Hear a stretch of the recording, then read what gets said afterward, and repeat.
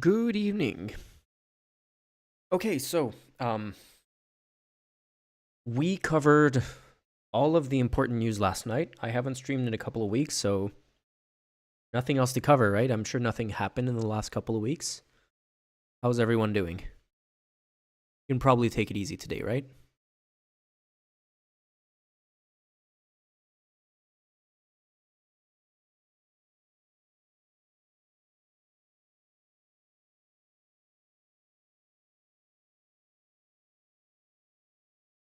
Wait, am I broadcasting? Is everything working? Hello?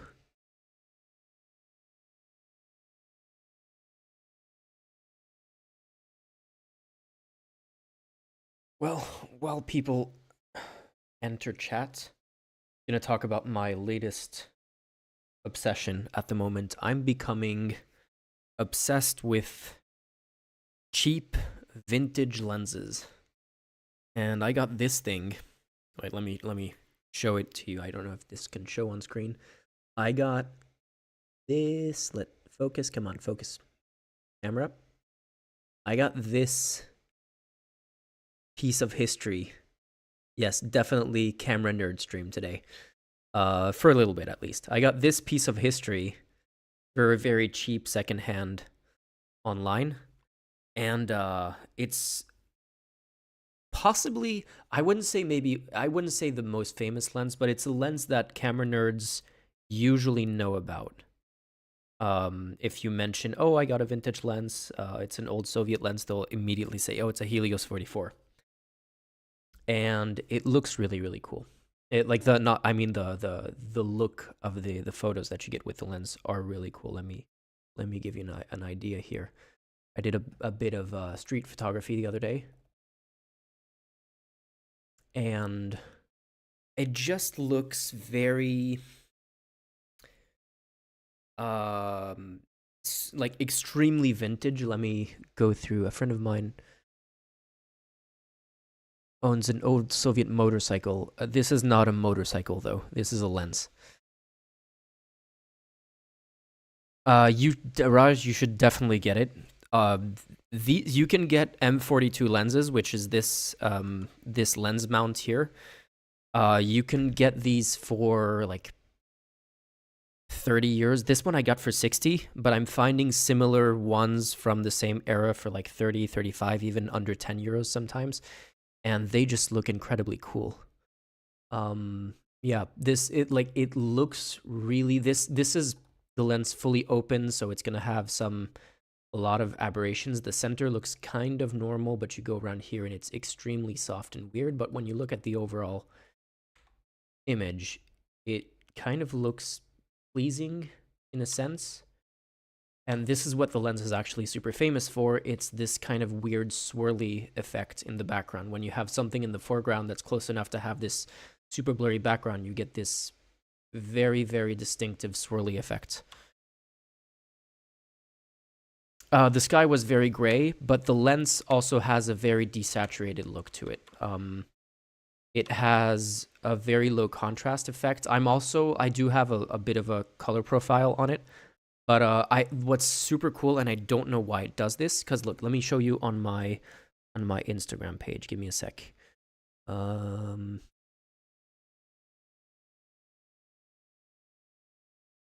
Okay, so on my Instagram page, this is exactly the same color profile, color settings, and everything as this, but just a different lens. This is a modern lens. This is the vintage lens.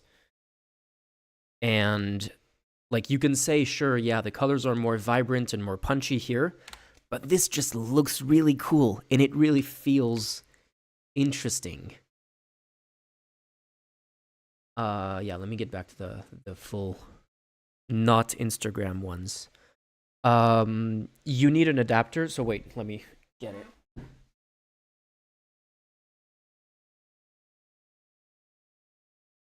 So yeah, you can buy an adapter that adapts this lens directly into this camera. I actually have two adapters, one behind the other. So, wait, sec. These are cheap adapters, so they're not very smooth. So this is the adapter that goes from the screw mount. This lens actually screws onto the camera normally. So you screw it onto this adapter here. This adapts to a lens mount that's called a Leica M lens, which is another kind of vintage E lens mount. And then I have this one that adapts from Leica M to Sony cameras. I got two adapters because there's actually a Leica M to Sony adapter that adds autofocus to manual focus lenses that I'm going to get eventually. So if I adapt this vintage lens onto a Leica M lens, it can become an autofocus lens because of that other adapter, but that's not in my budget at the moment. I'll get it later. Anyway, yeah, no, I was kind of blown away when I was taking these photos because it's clearly not black and white, and the red is still pretty punchy, but it just has this really interesting color separation here that is super, super distinctive and just feels very different from the other thing. Here you have another example of the very, very famous, recognizable swirly effect in the background. And yeah, just looks really cool. So I'm going to be having a lot of fun with this. I'm actually looking for lenses that like because this one is pretty zoomed in. It's a 60 millimeter lens for people who are into photography, 58 millimeters technically. So it's not, I can't use it for everything. Sometimes I'm gonna need a wider lens. I'm gonna need a longer lens. So I was looking for other similar lenses that are either wider or longer that I could pair with this one, so I could have a set of lenses that are kind of consistent with each other. And now I'm kind of getting obsessed with that and looking at eBay auctions and seeing what I can find. Anyway, end of the camera nerd segment. Sorry about that for people who weren't into it. How's everyone doing?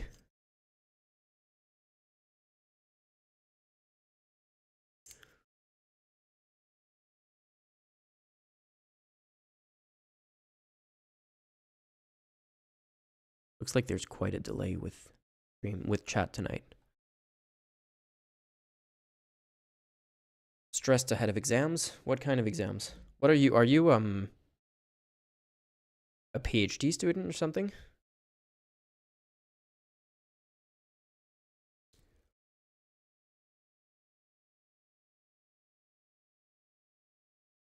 Engineering finals. Okay. How did everyone sleep after last night? Did we stay up long enough to see that, okay, it wasn't the end of the world and things were going to be fine? Or did you manage to calm down after that rough one?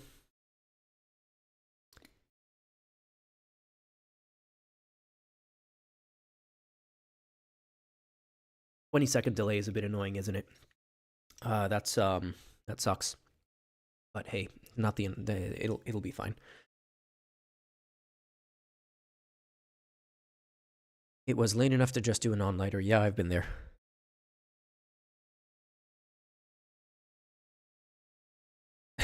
Yeah, Yako, that sounds about right. That sounds like something that would happen after a 13-night shift, no matter what's happening in the world. So yeah, like I was saying, I'm sure nothing important has happened in the 2 weeks since the last stream I did, right?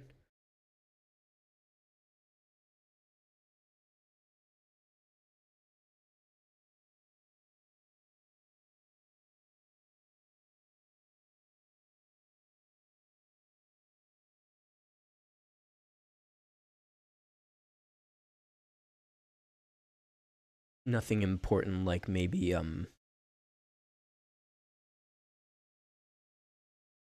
fuck.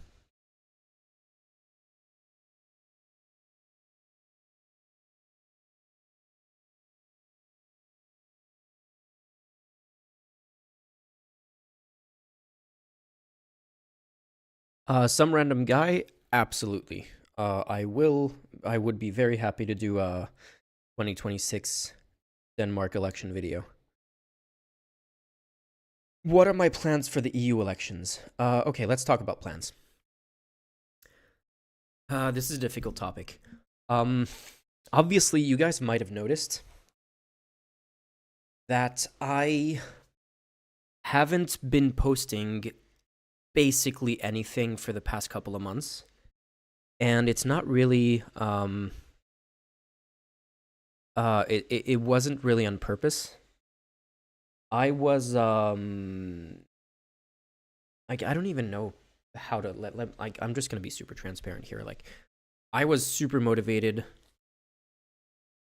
to finish the Netherlands video as quickly as possible, and I just have no idea where the time went. It went from, oh, it's early March, like it was not even early March, it was February, early February, and I was like, yeah, a couple of weeks, 3 weeks max, and the video is out. And then it's 2 months later, and I wake up one morning and look at the calendars.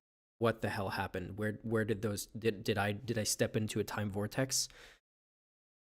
And honestly, it's kind of a combination of a bunch of things that happened at the same time. Part of it was I kind of burned out after trying to like write and film and finish the Israel video a little bit faster, like faster than I usually do.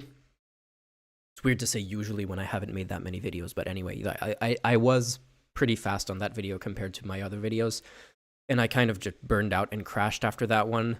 There was the whole hacking stuff that honestly I guess kind of hit me harder than I realized. And I kind of, yeah, for like 2 months I've been in a weird like depression slash anxiety cycle, and I'm always like, I'm super motivated to work on stuff, and then I just look at the time and it's like 11 p.m. and I haven't done anything, and I have no idea why. So I have so many plans for so many things, and like the EU elections, and I have like 15 different video ideas or even video series ideas that I am super excited to work on. And honestly, I've never been happier professionally than since I started this YouTube channel, and I absolutely love the work that I do here, and it makes me so happy when I'm on the field doing stuff or when I'm writing the trying to piece together the stories and everything. And it's just been weird that like it's frustrating that I'm like burned out slash depressed slash anxious, and I can't do the things that make me happy because I'm not happy, and I'm not happy because I can't do the things that make me, I don't know, it's a weird vicious cycle, and I'm think I'm starting to get out of it. But yeah, it's been a rough couple of months. So I want to make promises for. I'm definitely gonna do something for the EU elections. Hopefully, I'm planning to go to Brussels for the EU elections, and do like make it a 2-for-1 trip that's gonna cover both the EU elections and the Belgian elections. I also want to do something for, was it Latvia that has elections early next month? So I want to do all of that. I just don't know if my mental health is going to allow for it, but hopefully, yeah, hopefully all of that is going to come together. And there's a lot of other projects that that I definitely have in the works that I'm slowly kind of trying to piece together. Very like a lot of longer term ideas that that are going to happen eventually. I'm just starting to realize that, especially if I'm mostly on my own on this channel, it's just either I need to just make super short videos that are just, oh, here's the news that's related to this thing, and it's a 5-minute recap of the news, and in that case I can just do stuff really quickly, or I just need to accept that, well, it's longer to piece together these videos, and I need to get to the point where the channel is big enough that I can actually have more people involved to kind of not burn out at every single video, because that's been happening basically every time since I started the channel. Lithuania, not Latvia. My bad. Well, I'm guessing Latvia will eventually have an election too, but yeah.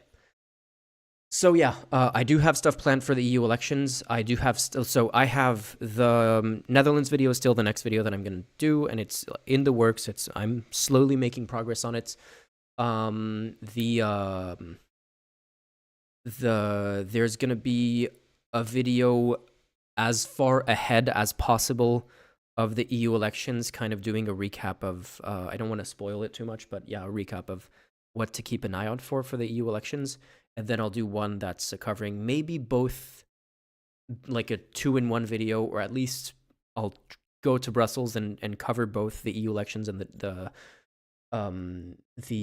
Belgian elections, and either put out 2 short videos about those or combine them into one. I guess it would make more sense to do 2 shorter videos about those.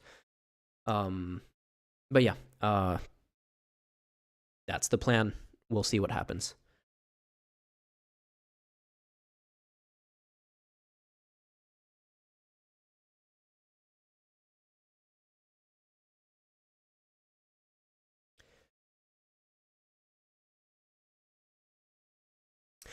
Yeah, the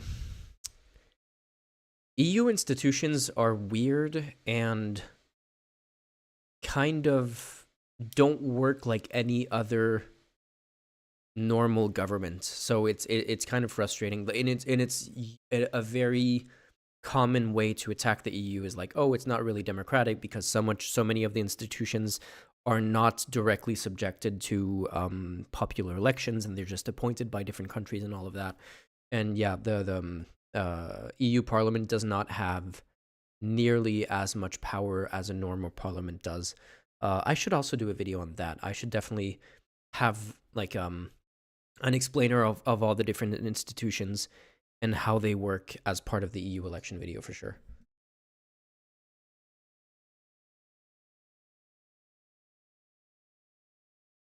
Yeah, exactly, Jam. So anyway, let's maybe start with a recap of last night.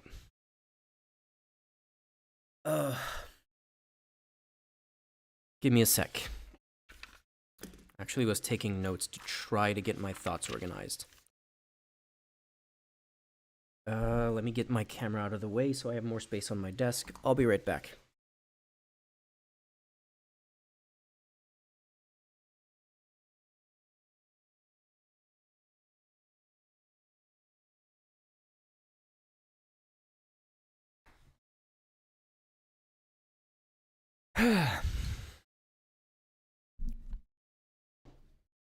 So yeah, if you haven't heard, Iran launched hundreds of drone at Israel last night. Like, it's originally, it was over 100. Some people are saying 200. Some people are saying over 300. Some people are saying 350. It's a combination of drones and various types of missiles. But yeah, definitely hundreds of, let's say, drones and missiles, explosives at Israel over the night. And even though it didn't do a lot of damage, as far as I know at the moment, there aren't any deaths. There is a child, a Palestinian child, who was seriously injured by shrapnel from an interceptor missile in the south of Israel. Last I checked, that child was still alive, but I don't know if that's still the case. I don't know what their condition is. But yeah, it's important to start to think about why this happened, what this means, and kind of what the bigger picture is. So obviously, this is happening in the context of the war in Gaza.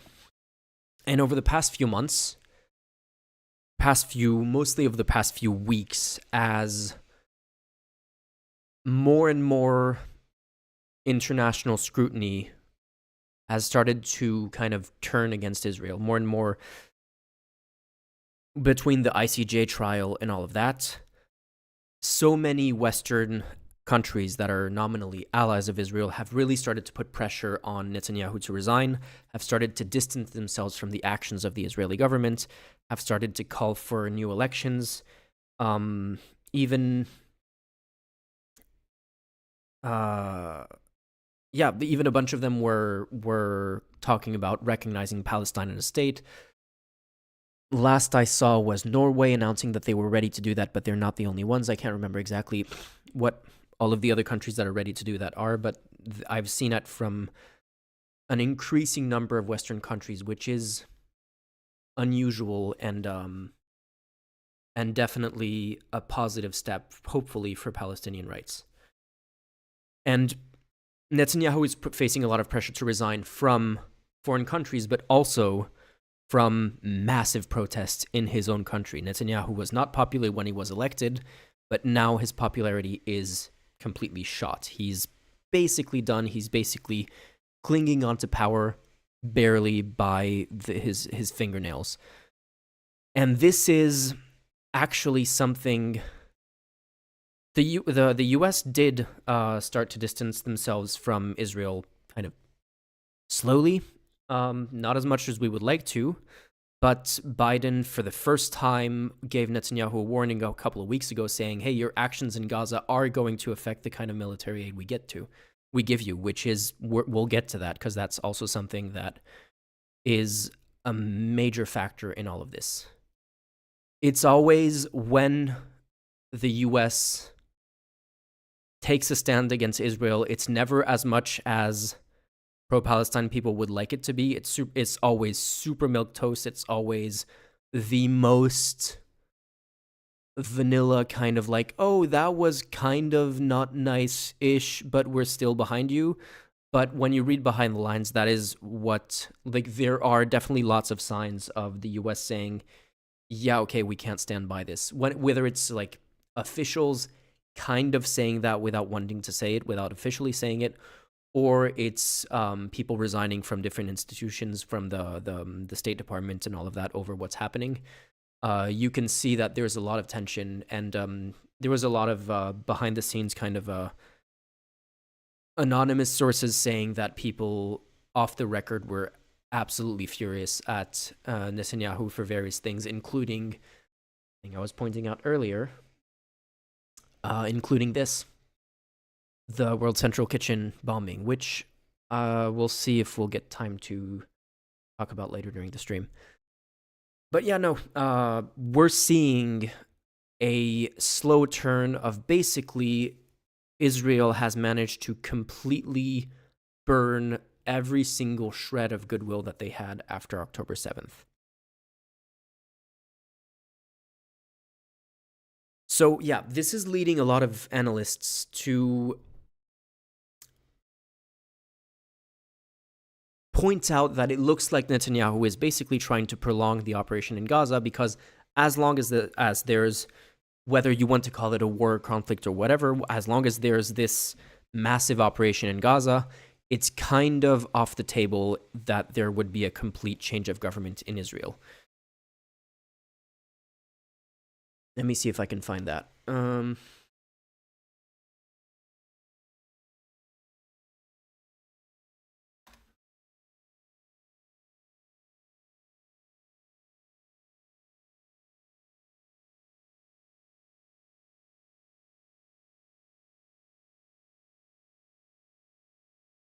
It's even coming from Israeli media.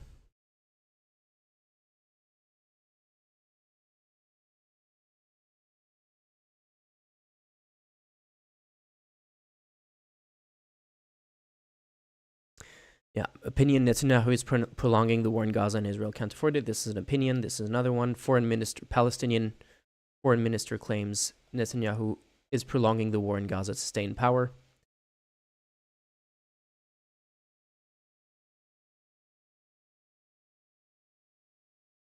Because, for example, when Chuck Schumer says Netanyahu needs to go and there needs to be elections as soon as possible kind of implies, well, it's not really possible right now. When the Gaza thing is done, when things have quieted down, definitely there should be new elections, is what he's saying.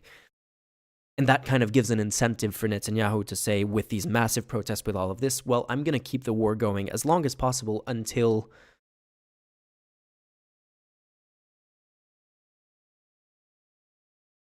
okay, Cottonmouth.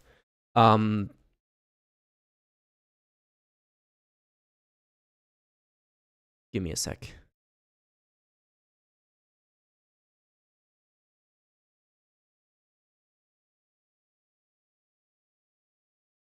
Until when is Netanyahu's term? Next elections. officially, I mean, it's a weird parliamentary. Apparently 2026. I didn't realize it was that soon. But parliamentary systems can renew governments often and quickly. But yeah, like, okay, Cottonmouth, you're throwing me off. You think...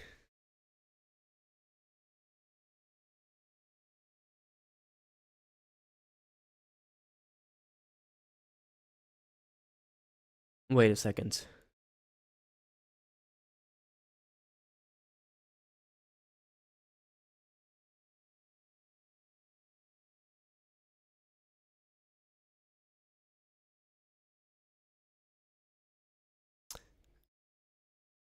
Yeah, Tryon, does this one believe that all people are equal? Like, you think that all of the Western countries that have supported Israel for months and are now saying, hey, okay, this is super fucked up. Chuck Schumer, like one of the biggest Israel backers in the entire US, saying Netanyahu has to go, he has to resign, there needs to be new elections. You think those are Hamas supporters? Like, what the fuck are you even talking about, seriously? Anyway. So all of this brings us to...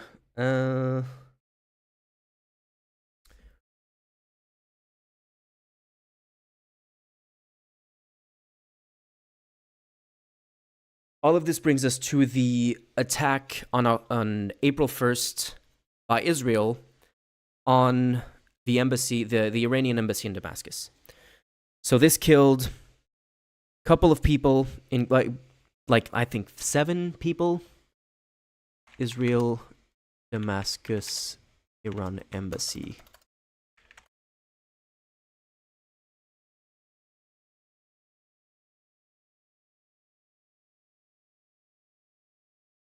"16 killed, 7 Islamic Revolutionary Guard, 5 Iran-backed militiamen.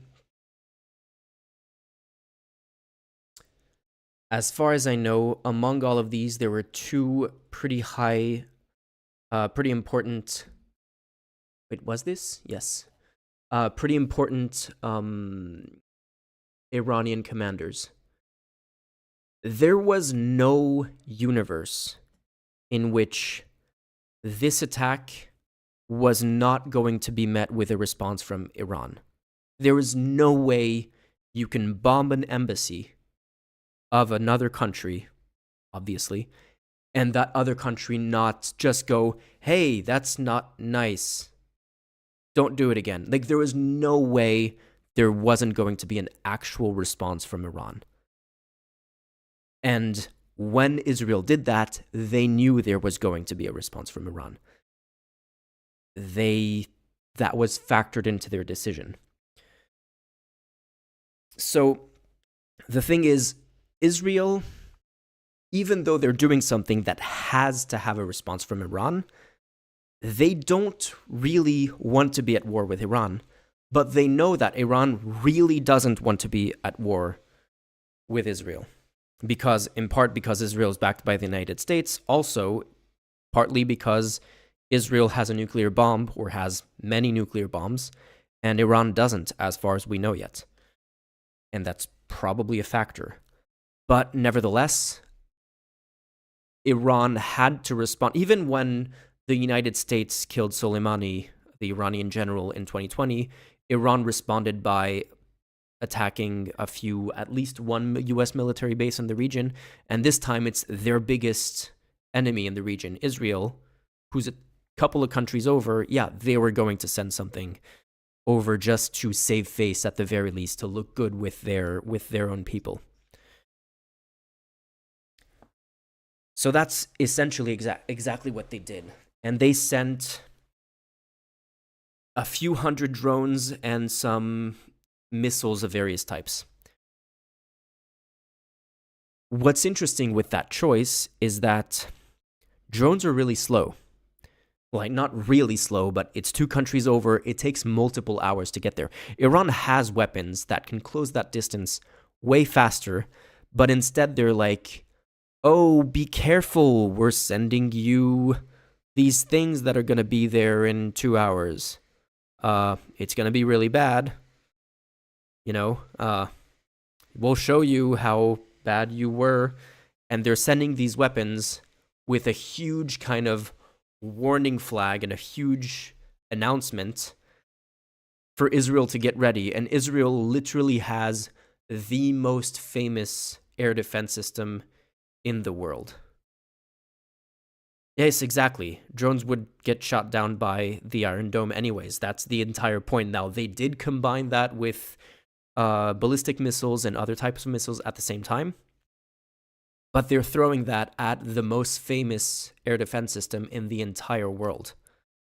So they knew that this was essentially going to do either very little or nothing at all. Someone else was pointing out, an analyst was pointing out that the drones are controlled by GPS, and Israel has GPS jamming technology, so there is no way for those drones to hit their targets anyway, even if they weren't shot down. It was essentially sending a fireworks display over to Israel. They knew it was going to blow up in the sky, and they could, it's essentially all bark and no bite. That way they can say, hey, we showed them who's boss, and we sent them a warning. It is pretty much literally Iran sending Israel a message that they can do this. This is unprecedented. Iran has never attacked Israel in this way. Israel has never bombed an Iranian embassy, as far as I know, as far as I can remember. We're pretty much in uncharted territory, but what is reassuring for now is that Iran doesn't want a war. They know they would lose that war because the US would be on the side of Israel, among other countries. And Israel kind of doesn't want a war either. They just, mostly, what they actually want is to send a message to their Western allies.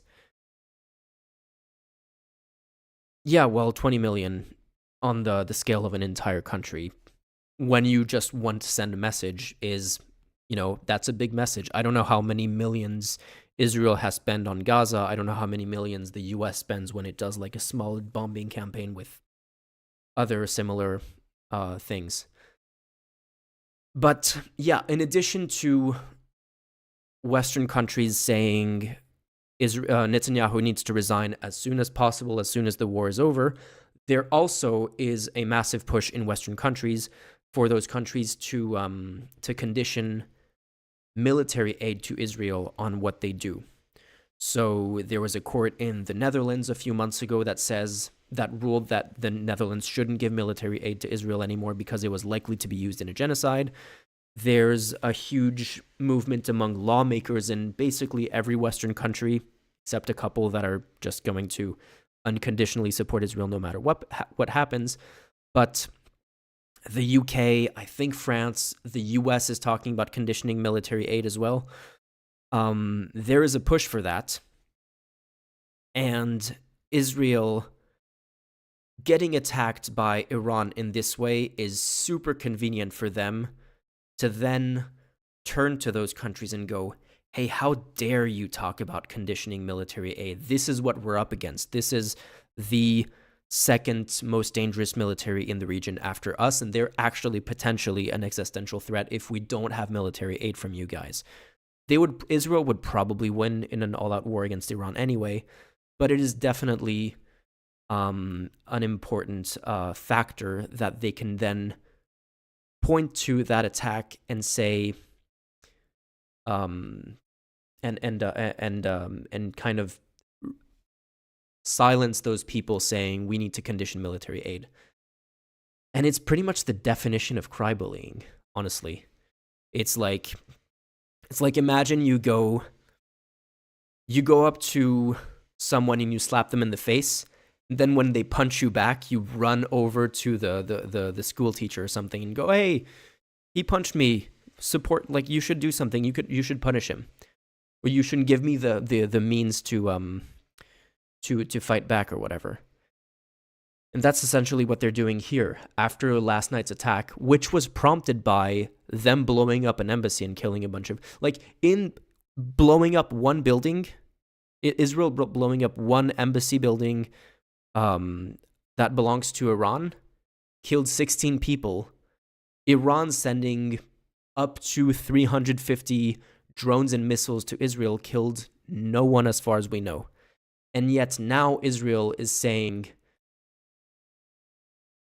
Iran has launched a direct attack from within its territory of more than 200 UAVs, cruise missiles, and ballistic missiles. So yeah, they're saying 200. Other sources are saying different numbers. The attack is a severe and dangerous escalation.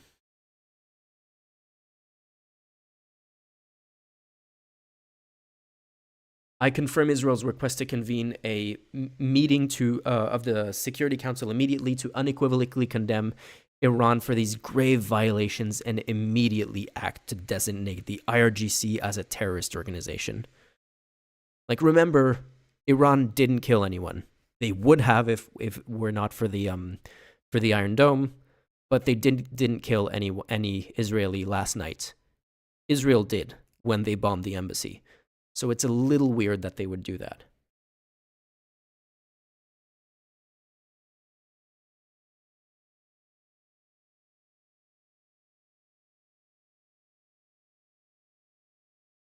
So yeah, what can we say from this other than this is super convenient for Netanyahu? This is essentially exactly what he wanted, probably to some extent what he was hoping for when he attacked that embassy.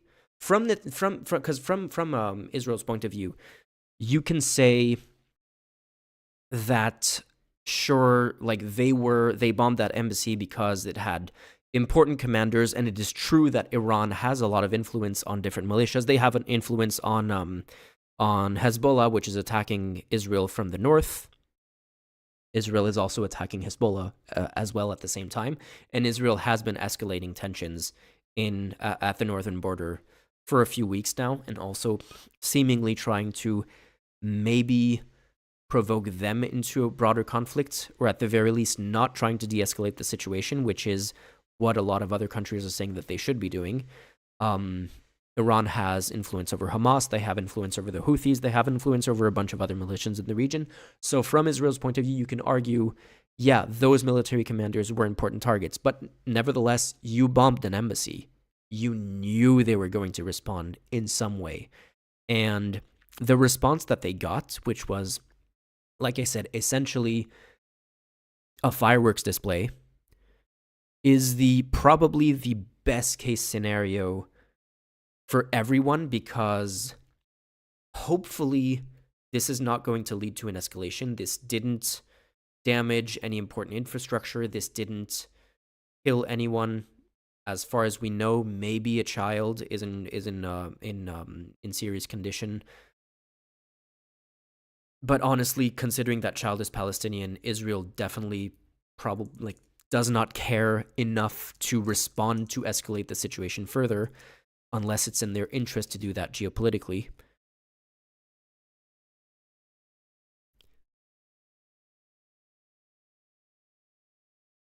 But yeah, no, this is just super convenient for Netanyahu, and hopefully that's basically where it'll stay, because Iran did save face. They managed to say, oh yeah, we did something.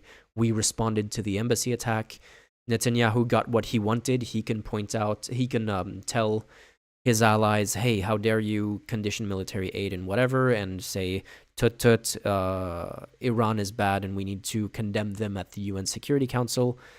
So he gets what he wants, and he gets to kind of use this to say, hey, it's really dangerous to call for my resignation with all of these tensions that I'm kind of causing. But yeah, if we're in a really dangerous situation and we don't have a government because you called for my resignation, that would be really bad. So I have to stay in power as long as possible, guys, is basically what he's getting out of this. And hopefully that's as far in terms of, obviously, the broader region is very tense right now. The situation with Hezbollah could escalate dramatically. Obviously, the situation in Gaza is still incredibly dramatic, and at the same time, but the last night's attack hopefully will remain kind of a self-contained individual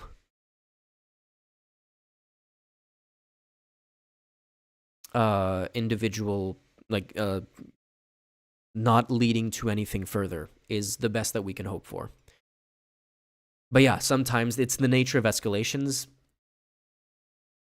I'm hopeful that this is basically all that's going to happen from this specific thing, but escalations sometimes happen despite people's wishes. You know, if you've seen the I think one of the best illustrations of escalations leading to war in any movie or piece of fiction that I've ever seen was the second Planet of the Apes movie from the recent trilogy, where every single character doesn't want to go to war. Like, all of the important characters definitely do not want to go to war, but it's like a cascade of dominoes falling one after the other, where it's like individual decisions are rational. You completely understand why they're being made, even though you know, oh, this is not going to be good. And by the end, when the war happens, you're like, that was super predictable, but it was basically inevitable. And sometimes that's how it happens.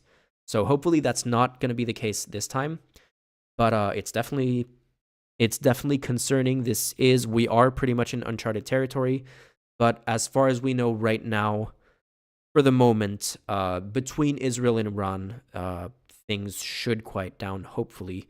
But thus doesn't do anything to help the people in Gaza, unfortunately. We try to catch up on some of the messages there. See, I'm slowly getting better at not getting sidetracked by comments while I'm talking.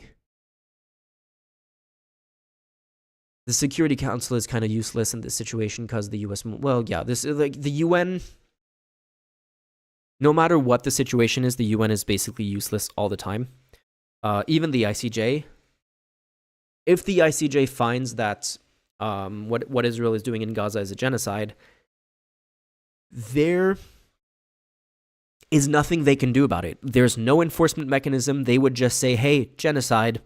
That's it. They have no way to force anyone to comply with anything. All they do is make a declaration and then hope that mostly the US is the most powerful country in the world, but hope that countries that are UN members abide by that ruling, but there's nothing they can do to force it. Same with the International Criminal Court. All of those UN bodies are essentially completely useless, and it's all just a matter of them saying something, and then you just hope that the US goes, yeah, we're definitely going to do that, do something about that. In the case of the ICJ, if they do declare it's a genocide, I don't even want to say this. I don't know how Biden would react. I know that Trump would react by saying, I don't care. We're just not going to do anything about it. Maybe Biden would have a slightly more reasonable approach and say, okay, well, the ICJ said this. We have to do something about it. I'm not sure about Biden. I'm sure that Trump would not give a shit. That's for sure. European countries, at the very least, have signaled that they would abide by the ICJ ruling for the most part. The Germany didn't say that. They said that they would speak at the ICJ against Israel.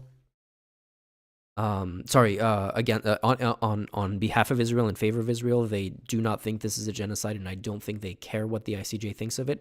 But a bunch of other European countries have said, no, if the ICJ finds it's a genocide, we'll respect that ruling. So that's good, and hopefully that would be enough to. But I mean, even if that happens, like, that's the thing about for example, the Houthis. A couple of months ago, when I spoke with Alice Capel, I called the Houthis a terrorist group, and I stand by that, but I got a lot of pushback over that. The thing is, you can make an argument for, in defense of what the Houthis are doing in the Red Sea. And that argument is essentially what I was just saying, which is South Africa did it the right way. They opened a genocide case at the ICJ, and they're putting forth a bunch of evidence, and they're trying to do it through the system.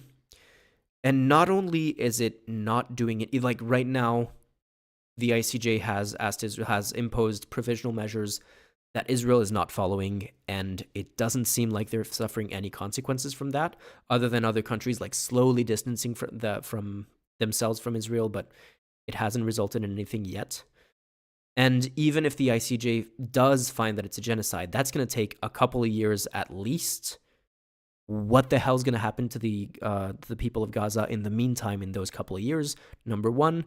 And number two, even if they do find that it's a genocide, if the US doesn't give a shit, the US doesn't give a shit, and no one else is going to be able to force Israel to do anything because the US has a really big stick and they could say, hey, hands off Israel, we're behind them. So in that context, the Houthis saying, hey, we really believe this is a genocide and we want to do everything we can to prevent it, but there's no way to do anything through the system. There is no legal means to act on this. Therefore, we're just going to take a bunch of ships hostage and basically put economic pressure on the entire planet by taking ships passing by us hostage and causing a bunch of economic pain. That isn't completely unreasonable, but it's also a pro-terrorism argument. Like, by definition. The definition of terrorism, historically, the word terrorism comes from it's actually from state actors. The word terrorism comes from the French regime of terror that came from the French Revolution, after the revolution or during the revolution, depending on where you put the beginning and end of the revolution. There was this incredibly violent regime that was beheading anyone that they considered to be either pro monarchy or part of the bourgeoisie or whatever, to the point where, and I could be wrong on this, but what I remember from my high school history class is, for a period of time during the regime of terror, there was a bridge across the Seine River in Paris where you can actually cross the entire river walking on corpses of people beheaded by the regime. And that was called the regime of terror, and that's where the word terrorism comes from. But in more recent years, terrorism has become a word that is used to refer to non-state actors using violence to further a political goal. Because when it's state actors doing that, we call that dictatorship. We call that authoritarianism. So, by definition, the Houthis attacking ships, capturing ships, and essentially preventing anyone from going through the Red Sea is definitionally terrorism. And as much as I can conceive of a good faith argument to defend what they're doing, it's still kind of fucked up for me to say, yeah, terrorism is fine in some contexts. You know, it's complicated. It's not super black and white. I still think, on balance, this is probably not first of all, it's not achieving its goal. It's not really putting that much pressure on Israel. And if they were able to do what they want to do, it would probably hurt more poor people in poor countries than it would do anything to further the Houthi stated goal. So I understand them wanting to do something about it, but it's not like this is helping either. It's complicated.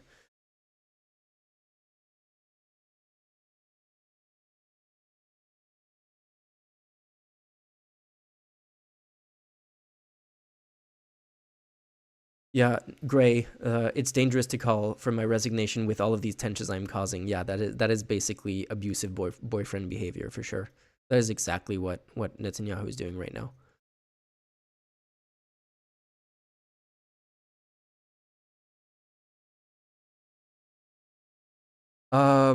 Nor what do I think on the repercussions on the operation in Gaza? I don't know if it has any impact. If Israel wants to attack Rafah, it's going to attack Rafah anyway. If Netanyahu wants to do that, this isn't going to dissuade him or persuade him to do it. He wanted to do it anyway. If anything, that whole thing of using this Iranian attack to get some of the pressure off of his back and get some of the,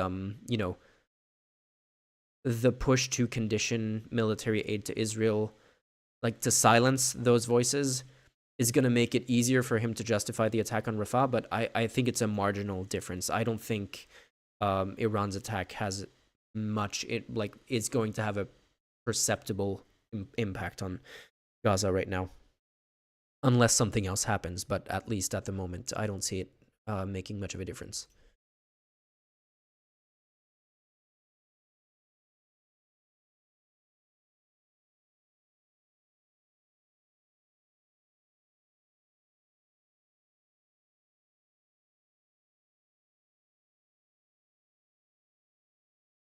Tryon, the definition I know is still using violence to accomplish a political goal. Well, yeah, that is that is the definition, but it's a definition that's applied to non-state actors, because when state actors do that, we just have other words for it, which is why there's that.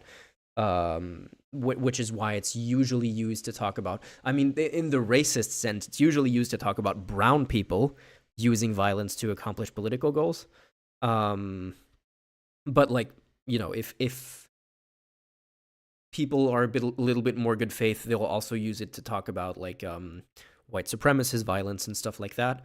But when a government, unless a government, which sometimes this happens, a government uses a non-state proxy to do violence to further a political goal. For example, when that happens, we call it state-sponsored terrorism. Iran was actually officially found guilty of that a few years ago. Exactly, Bass and the IRA, which were not. Those are kind of like either separatist groups or non-state actors, yeah. But in the case of Iran, Iran was found guilty of being a state sponsor of terrorism because they were doing that. They were using proxies and using militias to do stuff that's, which is also why in a lot of that way they have the distance and the deniability. And it's also why oftentimes they don't really, a lot of, for cyber terrorism, a lot of countries finance and like, for all intents and purposes, a lot of cyber groups, actors, cyber terrorism actors are part of a country's military, but officially aren't, because that way they can say, hey, we're not involved in this. And that is, yeah, in a sense, that is state-sponsored terrorism. But when the government itself is doing the violence, technically, can you say it's terrorism? Yes, by the definition, but we just have different words to talk about that. We just call it authoritarianism. We call it fascism in a lot of, like, in some cases, fascism. I have a whole video in the works about like the definitions of fascism, which is a little bit more specific than just using violence. But yeah, no, we call it authoritarianism or dictatorships or whatever.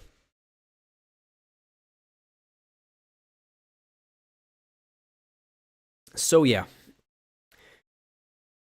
let's just hope that that's, for the moment, the end of the conversation about the last night's drone attack, because that could have escalated pretty badly. Anyway, yeah, I don't want to do a whole segment on this. I was thinking of doing it, but yeah, I think it's just a quick thing.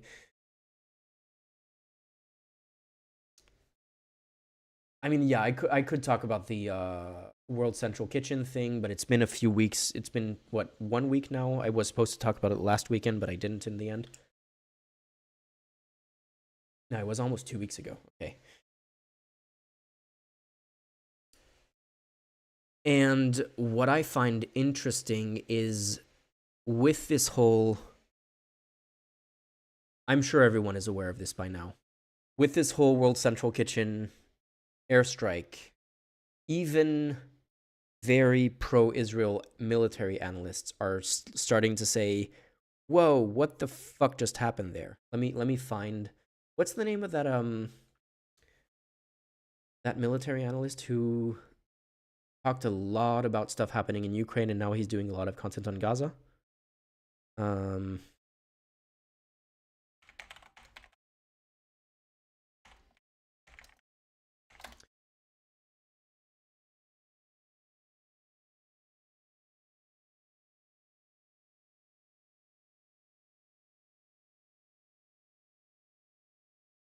Ryan Macbeth. Okay. Ryan Macbeth. World Central Kitchen.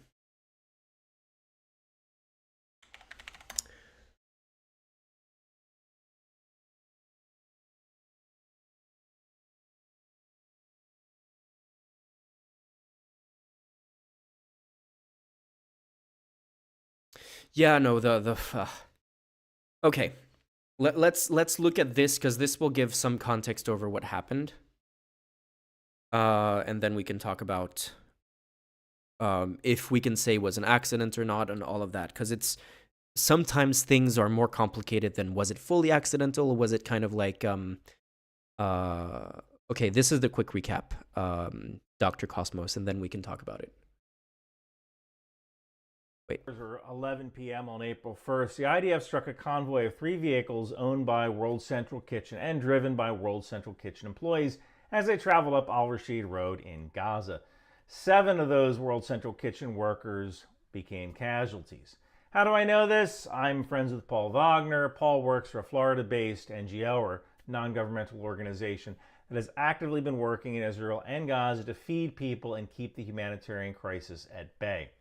This particular NGO works with World Central Kitchen, providing relief supplies in some pretty austere conditions.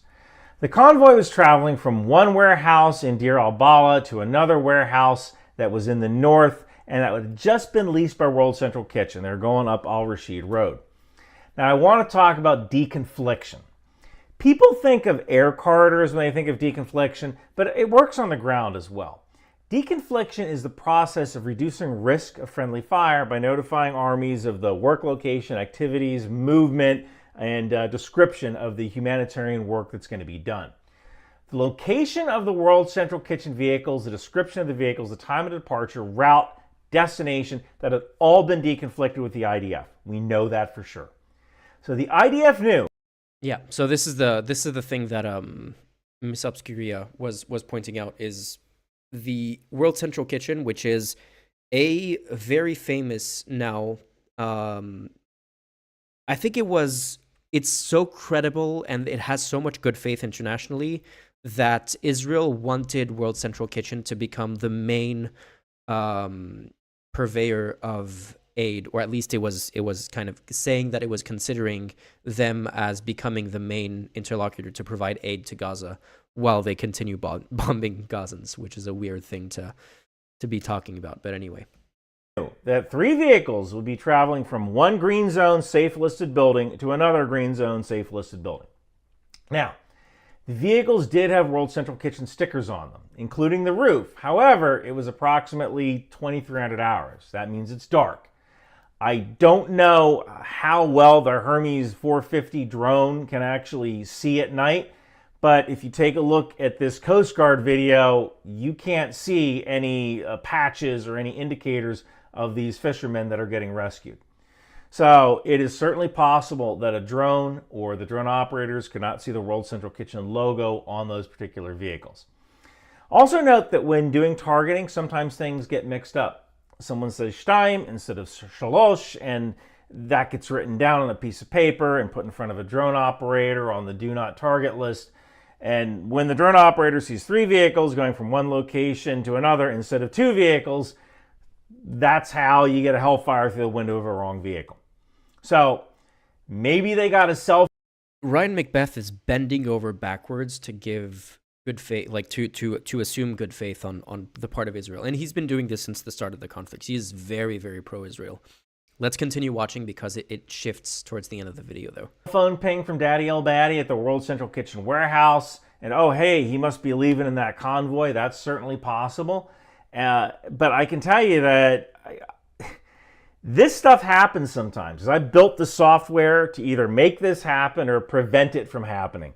And if you've got 3 vehicles in a convoy and 2 of them are kind of bulky because they're armored, it means there's pretty important dudes in there.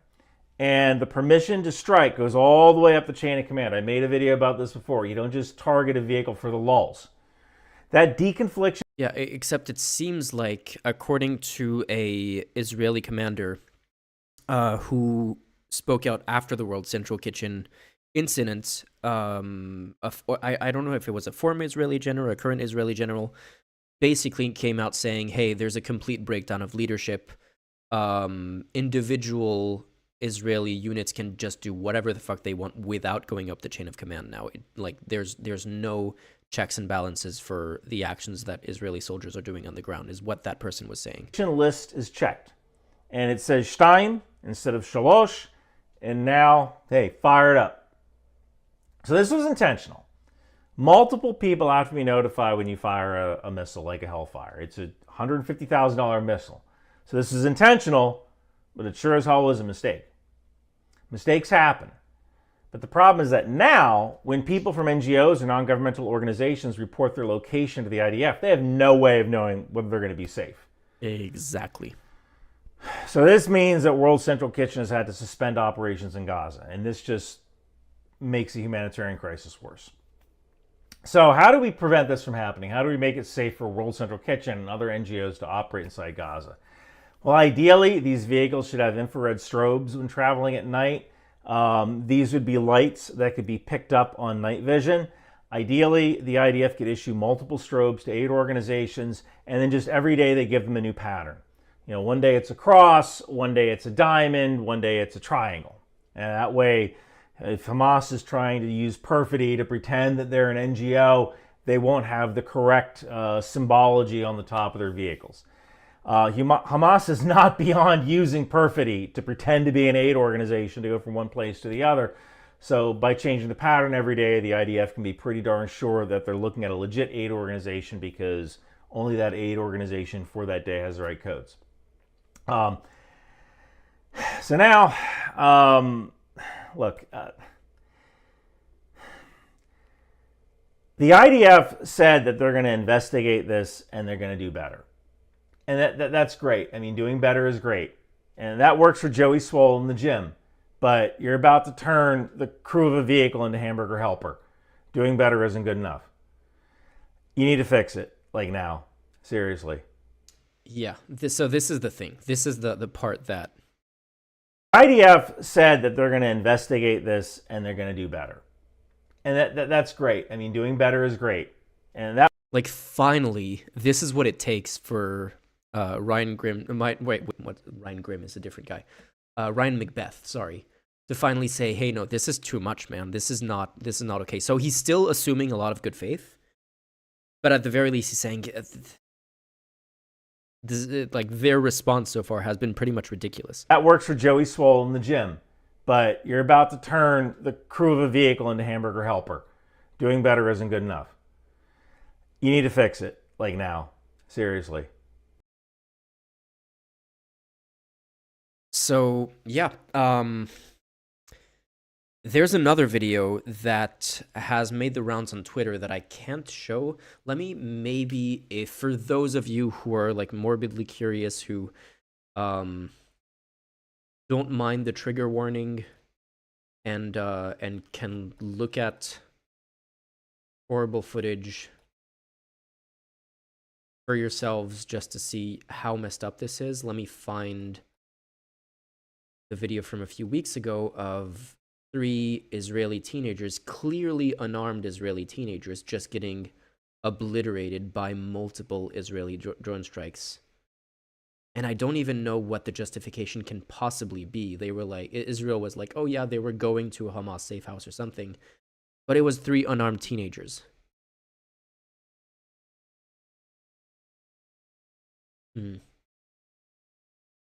Struggling to find it. No, I bookmarked it, but it might have been deleted.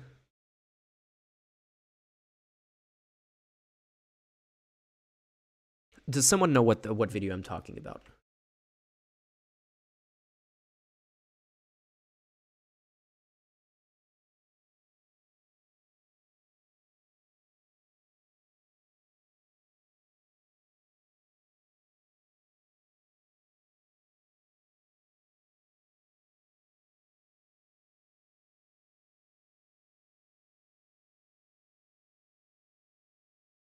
Let me find this thing.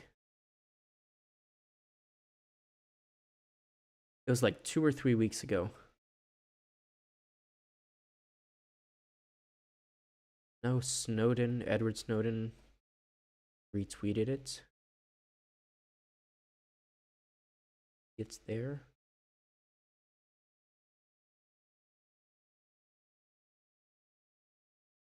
Wait, did I say Israeli teens? I meant Palestinian teenagers.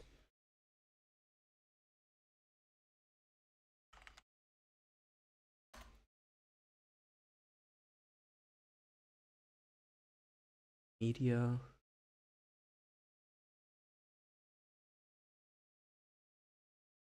على طريق أشبعتها آليات.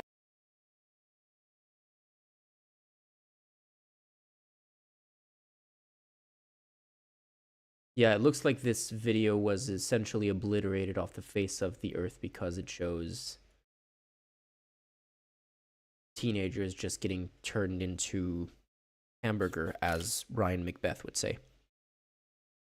So yeah, I can't show you that one, but yeah, it made the rounds a few weeks ago, and it just shows that they don't care who they're targeting. It's like some of the cases that I brought up in my Israel video is incredibly explicit on that too.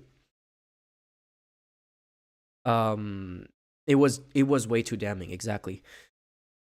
Some of the cases in my video, like the grandmother who's holding a child's hand, and that child is holding a white flag, and they're just calmly walking down the street with a group of other people being evacuated, and then she just gets sniped and dies instantly. Or the number of journalists who are wearing the massive, very recognizable blue press vest and who get shot, or drone striked, or whatever. Or like so many other cases like this, and so many witness statements that weren't caught on camera that are incredibly consistent with the few cases that were caught on camera. We know this is happening all the time. This is another case that has been making the rounds recently of just the kind of behavior that they're engaging in on the ground.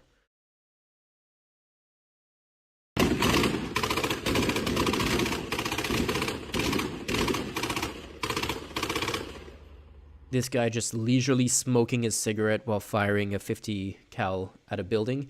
You might see flashes here in the window. Those aren't muzzle flashes. Those are the impact of the bullets from these weapons firing there. The muzzle flashes, most of them are coming from the wall under the window here. It's actually, there are a few making impacts inside of the window as well, but they wouldn't be chilling, smoking a cigarette if they were taking return fires.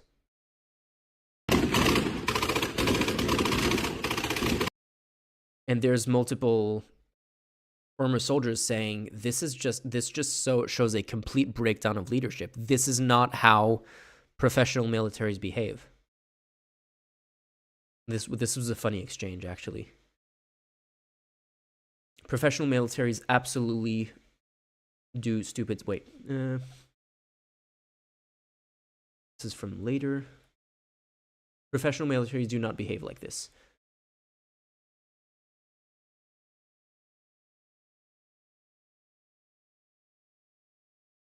When it comes to employing lethal force in populated areas, professionals are disciplined. There was another guy who was like, oh, what experience do you have in war? And he showed a photo of him firing basically that exact same weapon in Iraq.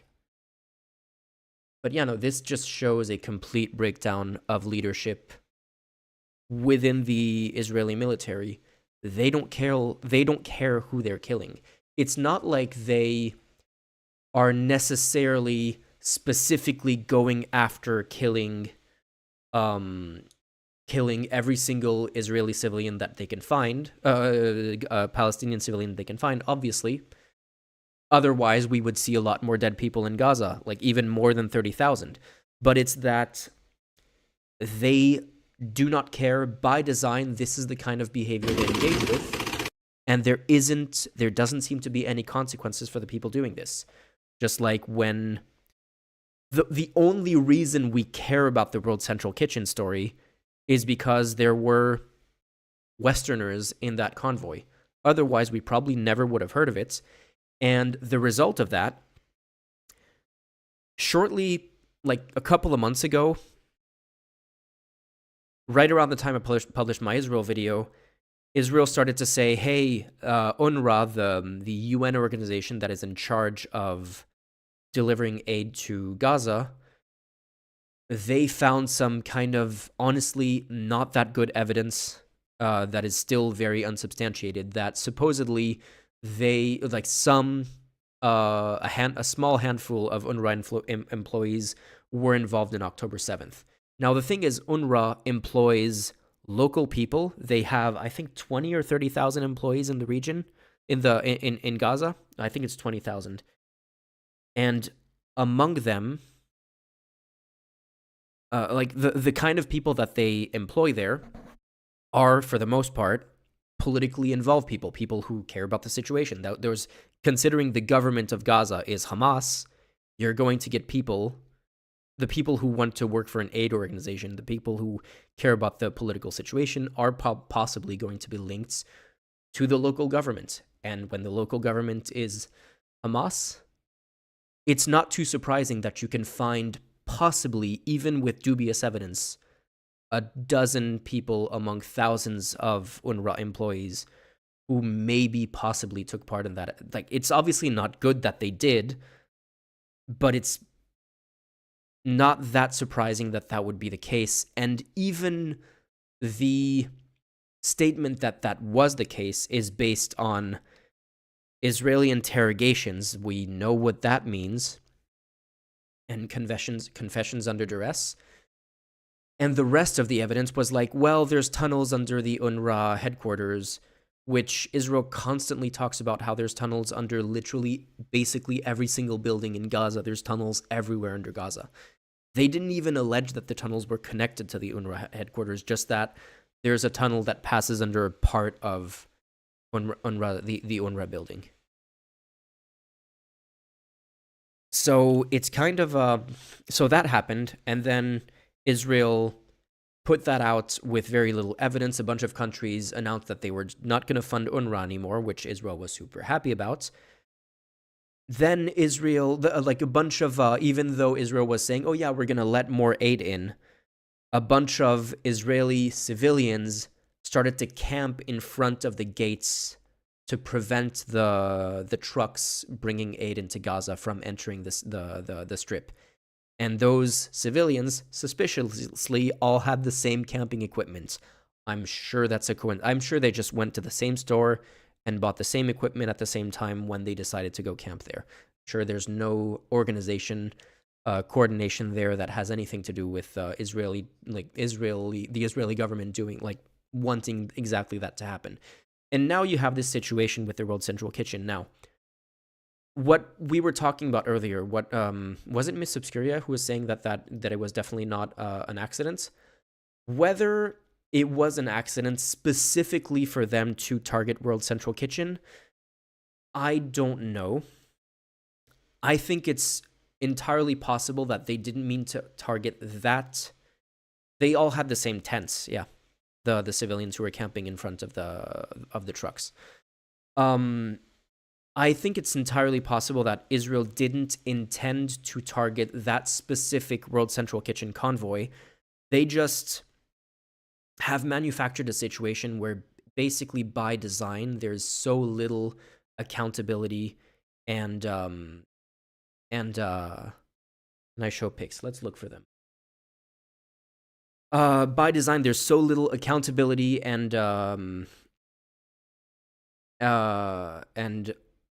organization and oversight in the IDF that it is inherently dangerous for every organization to operate there, which is why, especially after the World Central Kitchen situation, a bunch of organizations said, okay, we're done. This is too dangerous for us. We can't do it anymore.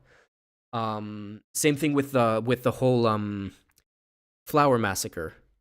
Like, the Israeli military is doing this, oh, look, we're good, we're doing this aid drop, and then they started to bring aid into the strip, and when people come to get the aid, and obviously they're starving, they're desperate, they want food, the soldiers go, "Oh my God, we're being attacked," and they start firing into the crowd. And then they go, "Oh, we felt threatened, and we're no longer going to do aid deliveries ourselves. You can keep on doing it, or aid organizations can keep doing it, but the Israeli military is no longer going to be involved," because that was a dicey situation. We were attacked by these poor, starving Palestinians, and we felt threatened, so we had to kill a bunch of them. Let's look for the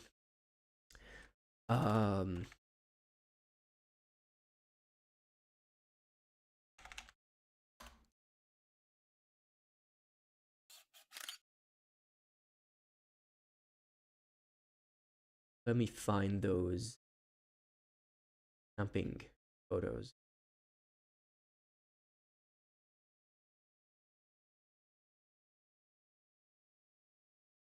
Like, it's really hard to imagine,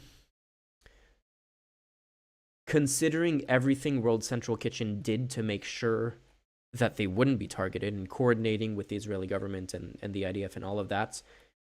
It's honestly hard to imagine that they weren't targeted on purpose, but I honestly think it's much more of a complete breakdown of leadership and organization and accountability that is essentially by design. They don't care about the safety of anyone in Gaza, so even though they're not specifically targeting civilians, specifically doing anything to go after aid workers, I do think they're specifically targeting journalists, though. It seems like there's a purposeful organization vacuum to prevent, like, to just scare anyone from being involved in the situation. Let me find those stories.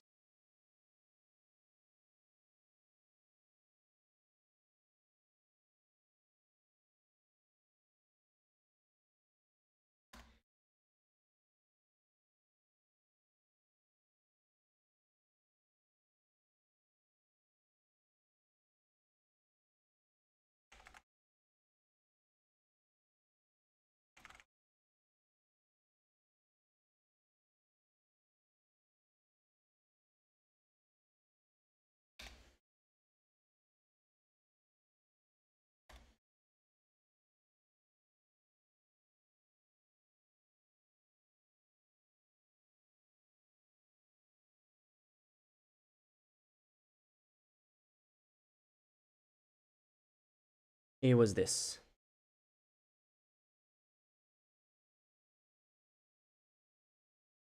Give me a sec.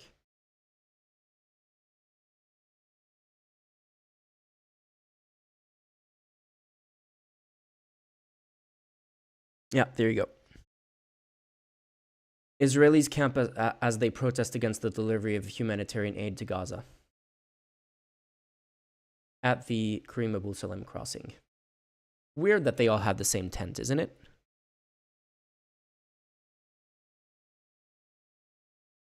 Like, it's like they're almost not even trying to... Is it possible that it's like a really, really far-right Israeli non-government organization that is organizing this protest and therefore distributing the tents, and it's not the IDF or Israeli government doing it themselves? Possibly. But if it is the case, that organization would be a massive supporter of the current Israeli government. Obviously, we don't know for sure that that's the case. It's entirely possible that, by coincidence, they just have... I'm sure that there's only one distributor, like one camping store in all of Israel, and they only have one model of tent, and that's why they all have the same tent.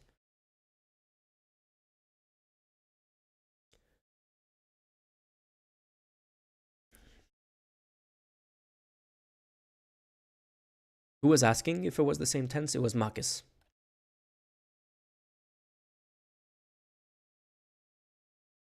Marcus, are you seeing this? Are you satisfied?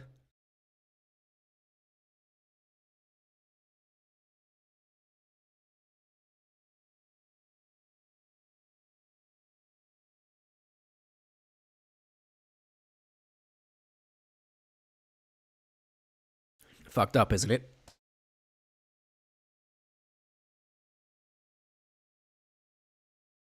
Anyway, Yeah, it to me honestly it's getting really hard to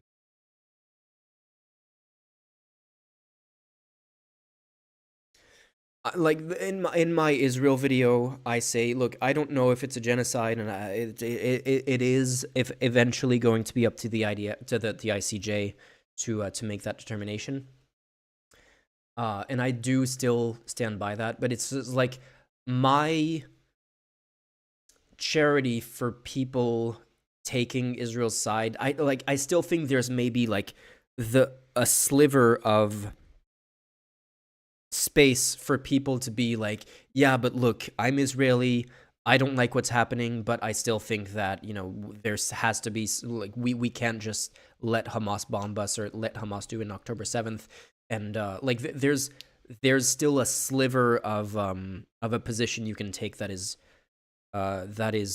pro-Israel in some sense, but the people who are like still to this day defending Israeli actions in Gaza,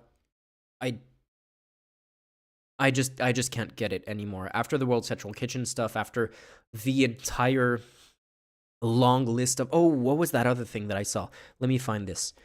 It was a list of all the items that were denied from aid delivery trucks, and when there's an aid delivery truck that shows up at a at a crossing point and they're checked by the IDF, if the IDF finds one item in that truck, the entire truck has to turn around. And the Washington Post compiled a non-exhaustive list of the items that were denied by the IDF. Let me forward this to my computer so we can have a look at it, because it's unbelievable the kind of stuff that they deny.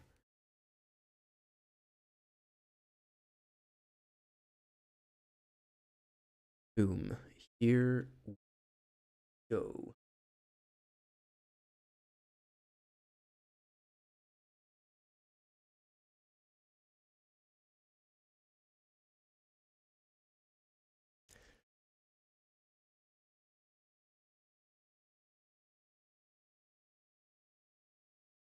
Yeah, but Iliak, what do you expect to happen? Like, what do you think is going to happen long term? This whole, like, destroying Hamas, it doesn't matter whether it's called Hamas or not. The fact that Israel is doing this is going to result in more people wanting to do terrorism against Israel no matter what. Like, that's the whole thing about the situation, is it's hard to imagine what an actual solution would be, but this is definitely not a solution. Like, killing this many people and starving them and preventing aid to get in is definitely, if you want to inflame a hatred towards Israel, this is how you do it. And if you want to inflame hatred towards Jews, you do exactly this, and then you claim to do it on behalf of all Jews, which is what Israel has been doing for a long time. And a bunch of Jewish organizations say, yeah, Israel actually fuels a bunch of anti-Semitism worldwide by claiming to speak on behalf of Jews. It is super fucked up. No, the same argument doesn't apply in any war. Look at what. Okay, it's not a comparison because, like, in any case, the things are the situation is reversed. But like, Ukraine has been essentially behaving perfectly when it comes to how it's been responding to Russia. Now, okay, Ukraine, Russia is not an Israel-Hamas situation. If anything, it's reversed. And if anything, Ukraine's behavior is shows that you can resist an aggressor without doing an October 7th, and I completely acknowledge that. I'm not a supporter of Hamas at all. I've acknowledged that October 7th was super fucked up and wasn't excusable, using the argument of, they're just resisting imperialism or whatever. I think that's a bullshit argument, but that doesn't justify what Israel is doing. Israel is doing way worse than anything, just looking at the number of deaths and looking at the the allegations against Israel that are like pretty broadly substantiated, Israel has done a lot of the fucked up stuff that that Hamas was accused of on October 7th. Maybe not every single individual case, because there's a difference between a professional military, as unprofessional as the IDF is, compared to a ragtag group of militia people like Hamas is, and that is going to result in different behaviors. But like, you see super fucked up behavior from Israel that you would never expect or condone or excuse in any professional military in the world, like I was just showing earlier and talking about, like the like random shooting, the drone striking teenagers. When the US was doing that a few years ago, everyone was criticizing the US for doing that, and that should also be like, I don't even think like the World Central Kitchen thing is just inexcusable, and even the US wouldn't have done that. The drone striking, like 4 teenagers who were just walking down the road, the US did things like drone striking weddings when they didn't necessarily know it was a wedding. And, well, yeah, but it's a lot of mistakes. It's constant mistakes all the time. Like grandmothers. How do you mistake a grandmother walking with a child holding a white flag? How do you mistake that for a threat? Like that video is out there. You can see it happening, and there is no reasonable interpretation for that being a mistake. I don't understand how people can still defend that. You can at best say it is individual IDF soldiers who are just insane and like taking out their hatred after October 7th.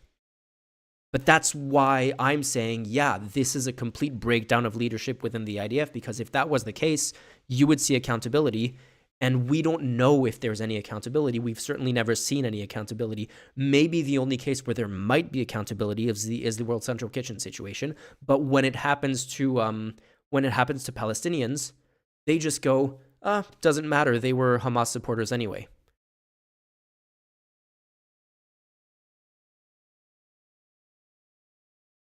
So yeah, these are some of the items that were denied entry into Gaza inside of aid convoys. Anesthetics, animal feed, like, which, interestingly enough, because Gazans are starving, they're actually eating animal feed as their source of food. But even that is being denied from entering. Cardiac catheters, chemical water testing kits, like amid... what was the stats? I don't remember the stats, but I mentioned them in my video. The number of people who are not getting enough water, including new mothers who didn't have enough, who weren't getting hydrated enough to produce milk for their children, to be able to breastfeed their children. But they're not letting chemical water quality testing kits inside. Chocolate croissants. I guess this is too much of a luxury for Gaza people. You can't let that come into an aid delivery. Crutches. Yeah, when people are getting legs amputated, you don't let crutches into Gaza. What do you think? It's going to be used by Hamas as a weapon? Field hospital boxes, like just generally field hospital boxes. Okay. Flak jackets and helmets for aid workers. Well, if you're trying to manufacture a situation where aid workers are inherently unsafe and decide no longer to work into the strip, maybe a good idea to not give them flak jackets and helmets. Yeah, so that they definitely feel like they're not protected and they can become targets at any moment.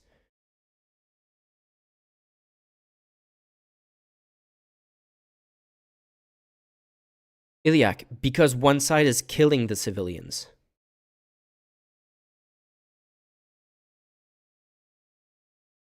Fittings for water pipeline repair.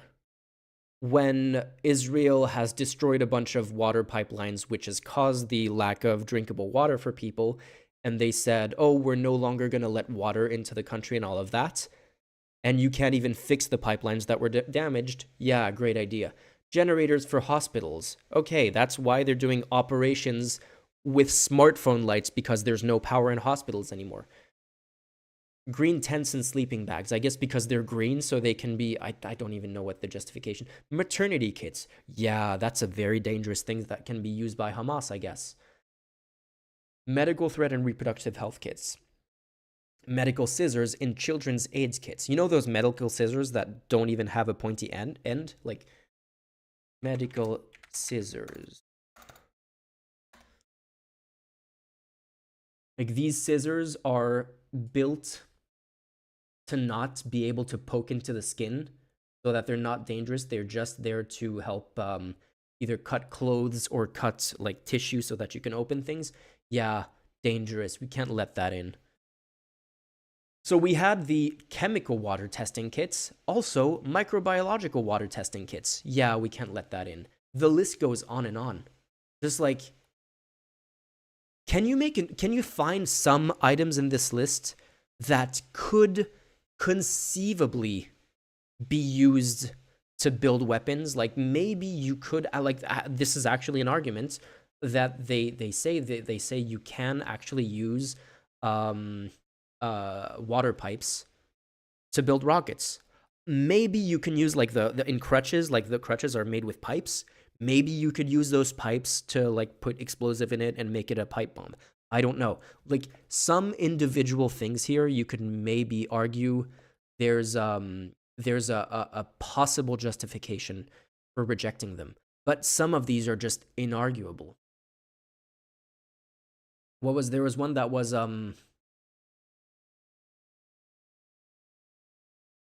sleeping bags with zippers. Why are you afraid of zippers? Like, why? Like, apparently you have to bring sleeping bags without zippers, or are you just looking for an excuse to reject sleeping bags? I don't want to assume that level of malice on the part of Israel, but this kind of list makes it really hard to do. Like, it makes it really hard to assume good faith on the part of the Israeli government. It's just, I don't understand how people can still defend this.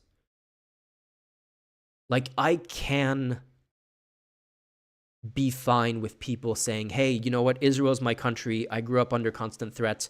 I do think that there needs to be measures taken to ensure our safety. This is not ensuring your safety. You don't have to defend this. This is not ensuring anyone's safety.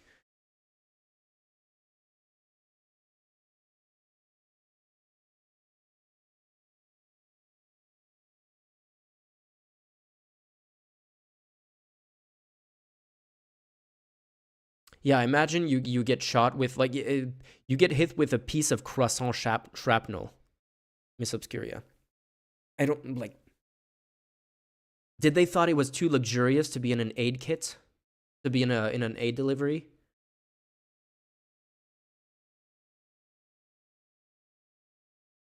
No, October 7th is not Israel's fault, obviously.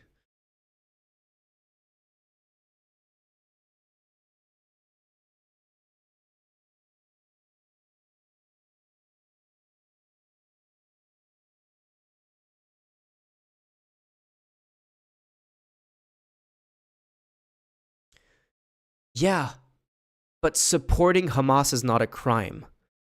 Supporting an organization that is the enemy of your enemy is not a crime. You don't, like, that is not something that is punishable by death. If that's your logic, then that actually justifies October 7th. If you think support for Hamas is something that should be punishable by death, then you are saying that it's also justified for Hamas to say support of the Israeli government, even if you're not a soldier, is punishable by death. You are actually justifying yourself being targeted by Hamas when you say it is legitimate to target non-combatant Palestinians who support Hamas. Do you not understand that? That logic is the kind of logic that led to October 7th, and it is logic that is basically saying, hey, if we get to target civilians because they support Hamas, it's actually fair game to... And look, this is not my argument. This is your argument when you say stuff like support for Hamas is 70% of what is it? Polls say that like 70% or more of the civilians support 10/7, October 7th, so the punishment isn't just for Hamas. That is an argument that justifies, like, if you just flip that argument backward, you have support for October 7th. If you were Palestinian and you use that logic, Iliak, you would be among those 70% who support October 7th.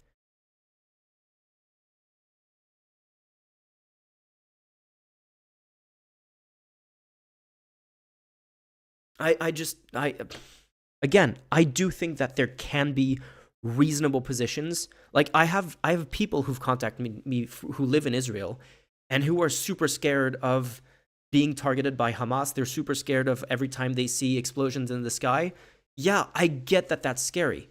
And I get that you can take positions that say we need to do something about that. We can't just let them kill us. Of course.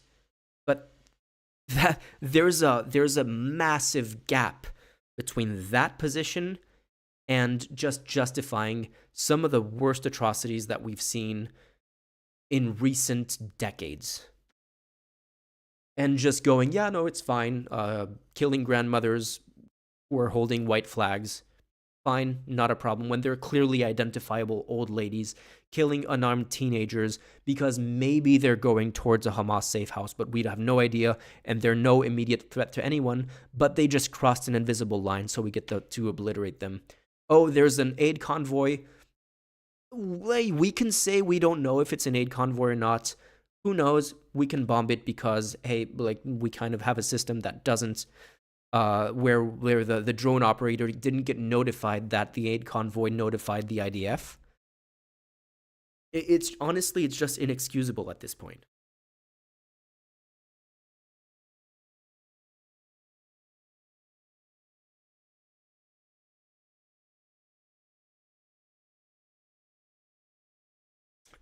Yeah, I got worked up, but I've been wanting to just get that off my chest for a while.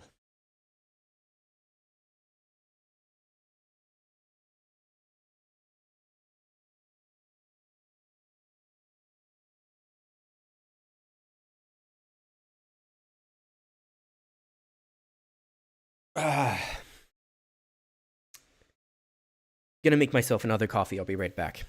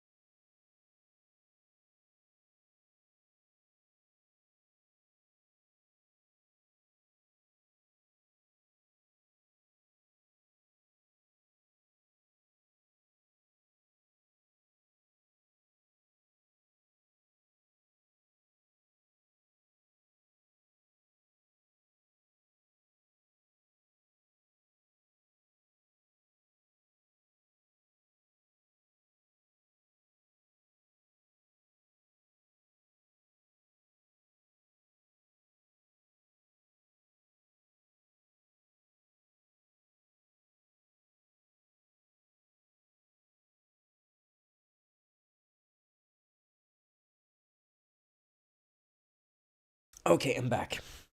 Yeah, no, there's another thing. I still 9 p.m. coffee because streaming. I need to keep my energy high.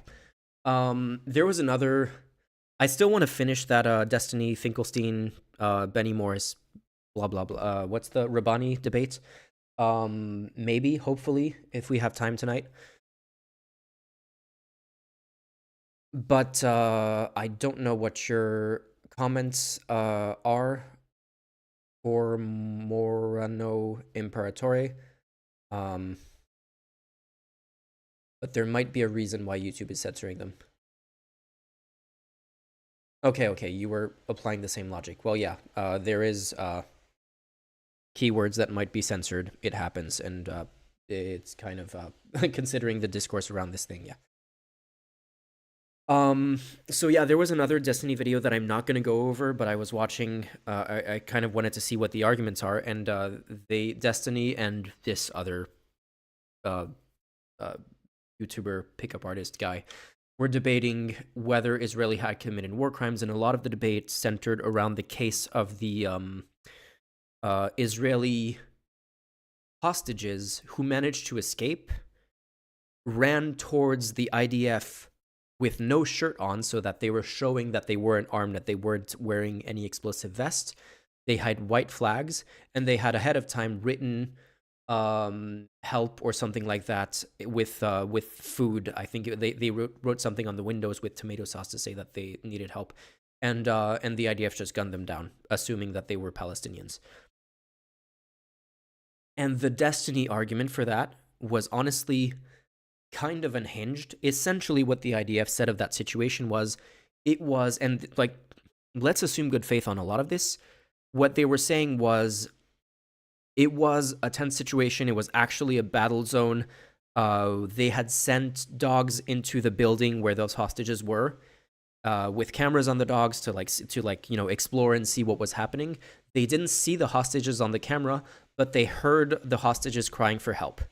And apparently what they were saying is, this is a common tactic by Hamas. They put a Bluetooth speaker in a building that puts a recording of hostages calling for help in Hebrew, and then when we go in to save the hostages, they bomb it or they ambush us or something like that.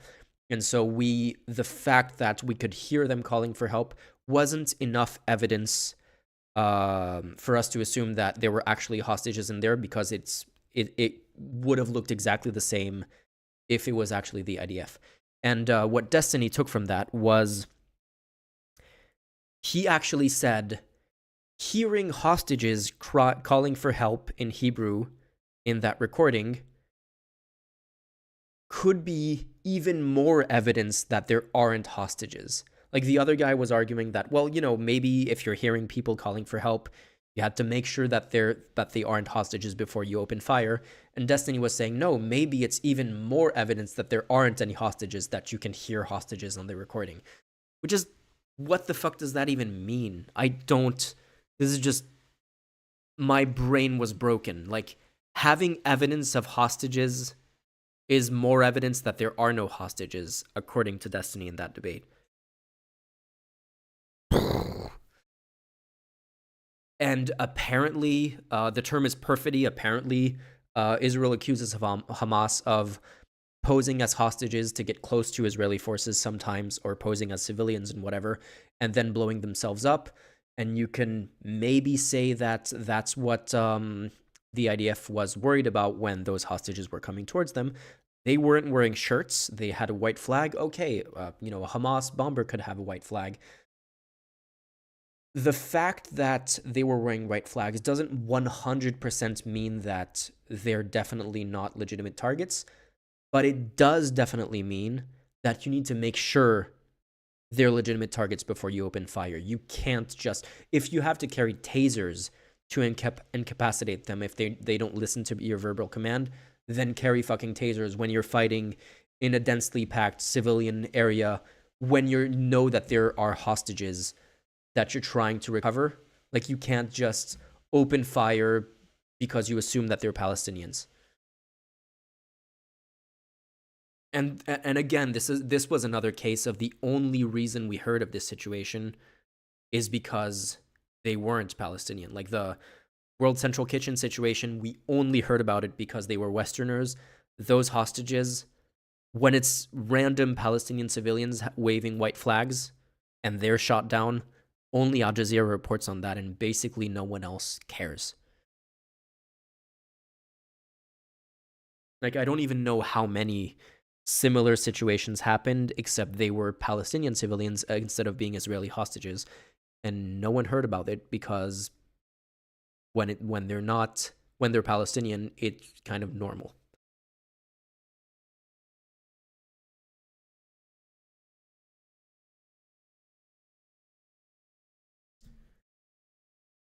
So, something weird happened in Germany recently, and I'm in Berlin. I'm really frustrated that I wasn't there. This is the one that I'm really frustrated that I wasn't there. Because, yep, this is in my city. But yeah, there was a big pro-Palestine conference, and I actually don't know that much about it, so let's read about it. So yeah, German police shut down pro-Palestine conference. Police in the German capital Berlin have stopped an event expressing solidarity with Palestinians amid the Gaza war. Authorities say they were concerned over potential anti-Semitic remarks and glorified violence. Now, I'll give, again, a little bit of good faith here. I was speaking with a friend of mine who is Syrian and speaks fluent Arabic, and who is super, super pro-Palestinian here in Germany, here in Berlin. And she was telling me about how some of the pro-Palestine demonstrations in Berlin do make her a little bit uncomfortable. Like 90% of it is totally fine, like pro-peace, pro-human rights and all of that. But sometimes some of the speakers who are speaking Arabic and therefore are not being listened to, are not being understood by police, have rhetoric that makes her uncomfortable. Sometimes some of the songs that they play are like pro-jihad songs.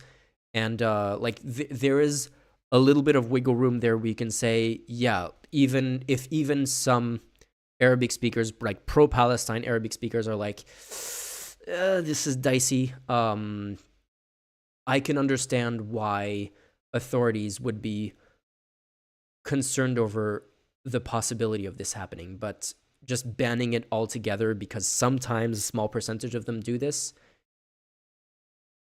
seems a bit weird. German police braced for spontaneous protest on Saturday after they shut down what was to have been that's a weird sentence, a 3-day conference of pro-Palestinian activists in the German capital.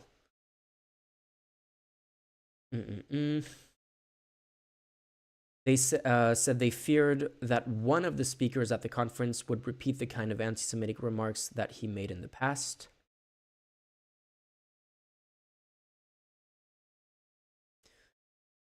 Are they going to say what kind of anti-Semitic remarks this guy made? He was the author of a January essay that expressed understanding for the Hamas militants who carried out the deadly... Well, you know, there are some pro-Israeli people in chat who understand the deadly October 7th attack. They just flip the logic backwards. Like, it's kind of weird to me that the kind of rhetoric that Iliak was saying would not even raise an eyebrow by German authorities. They would say, oh yeah, kind of, maybe they wouldn't support it, but they would completely understand that kind of logic. But when the same logic is applied the other way around, saying, hey, what's been happening in Gaza for generations is super fucked, so I can kind of understand this, even if I don't support it, that's anti-Semitic. Oh yeah, that's totally anti-Semitic.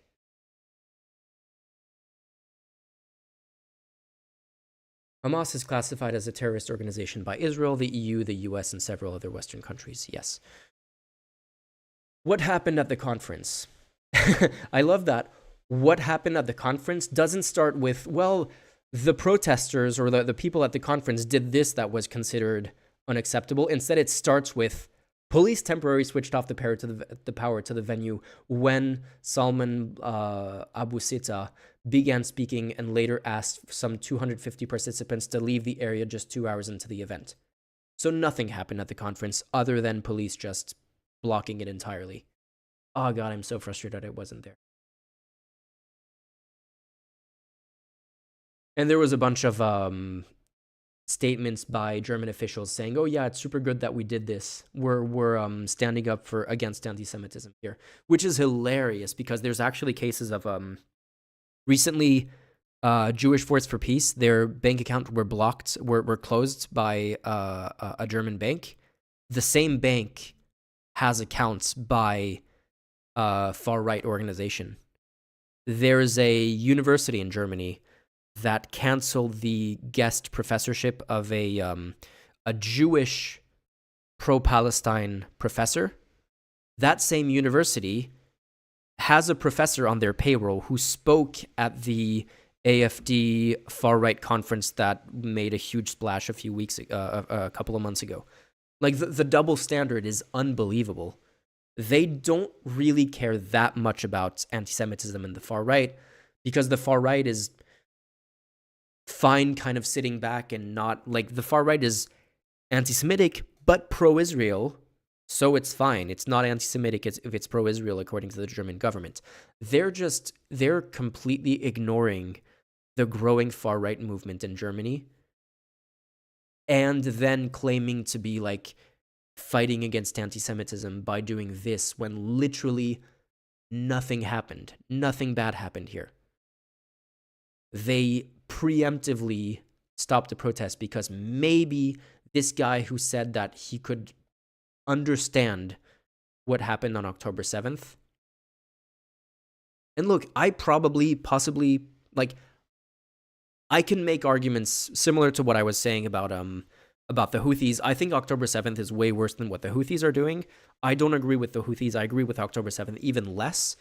But I can still, if all you're saying is like, yeah, situation is fucked up, I hate what happened, but I kind of understand where it's coming from, I don't understand how that can be considered anti-Semitic.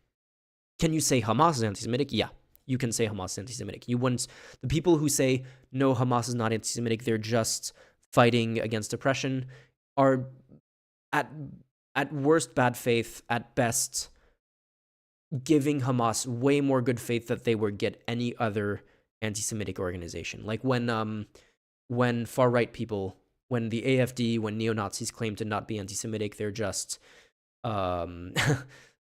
defending the white race or whatever, and you say, oh, no, that's not anti-Semitic. Like, you would never do that. But some people do defend Hamas saying that, and I do think that's dumb. And they're like, oh, no, they're not anti-Semitic. They used to have super anti-Semitic stuff in their charters, but they changed the charters to be not explicitly anti-Semitic anymore, so we're going to assume that they're not anti-Semitic. Okay, that's stupid. And I've never defended Hamas. But just saying that you understand why they would carry out October 7th, even if you don't defend the actions that happened, is not anti-Semitism.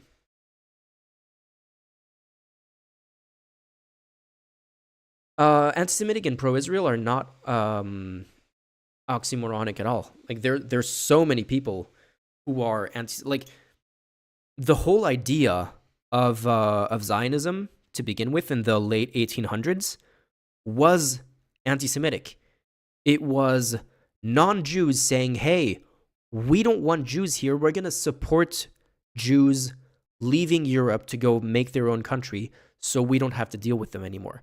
That was a huge motivating factor in European Zionism in the late 1800s, early 1900s. And that is the same logic that is used by far-right groups in the West now. They're like, oh, we're super supportive of Israel. We don't want Jews to be in this country. Let's look at the Salman Abu Sita essay, see what he says.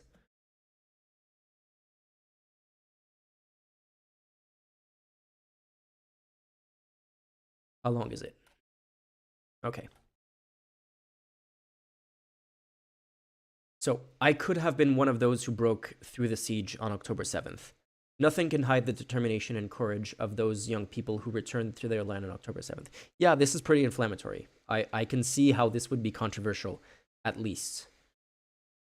I could have been one of them had I been much younger and still living in the concentration camp called Gaza.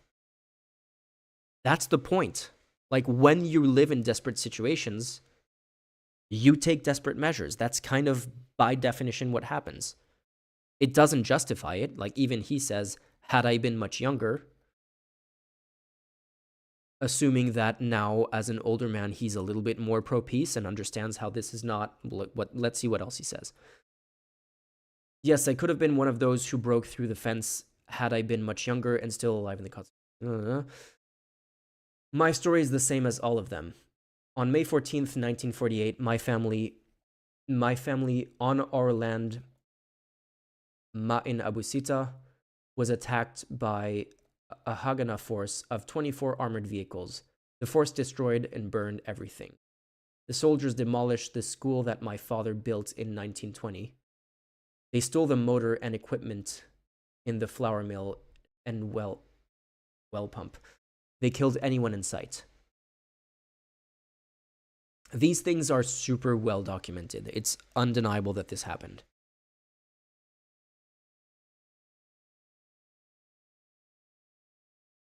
On that day when Ben-Gurion announced his state, I became a refugee. We were pushed into the prison compound called the Gaza Strip, 4 kilometers away from my home. Okay, let's see if there's any other things. I went to school in Egypt. I can never forget my cousin.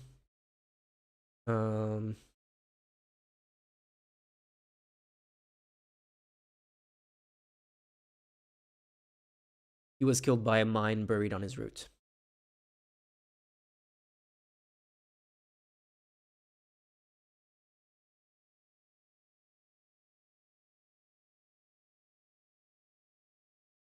Like, is this...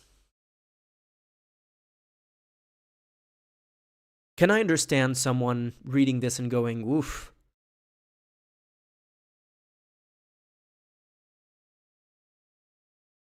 This doesn't sound good. Yeah, I can get that.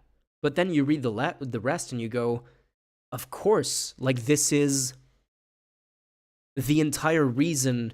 This is the entire reason why what's happening right now in Gaza is counterproductive. Because what's happening right now in Gaza is gonna fuel the next October 7th. Like, after what Israel has done in Gaza now, the only way to prevent another October 7th is to wipe out the strip. You either do that or you find a solution to have peace by not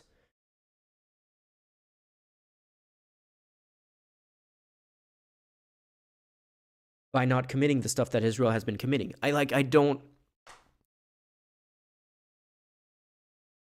don't get it. Like, it's just so incredibly disheartening.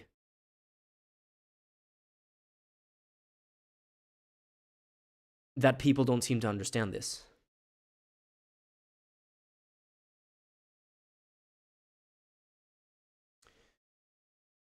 Anyway, authorities worried beforehand.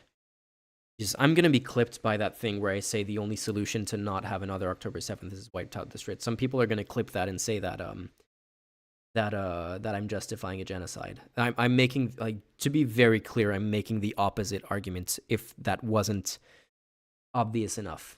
I feel like that clip is going to come and bite me in the ass in the future.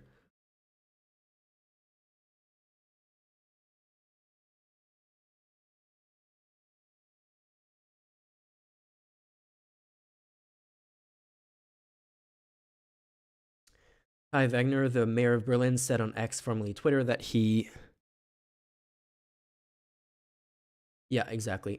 That he found it intolerable that the Congress was taking place in Berlin. Nothing happened yet.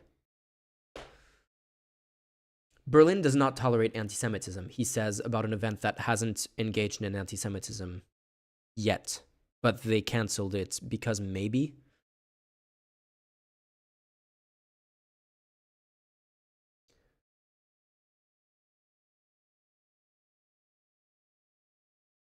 What did activists say? Police violence, like, unbearable for a democratic country. They not only stormed the stage, they cut the power like we were transmitting violence. Organizers have said that they are considering whether to take legal action. Well, yeah, I hope they do.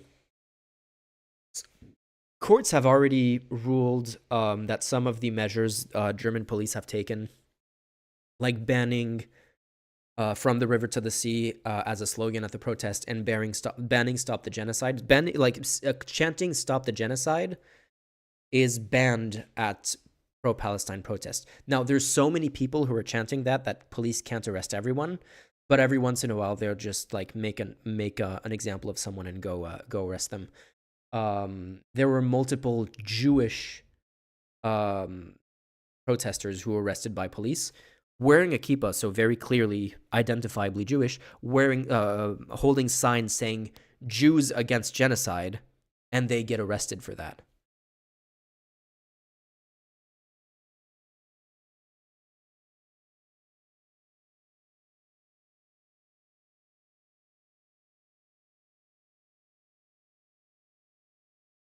That was one of the the woman I interviewed for my video, the Jewish Voice for Peace woman. What was her name again? Iris Hefetz. The first time she was arrested was for holding a sign saying Jews against genocide.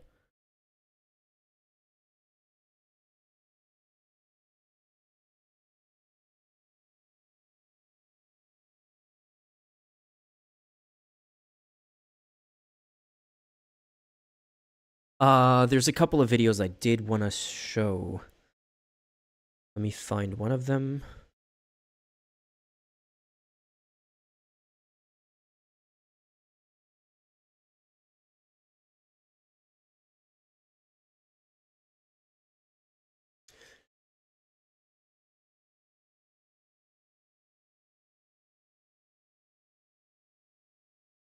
Okay, let's see. By the way, like and share the stream if you want to support the channel. Feel free to donate with the link below. All the things that you already hopefully know. But definitely like the stream, yeah. Hello, this is Yanis Varoufakis with a message for my friends in Germany. Yanis Varoufakis, former finance minister of Greece, who's one of the most prominent leftist politicians in Europe. Was supposed to be one of the speakers at this pro-Palestine event. In particular, but not just in Germany. Do you know that the German Interior Ministry has just issued me with a ban? I've been banned from entering Germany. And indeed, if that were not enough, I've been banned from talking to you via Zoom, or indeed through a video message like this. The threat being that if I dare do it, exactly what I'm doing now, that I will be tried in Germany for breaking German law. Why? Because of a speech that I published yesterday on my blog. My bad. Calling for universal human rights in Israel-Palestine. A speech that I was banned from delivering in the Palestine Congress in Berlin, which the police, in its infinite wisdom, entered the venue and violently disbanded. So my question to my German friends, to Germans in general, whether you agree with me or disagree with me, doesn't matter. Once you have a look at that particular speech, take a moment to read it or to listen to the video on my blog post or on dm25.org. Is this in your name? Is this something that you feel comfortable happening in your democracy? From my perspective, this is essentially the death knell of the prospects of democracy in the Federal Republic of Germany. Look at the speech, read it. Do you want to look at the speech?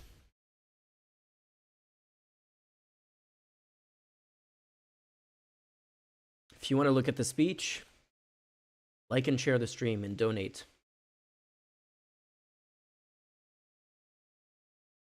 Friends, hello, this is Yanis Varoufakis. This speech was meant to be transmitted, broadcast, spoken live during the Palestine Congress in Berlin, Friday, the 12th of April.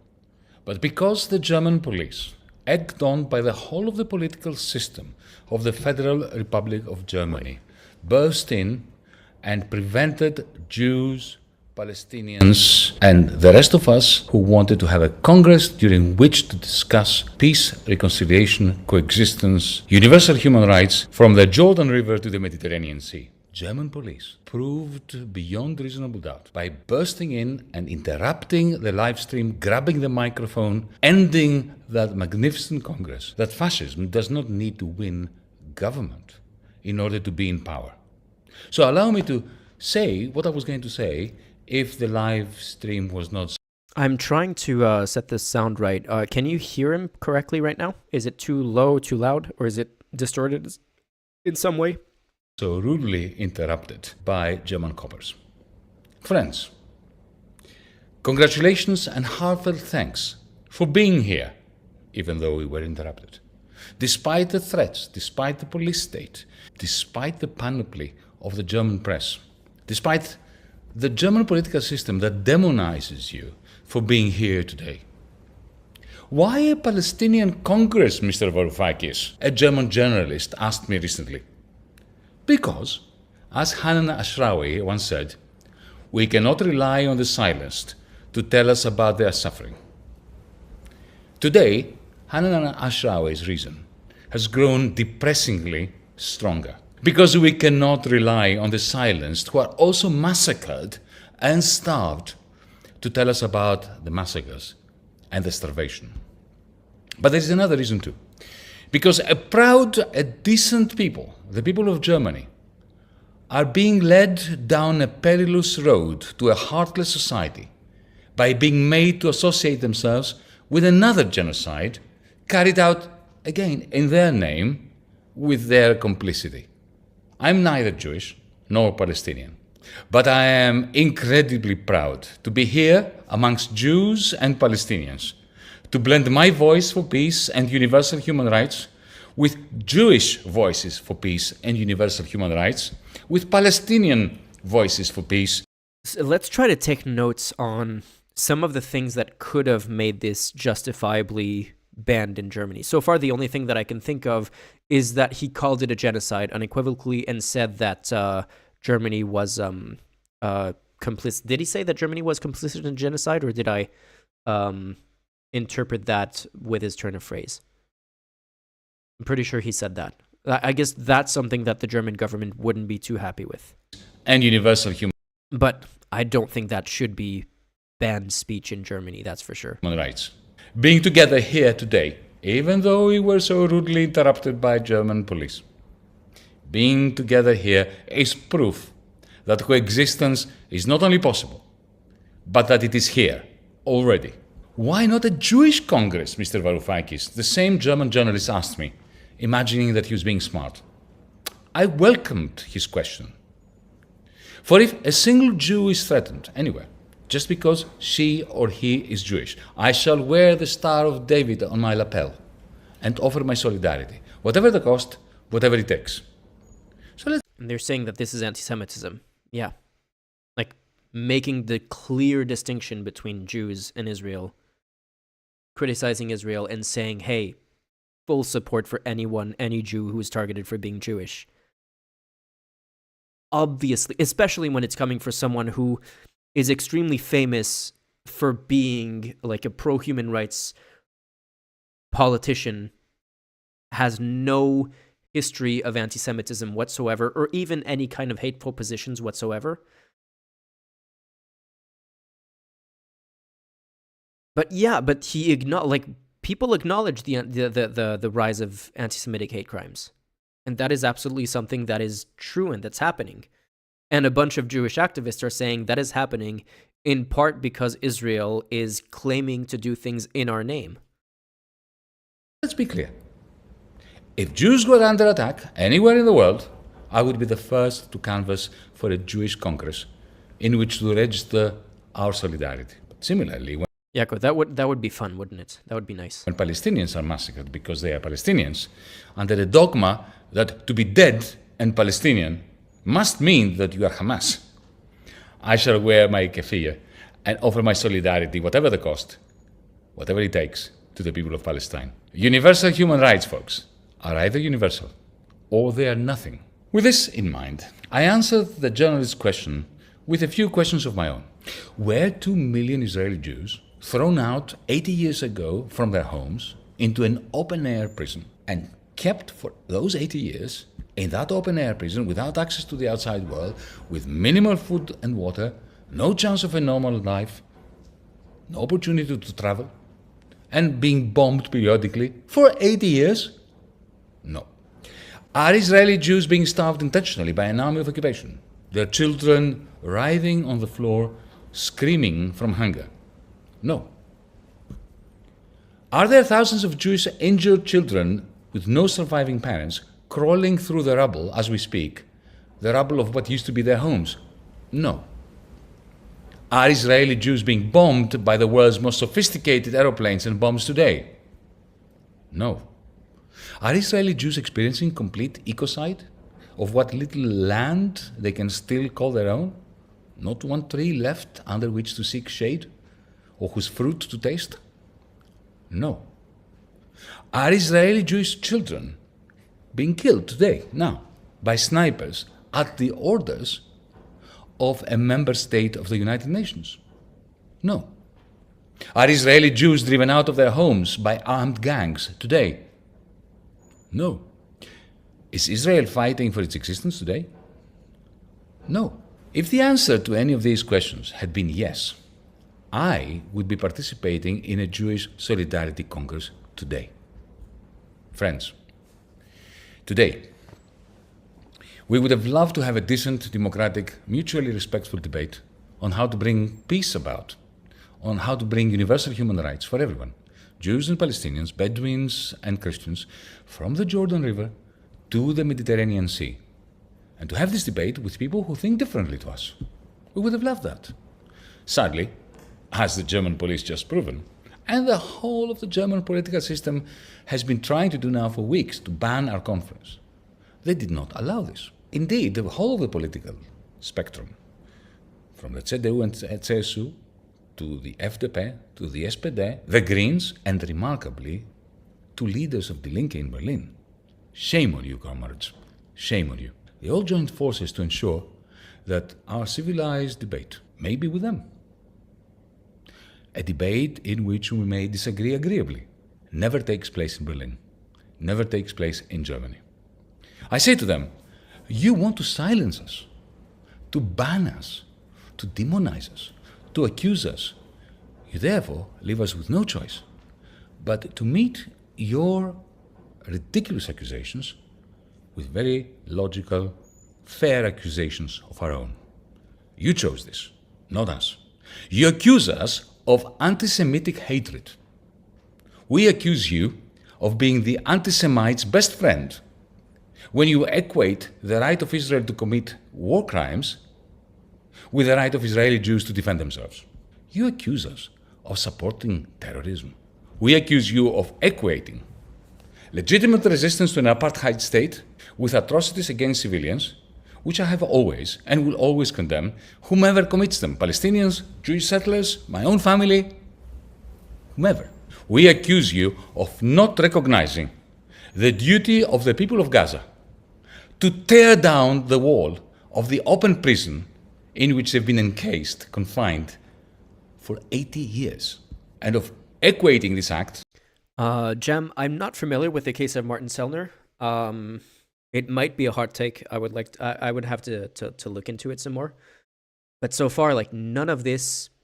There's some like nuances, small details where I would maybe push back a tiny bit on what he's saying, but none of what he's saying is that unreasonable or hateful. Like, none of this sounds completely out of line. It's just like minor things that are maybe like, I would be like a slightly tiny bit more nuanced on this or that point.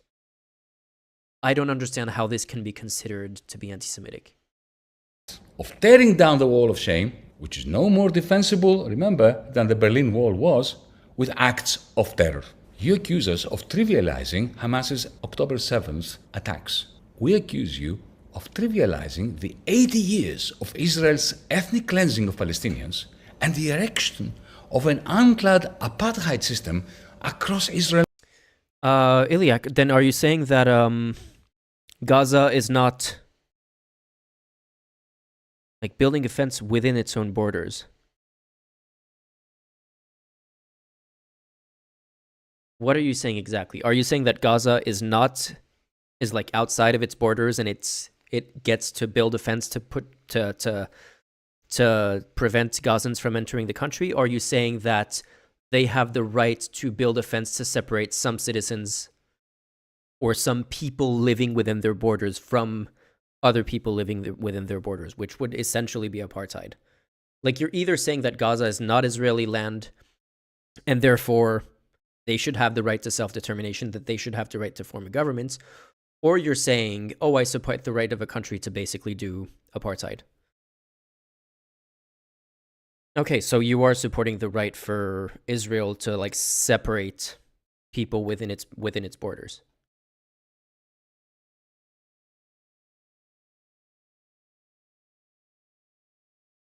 Wait, which one then? Not the second, the first?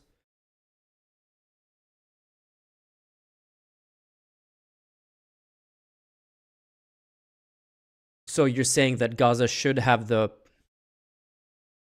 I'm not following which one.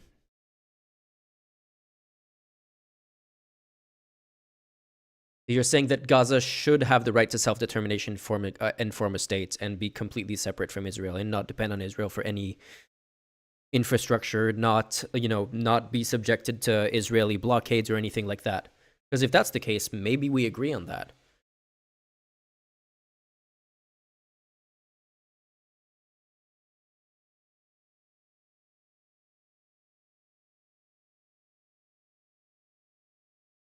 Like, border fences and border walls exist in plenty of places. But the difference is the people outside of those walls still have self-determination, are still able to, like, rule themselves and have a government and make trade with other people and travel and all of that. Israel is, like, blocking those people in, preventing them from having freedom of movement, preventing them from having free trade with other countries, preventing them from forming a state, but also not claiming them as Israel's responsibility in terms of, oh, we have a border fence and we're keeping them out and they're not part of our land.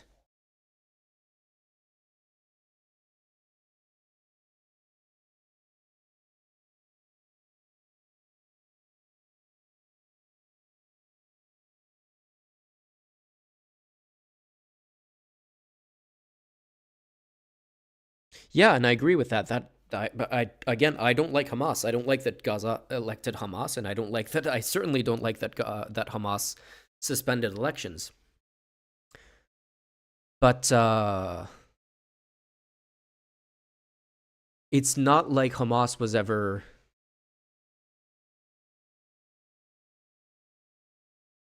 What am I trying to say?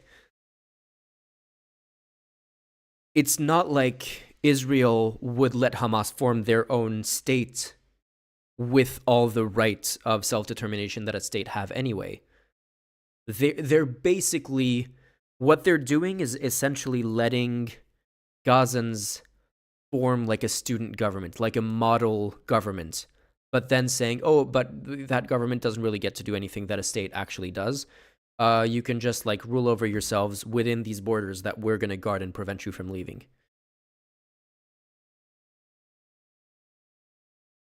Well, it's not that they did this despite the blockade. They also did it because of the blockade.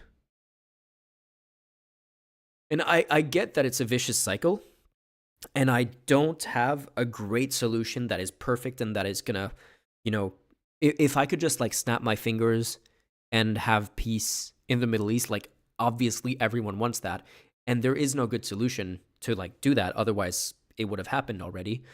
But it's obviously that it's a cycle of violence. It's like Hamas does something, then Israel does something in return, which fuels the next attack, which fuels the next response, etc., etc. But doing this level of blockading and now this level of like starving out the entire population is not going to stop the violence.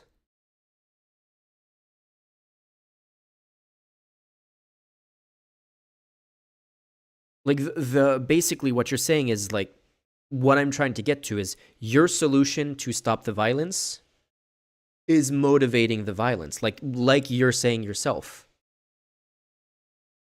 So how is that a solution?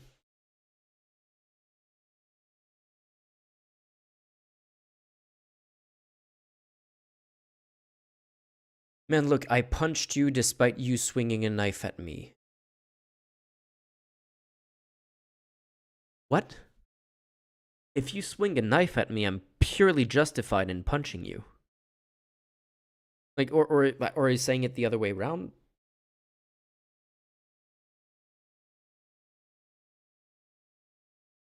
then why are you saying that what Israel is doing in Gaza right now is justified? Because what they're doing right now definitely is motivating more violence. What is your end game here? What is your solution? What is Israel doing right now that is going to prevent another October 7th? That's the point that I'm getting to. I want you to say, yeah, actually, they're going to destroy Hamas, and the people of Gaza are never going to want to do anything like that ever again.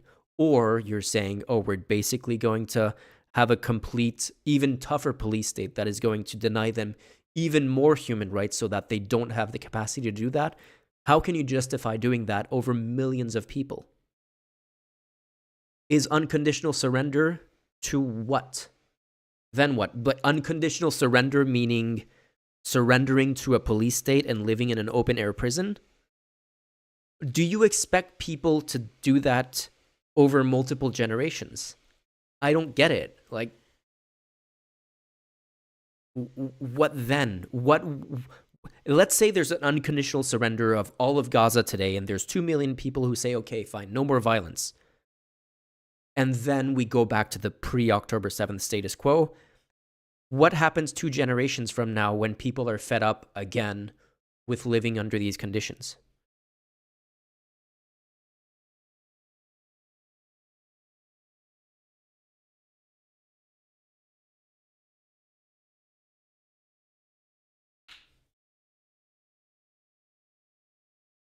Yeah, that's the problem. That's why we need to get out of that cycle, because I'd have no idea what happens next either. But it's not going to be good. And denying 2 million people human rights,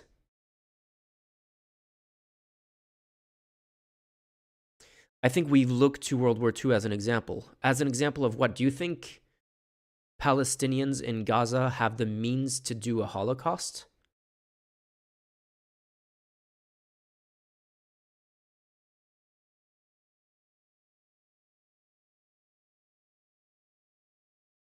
Yeah, look at what happened to Germany after World War II, an entire generation of denazification. Germany wasn't...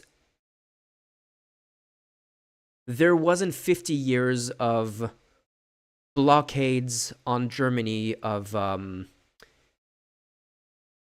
denying humanitarian aid, of denying them freedom of movement and all of that.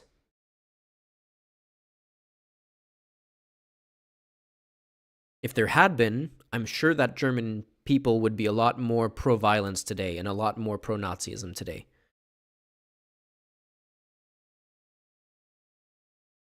Palestine. We accuse you of trivializing Netanyahu's long-term support of Hamas, a support that Netanyahu has lent Hamas as a means of destroying the two-state solution that you claim to favor. We accuse you of trivializing the unprecedented terror unleashed by the Israeli army on the people of Gaza, in the West Bank, in East... Yeah, exactly, Iliak. That is exactly what gave rise to the Nazis. Is that... that's World War II History 101. That's Weimar Republic and all of that. Like, the whole justifications of, oh, look, European powers have humiliated us and all of that is what the Nazis were able to capitalize on to rise to power, exactly like Hamas was able to capitalize on to rise to power in Gaza. So you need to stop denying people human rights. You need to stop treating them like less than human if you want to get out of the cycle of violence. And right now, that is not what Israel is doing to Gaza.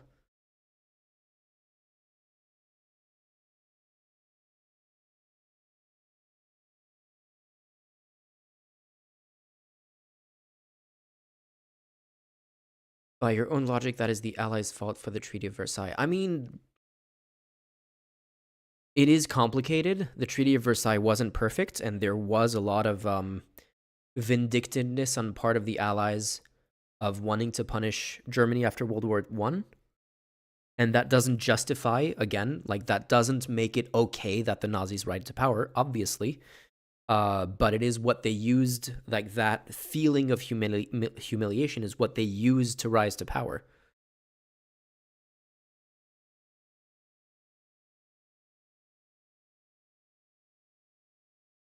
Jerusalem. You accuse the organizers of today's Congress that we are, and I quote from your text, not interested in... But Ilyak, when you're saying, right, we agree there, then why, what do we agree on? So why are you continuing to justify what Israel is doing in Gaza today if you want to get out of the cycle of violence?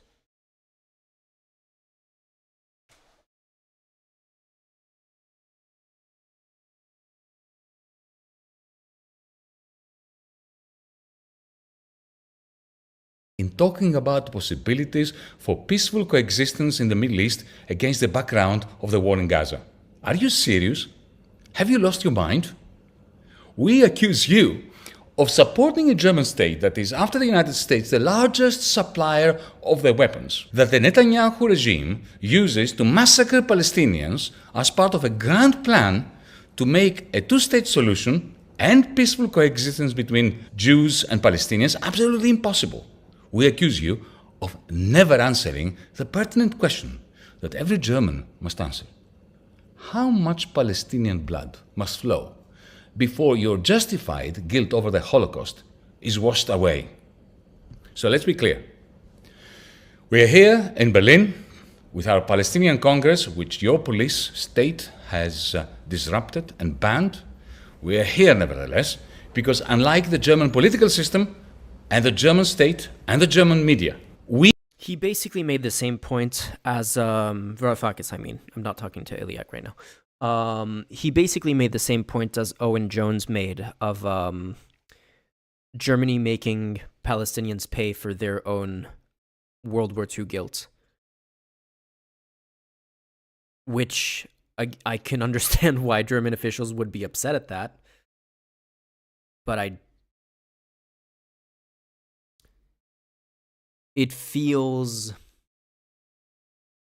Maybe this is my very very American pro-free speech thing. But I don't think that's... Even super harsh criticism of the German government shouldn't be something that is illegal in a democratic country. Because I don't think this is that unreasonable of a criticism. And this is a criticism that is levied by Germans at their own government as well. And it's a criticism that is being tried, like the whole Germany being complicit in the alleged Israeli genocide is being tried at the ICJ right now. Is it Nicaragua who accused Germany of that? Who filed a case against Germany about that? I don't know how... I don't have a strong position on whether that case in a court of law has merit and should be tried. But in terms of free speech... No, South Africa filed a case against Israel, but Nicaragua, or I don't remember which Latin American country, filed a case against Germany for supporting Israel in what that country alleges is a genocide, for being complicit in the genocide, basically. And again, I'm not... No, it's happening. Like, wait, let's open the Nicaragua,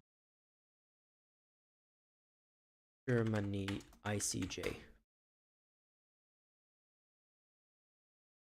Nicaragua v. Germany, boom.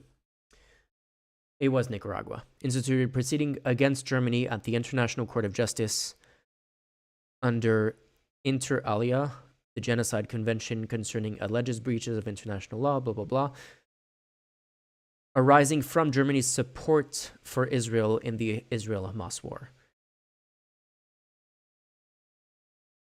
So again, I don't have a strong position about the merits of that Nicaragua v. Germany case in a court of law, but to levy that criticism in a political speech, I don't think is something that should be worthy of being banned from the country in a democratic country. That seems crazy to me.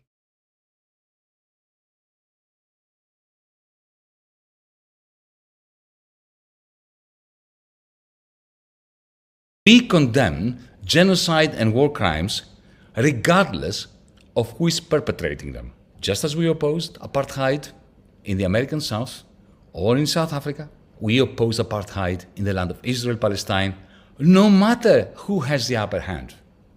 Because we stand for universal human rights, freedom and equality among Jews, Palestinians, Bedouins, and Christians in the ancient land of Palestine. And so that we're even clearer on the questions that journalists or politicians put to us, legitimate or malignant. Let me be clear. Do I condemn Hamas's atrocities? I condemn every single atrocity, whomever is the perpetrator or the victim. What I do not condemn, and I will never condemn. I don't like this. I hate these, like, he's doing it to himself. Usually when you have people who are kind of like justifying October 7th and someone says, do you condemn Hamas? And they'll kind of talk around it and said, I condemn all acts of aggression, all violence, blah, blah, blah. But they won't specifically say, yeah, I do condemn October 7th. But usually that's a two-person thing where one person tries to box that other person into condemning Hamas and they talk their way around condemning Hamas. He's doing it to himself in this case. That's a little embarrassing, honestly. You could argue that, well, by saying that he does condemn October 7th, but it's a bit weird that he would ask himself the question and then avoid saying it is a bit weird. Exactly, that's an all lives matter sort of thing. It feels kind of messed up to me. Like, it feels kind of a self-own to me. Is armed resistance to an apartheid system designed as part of a slow-burning but inexorable ethnic cleansing program. Put differently, I condemn every attack on civilians, whomever is the perpetrator or the victim. What I do not condemn, and I will never condemn, is armed resistance to an apartheid system designed as part of a slow-burning but inexorable ethnic cleansing program. Look, if October 7th had only gone after either military targets, government targets, infrastructure to inflict like economic or other kinds of logistical pain or pressure on Israel to try to force them to change their position, or even stuff like boycotts. I can't understand the people who pretend like BDS is this horrible movement when boycotts are part of what put pressure on South Africa to end their apartheid.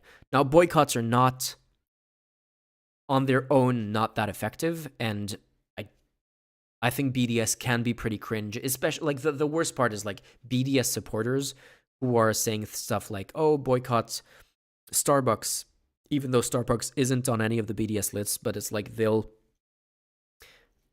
these movements kind of completely lose control, like the BDS organization kind of completely loses control of what people are saying online, and they end up doing stupid boycotts against Starbucks, even though Starbucks doesn't have any shops in Israel and isn't on the boycott list by BDS.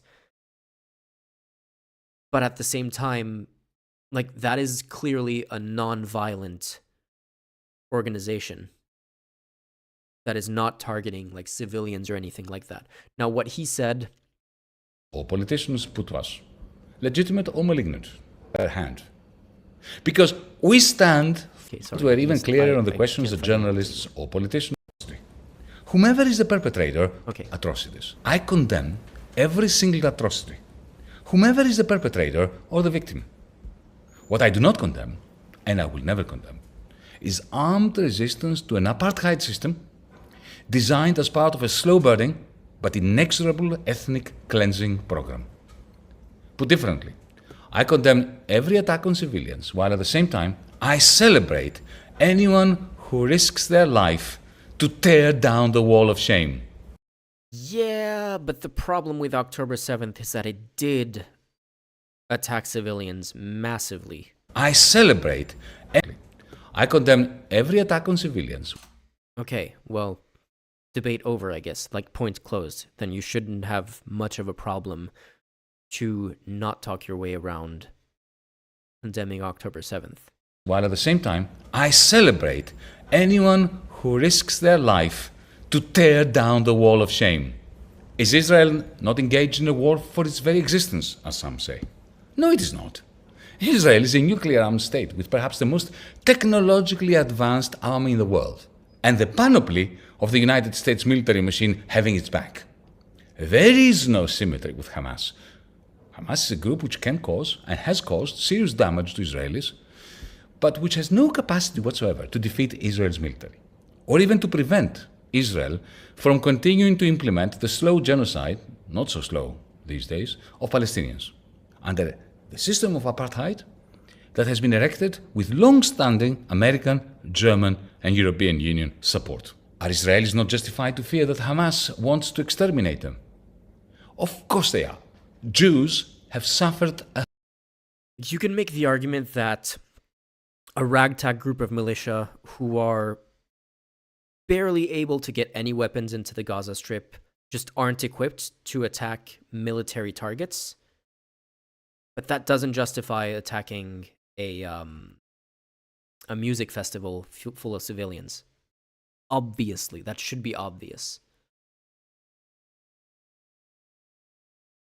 A Holocaust that was preceded with pogroms and a deep-seated anti-Semitism permeating the whole of Europe and the Americas for centuries. It is only natural that Israelis live in fear of a new pogrom if the Israeli army falls. I understand that. That's perfectly understandable. However, by imposing apartheid on their Palestinian neighbors, This is the point that by treating them like Untermenschen, a new pogrom, if the Israeli armies. Like, this is the point where I'm saying, okay, this is kind of a reasonable position that I can see from Israeli people. Like, yeah, if the Israeli army falls, I can completely, or if the Israeli army is like unable to, Israel has a right to defend itself. This is a position that I don't think is completely unreasonable.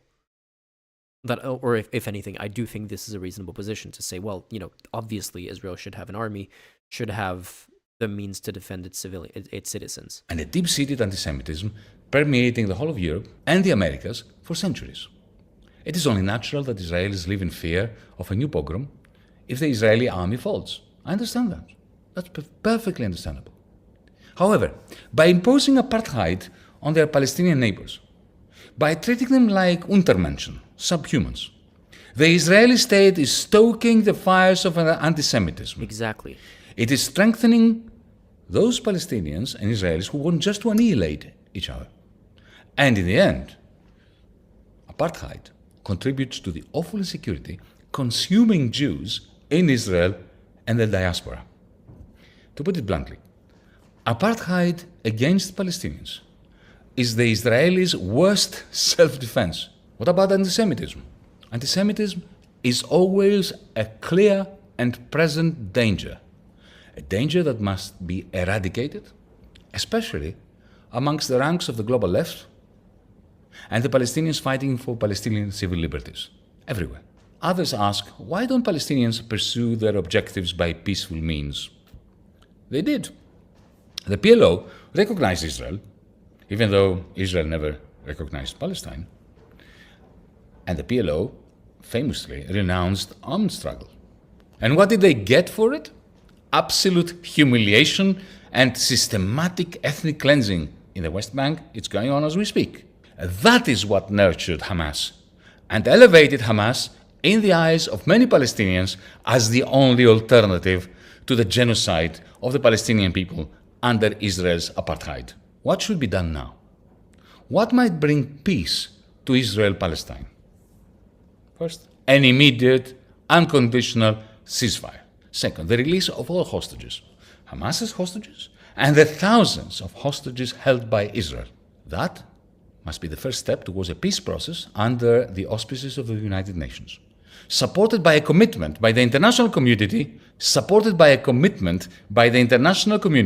to end apartheid and to safeguard equal civil liberties and equal political rights for everyone, for all. What should replace Israeli apartheid? Well, that must be left to Israelis and Palestinians to decide between the two-state solution and the solution of a single federal secular state. But under the condition that the international community has made it clear to everyone that there will be equal political rights and equal civil liberties from the Jordan River to the Mediterranean Sea. Friends, in the final analysis, we are here because vengeance is a lazy form of grief. We are here to promote not vengeance, but peace and coexistence across Israel-Palestine. We are here to tell German Democrats, including our former comrades of Die Linke, who have been a great disappointment, that they have covered themselves in shame long enough, that two wrongs do not one right make, that allowing Israel to get away with war crimes is not going to ameliorate the legacy of Germany's crimes against the Jewish people. Beyond today's Congress, we have a duty, in Germany in particular, to change the conversation. We have a duty to persuade the vast majority of decent Germans out there that universal human rights is what matters. That never again means never again for anyone, Jew, Palestinian, Ukrainian, Russian, Yemeni, Sudanese, Rwandan, for everyone, everywhere.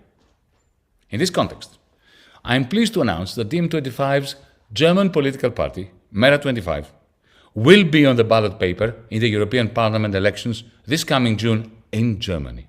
Mera25 Germany will be seeking the vote of German humanists who crave at least one member of European Parliament representing Germany and calling out the European Union's complicity in genocide, a complicity that is Europe's greatest gift to the anti-Semites in Europe and beyond. I salute you all, and I suggest that we never forget that none of us is free if one of us is in chains. That's it. There's 10 seconds left, but that's a good point to end on. Look, I don't fully agree with every single word of that speech. I agree with most of it. I think there were some parts that were kind of clumsy and kind of pandering to the Hamas apologists, I guess, or October 7th apologists, in ways that do make me uncomfortable, and I don't think that those sections of the speech were particularly productive.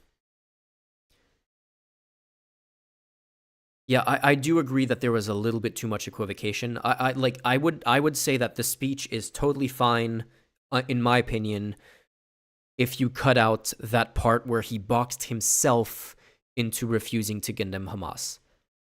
Like, I'm not even saying that he should have explicitly condemned Hamas. I'm fine with him talking around him, but he did a complete own goal by asking himself the question and then doing the talking around it, where he could have just said, like, he could have just avoided that part entirely and made all of the other completely justified points, and that would have been a completely fine speech. Now, do I think that the part where he was kind of like talking around like, oh, I condemn all forms of violence against civilians and all of that, do I think that rises to the level where he should be banned from speaking in Germany?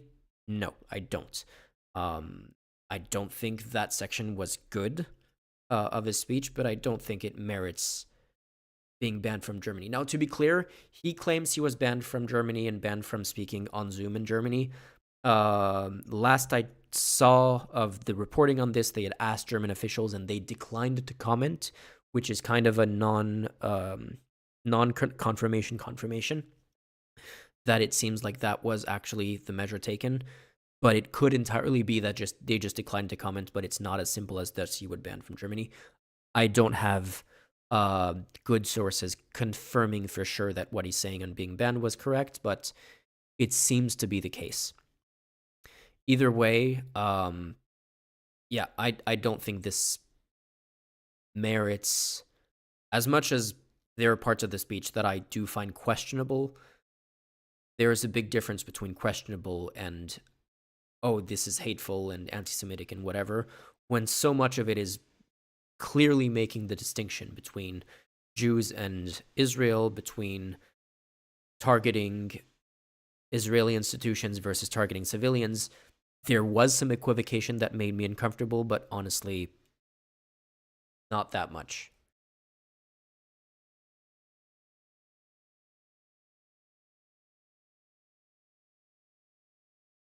I'm not sure what you mean, Firestar Awesome.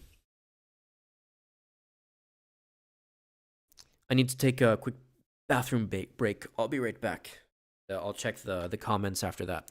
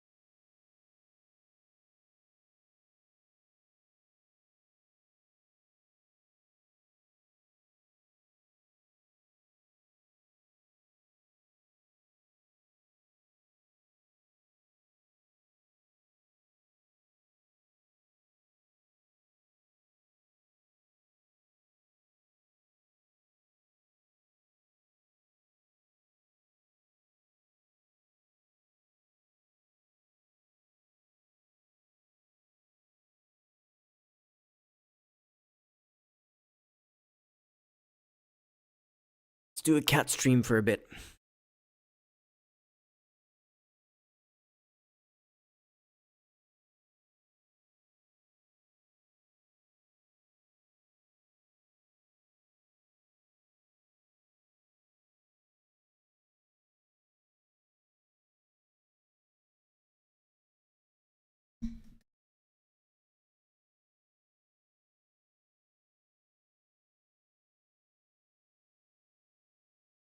Sorry.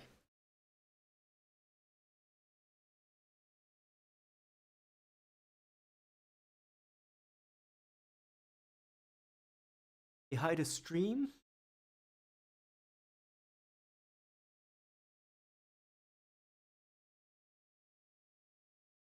She just wants to chill on my lap. No? Nope, she does not want to chill on my lap.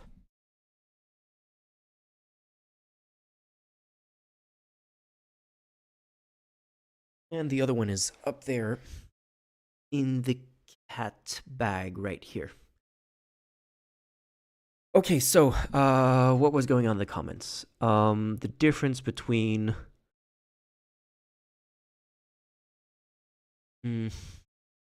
how many comments did I miss while I was gone?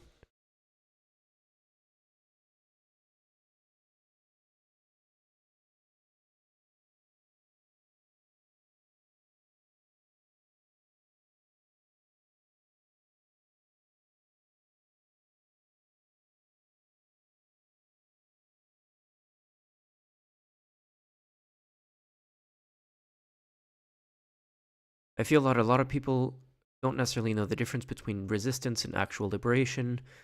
They're two pretty different things.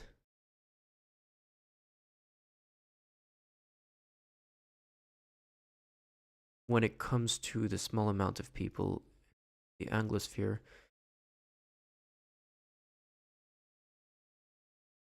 Okay, I mean, you're still not clarifying what you mean.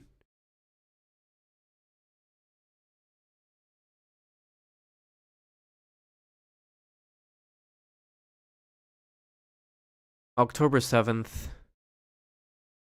Like, what was the music festival attack? Is what are you resisting against techno music or?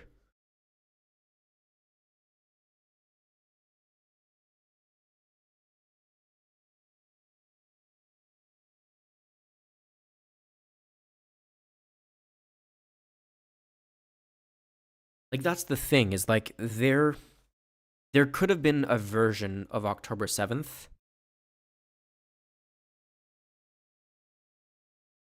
that could have been justifiable. Not the version that happened in real life, though.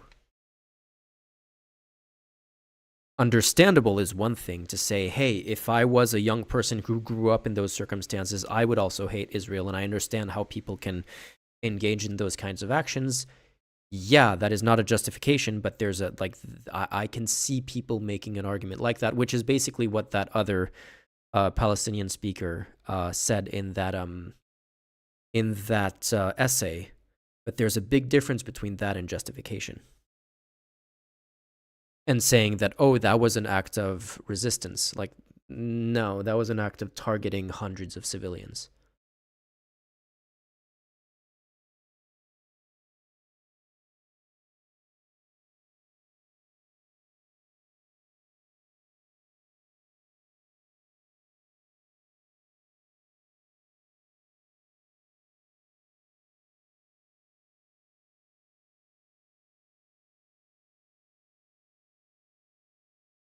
Like the ANC tactics, when I talked about that, the ANC tactics killed over the entire existence of, over the entirety of apartheid, ANC killed, I think it was 57 civilians. Oh, hi, different cat.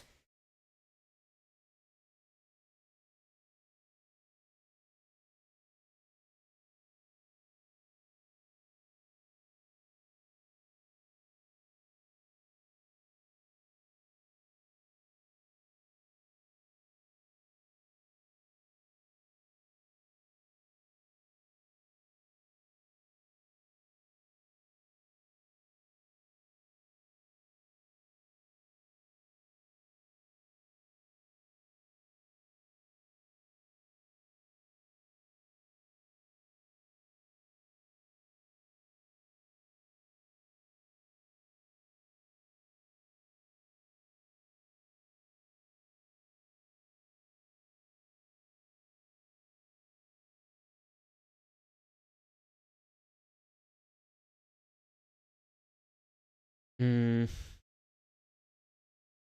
not fully following what's happening in chat right now. Yeah, they took steps to minimize casualties. Hamas does not. You mean ANC took steps to minimize casualties? Okay, no, I see. I think I see what you're trying to say then. Yeah, no, yeah. Calling it resistance still feels weird to me.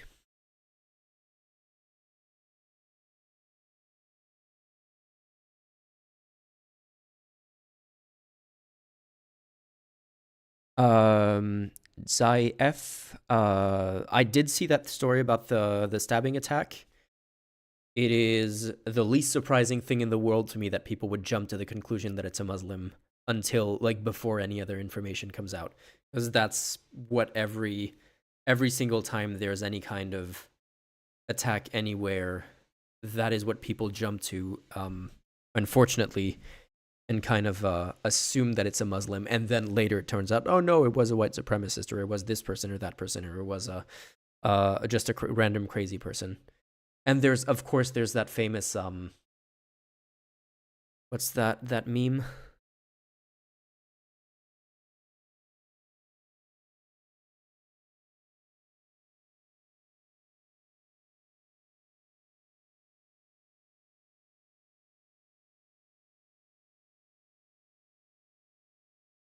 This one.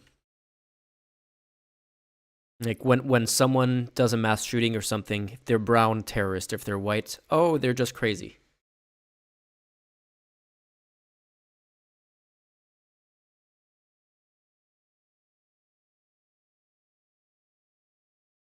Yeah, no, exactly, Iliac. This is something where you and I agree on. Like, there's plenty where we don't agree on, but the, like, calling it resistance is really cringe to me when you're resisting against unarmed civilians attending a music festival. Depends on the motivation for, like, white and brown people. Sure, but there are plenty of cases where white people have explicitly racist motivations, and most of the media, or I feel like it's changed in recent years, But a few years ago, most of the media, unless it was like a series of bombings like Ted Kaczynski or something like that, when there was a white supremacist mass shooting, the word terrorism would never feature in the coverage. But if there was a Muslim committing a mass shooting, oh, terrorist attack, terrorist attack, terrorist attack, which is really weird.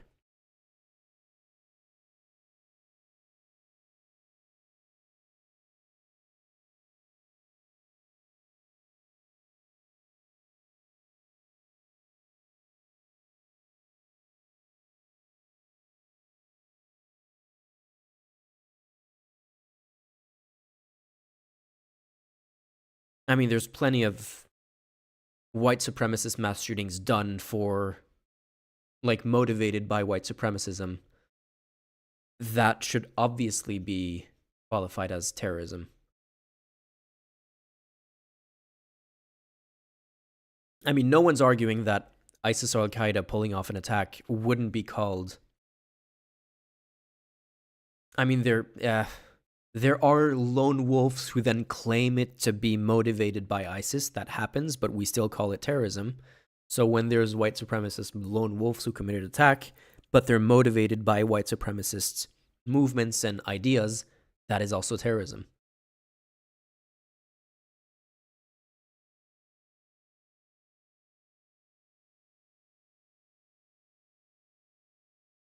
There's plenty of Muslims radicalized by the internet pulling off whether it's a mass shooting or something else, who we call terrorists because they were radicalized by ideas associated with ISIS and Al-Qaeda. So why don't we apply the same standard when it's white people radicalized by white supremacist groups?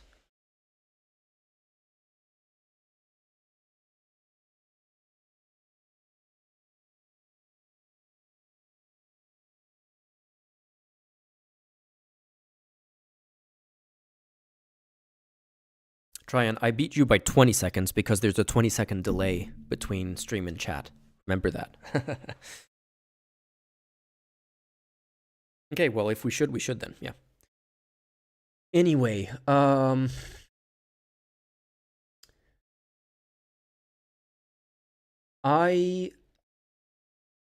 see what else we have here in the links. Those a few of them. Whoa. This. Okay. So Ireland has a new prime minister, same party as what's his name? Leo Varadkar, just much younger. I love this pun, a TikTok Taoiseach. Taoiseach is the Irish name for prime minister. Honestly, that's a good one. It made me chuckle when I saw it. I don't know that much about this guy, and I wanted to have Diarmid, the Irish journalist that we had a few weeks ago, on when Leo Varadkar announced his retirement or his resignation. And I asked him, hey, do you want to come on to tell us what the hell is going on? And he told me, Taoiseach is how it's pronounced. He told me, I'm still trying to figure out what's going on, so I'm pretty sure you're wrong, Iliac. Let's see. Unless you're making a joke about how it's written and it should be pronounced that way. Pronunciation. My keyboard is broken. Taoiseach. Let's see. Sound. Give me a sec. Taoiseach. Taoiseach. Taoiseach?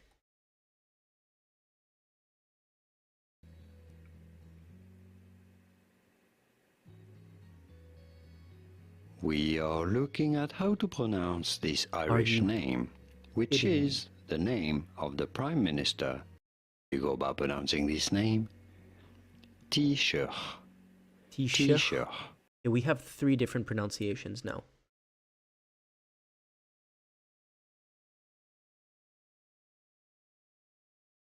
I was also always told it was Taoiseach. Presents Taoiseach. Taoiseach. Taoiseach. Well, it looks like everyone has a different pronunciation of this. I'm gonna stick with Taoiseach.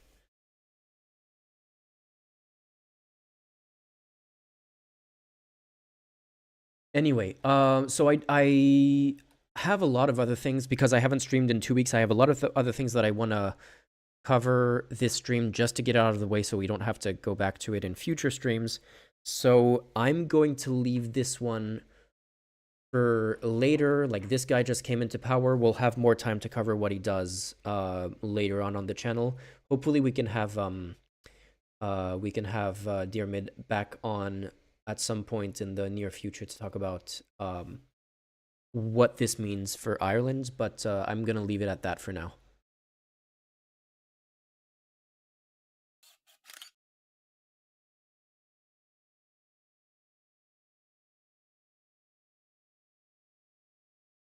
What's up with their new prez? We still have no freaking idea why Varadkar resigned out of nowhere. I mean, we could speculate, but it would be completely baseless. Just they didn't even have, parliamentary systems don't need to have open elections, like popular elections for replacing prime ministers. He just resigned, and new prime minister was appointed by the ruling party. So that's what happened, and I guess we'll see what that means in the near future, and hopefully talk to someone who knows more about it than me.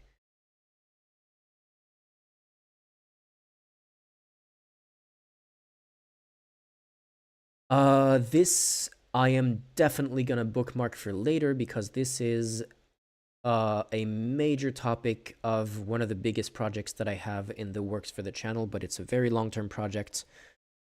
So we'll probably look at this some point. We'll definitely look at this some point in the future, hopefully sooner rather than later. But yeah, I'll definitely keep this one aside for later.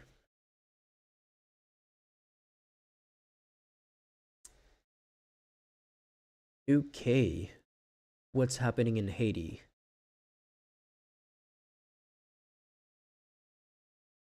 Oh man, Haiti is bit of a mess.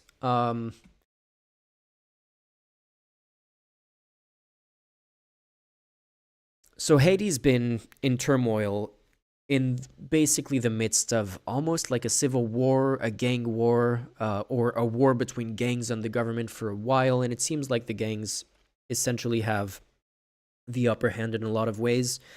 The gangs essentially forced the last prime minister, who came into power in suspicious circumstances and like seemingly undemocratic circumstances, to resign. It's a super messy situation. What can we learn about this? Transitional council responsible for choosing Haiti's next leadership has been established.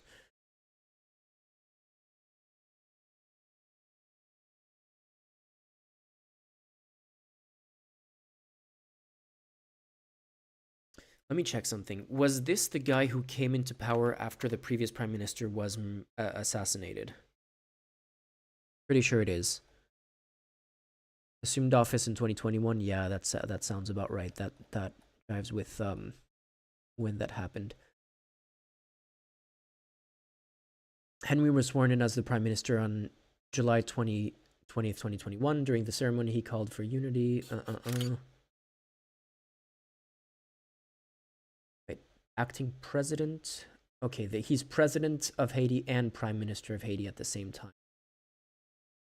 Is that the same role? Or acting president?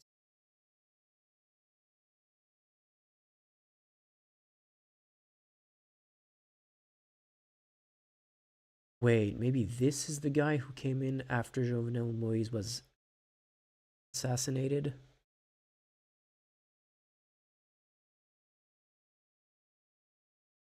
So Jovenel Moïse was the previous president, or wait. Yes, president who was assassinated in 2021. And he was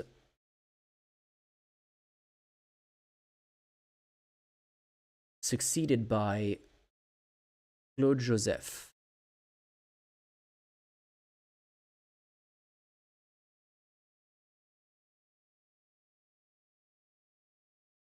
who was in office for like 13 days from 7th of July until 20th of July. And then he was succeeded by the guy who just resigned recently. And yeah, Haiti is just basically the least lucky country on earth. Constant either hurricanes or earthquakes or other natural disasters, incredible poverty, and what usually arises from that is incredible political instability, famine, epidemics, and gangs and corruption and all of that. So yeah, Haiti is just one of the least fortunate countries on earth.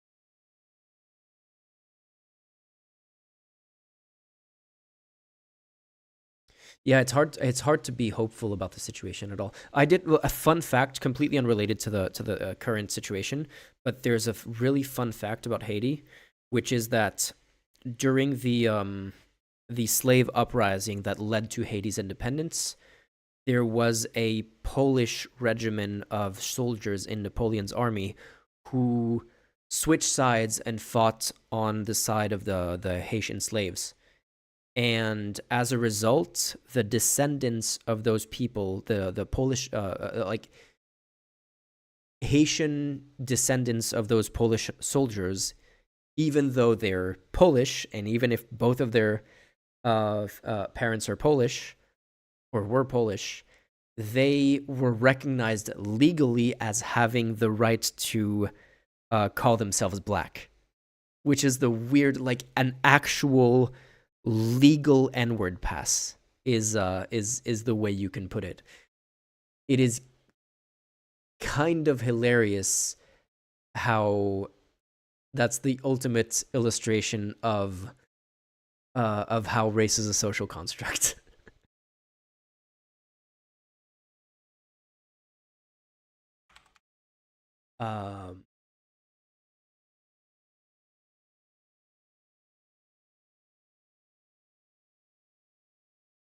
Let me find Polish Haitians. Maybe it was here.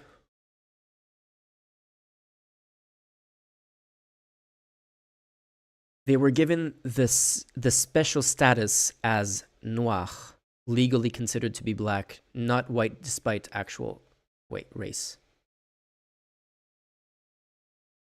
And full citizenship under the Haitian constitution. This is super weird, but like one of those weird quirks of history that goes like, what the hell? Like it's weird that there's like a legal status of black in Haiti, but okay.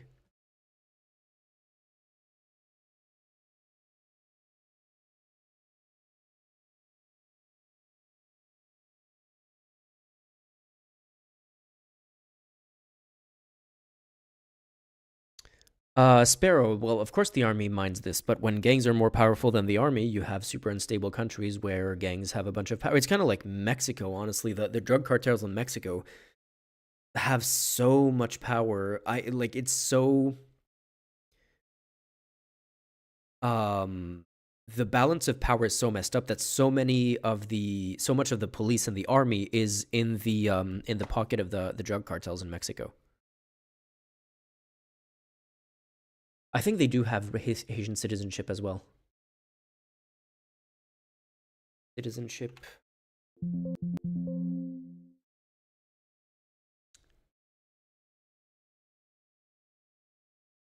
Yeah, who have gained Haitian citizenship. So they do have full citizenship, and they're legally considered black.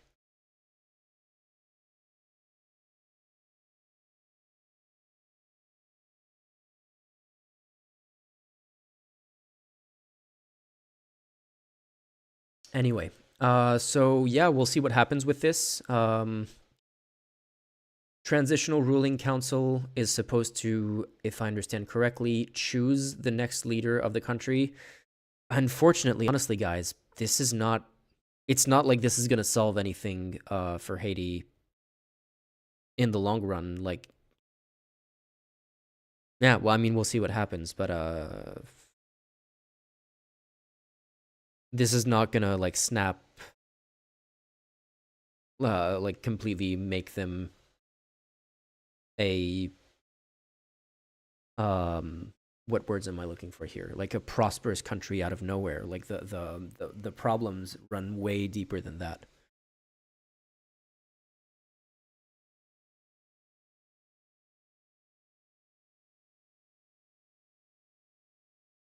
Yeah, but I don't think Eminem has the legal.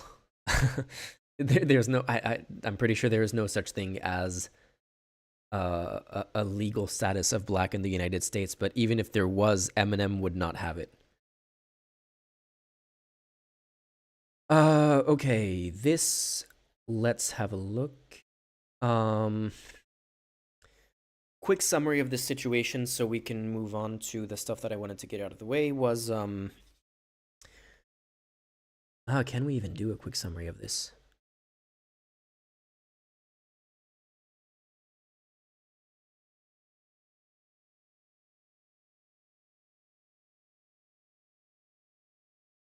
So Ecuador's former prime minister, former vice president, who was wanted by current Ecuadorian authorities, was had refuge in the Mexican embassy, or was it diplomatic mission? Basically, the embassy, the Mexican embassy in Ecuador, when police stormed in and arrested him, which is a diplomatic big no-no.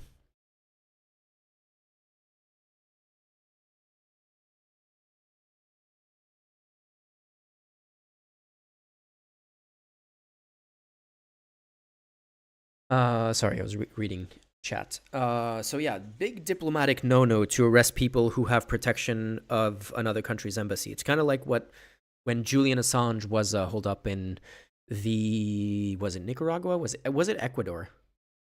It was Ecuador, wasn't it? This is hilarious. Assange Embassy, London. Yeah, Embassy of Ecuador. So Ecuador gave Julian Assange asylum in their embassy in London for years, and they would have been absolutely outraged at British authorities coming in to arrest him. Eventually, they did give Assange up, and that took a really long time in negotiations, but it didn't happen by British police storming in and arresting him, and it had happened with Ecuador agreeing to give Assange up. This is a very different situation of Ecuador just going into an embassy and arresting someone that they wanted to arrest, which is kind of crazy. So yeah, in response to that, Mexico is calling on UN to expel Ecuador over embassy calls on UN to expel Ecuador. Expel from the UN? Ecuador police forced their way inside the embassy. Okay, that's a bit much. To expel Ecuador from the world body as a part of a complaint. Has this ever happened? That a country would be expelled from the UN?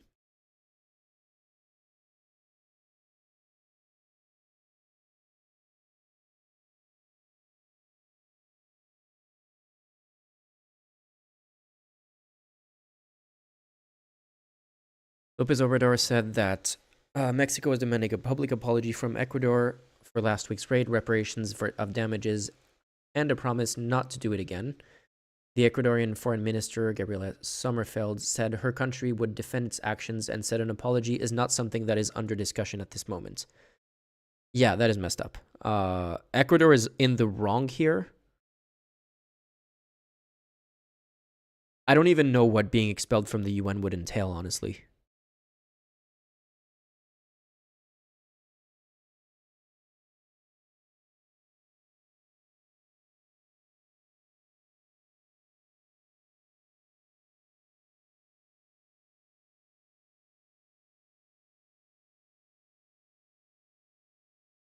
So Glass, who is the former vice president, Jorge Glass. The two countries have been tussling over Glass, a convicted criminal and fugitive, since he took refuge at Ecuador's embassy in December. Ecuador has argued that Glass has been targeted for crimes not for political reasons, and that Mexico should not have been considering asylum for him. On April 5th, Ecuadorian police scaled the embassy walls and broke into the building.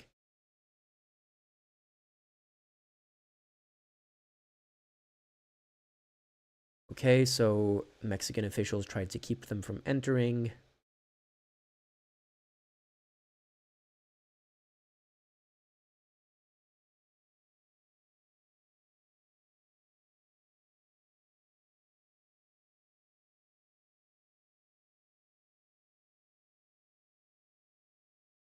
Yeah, okay. This is not really saying, I guess what would happen?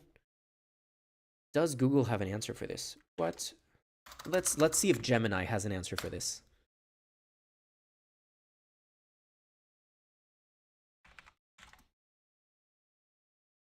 Can a country be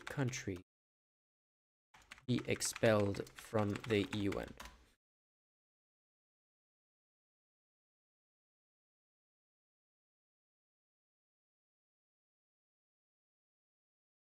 Yes, a country can be expelled from the UN, but it's a difficult process. The official rules are outlined in the UN Charter itself.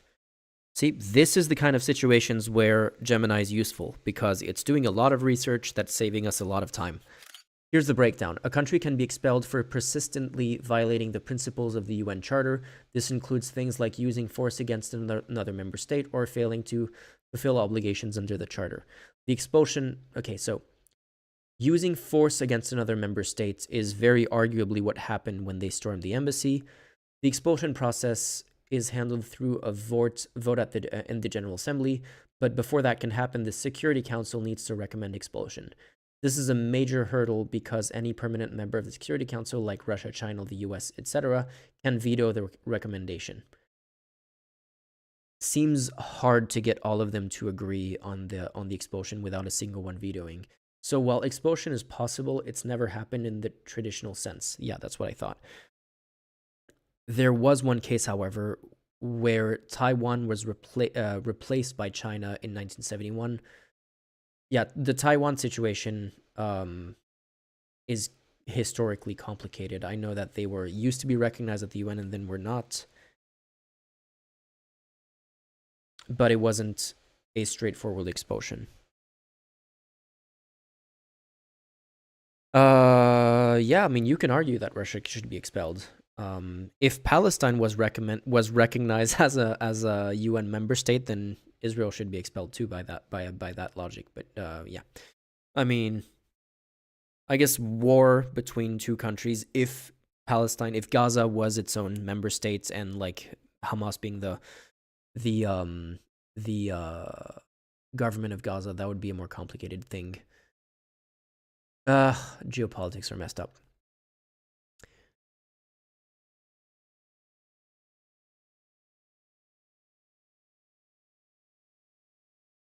Ilyak, I think there's a lot of valid criticisms of Israel.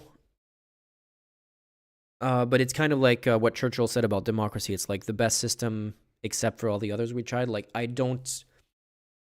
I'm not sure how you would build a better replacement for the UN that countries would agree to take part in. That's the big thing. Like, the situations like Saudi Arabia being the head of the Women's Rights Council at the UN is obviously ridiculous.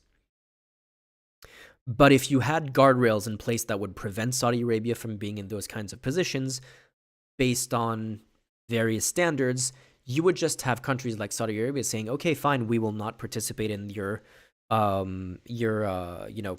model citizen group of countries.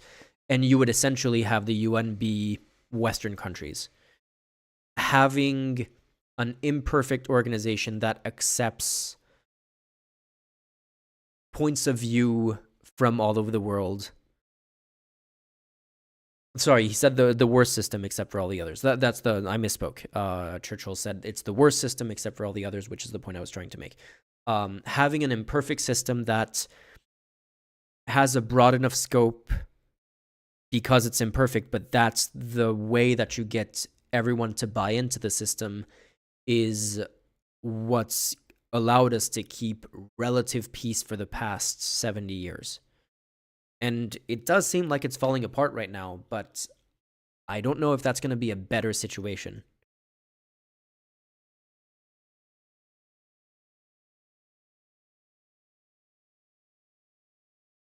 So yeah, after reading a bit more about this, doesn't seem, especially if they're like defending their actions and saying that apology, even just an apology, not even like giving him back to the embassy and respecting his asylum claim or whatever, but just apologizing, saying, oops, we did an oopsie, we won't take it back, but yeah, sorry about that, we won't do it again, maybe. The fact that they're not even considering that makes this argument to expel them from the UN kind of it still feels unlikely that it's going to happen, but it doesn't seem that unreasonable to at least ask for it, like to call for it to happen and to start those proceedings when it's being done by the country who was whose embassy was attacked by Ecuador. I don't even know what this is about. It seems like it's about some... Yeah, I'll have to look at this later and talk about it in another stream, so I'll keep it aside for now. And that was it. This was something else that we won't really have time to talk about today. Okay.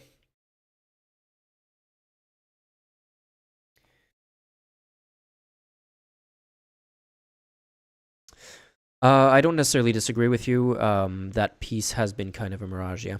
And yeah, we're entering interesting times, as they say.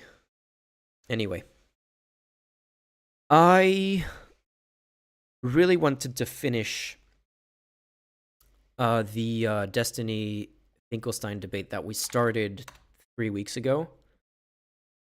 Wait, get back to full screen mode. Okay. But honestly, I'm getting tired. I just want to get it out of the way. So let's see if we can...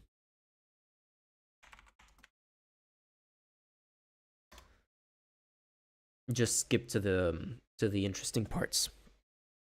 Because there's essentially one point that I really wanted to make about that.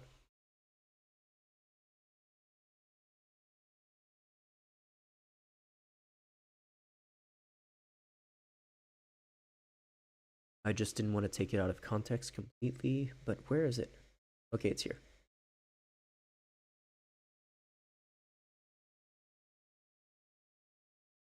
Oh, let's see.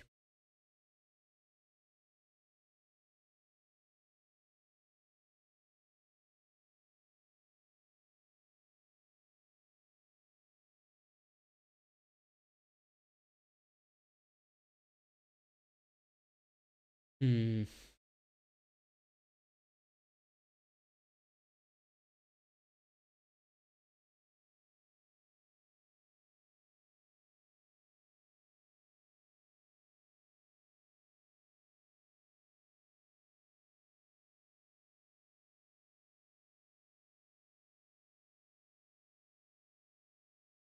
Sorry, looking for a time code for the moment that I'm looking for.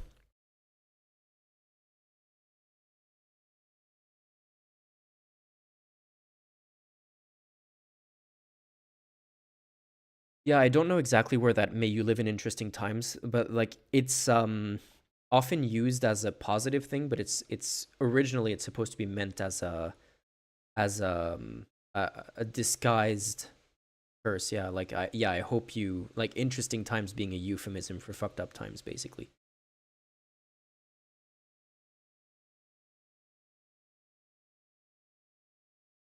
So yeah, I'm hoping that in the comments for this 5-hour debate or 6.5 hour debate, we can find the section where Destiny says that nuking Gaza would not necessarily be a genocide. That's the thing that I really wanted to talk about as in terms of just dogshit logic.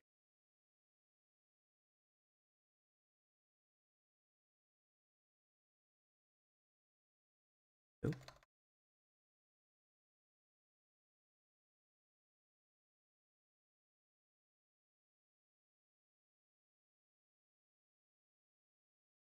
Let me see if it's just in the most replayed bits. Let's check. Wait a second. This is Destiny watching his own debate. Okay, my bad. I want the one that is on the Lex Friedman channel. This is the one. Okay, got it.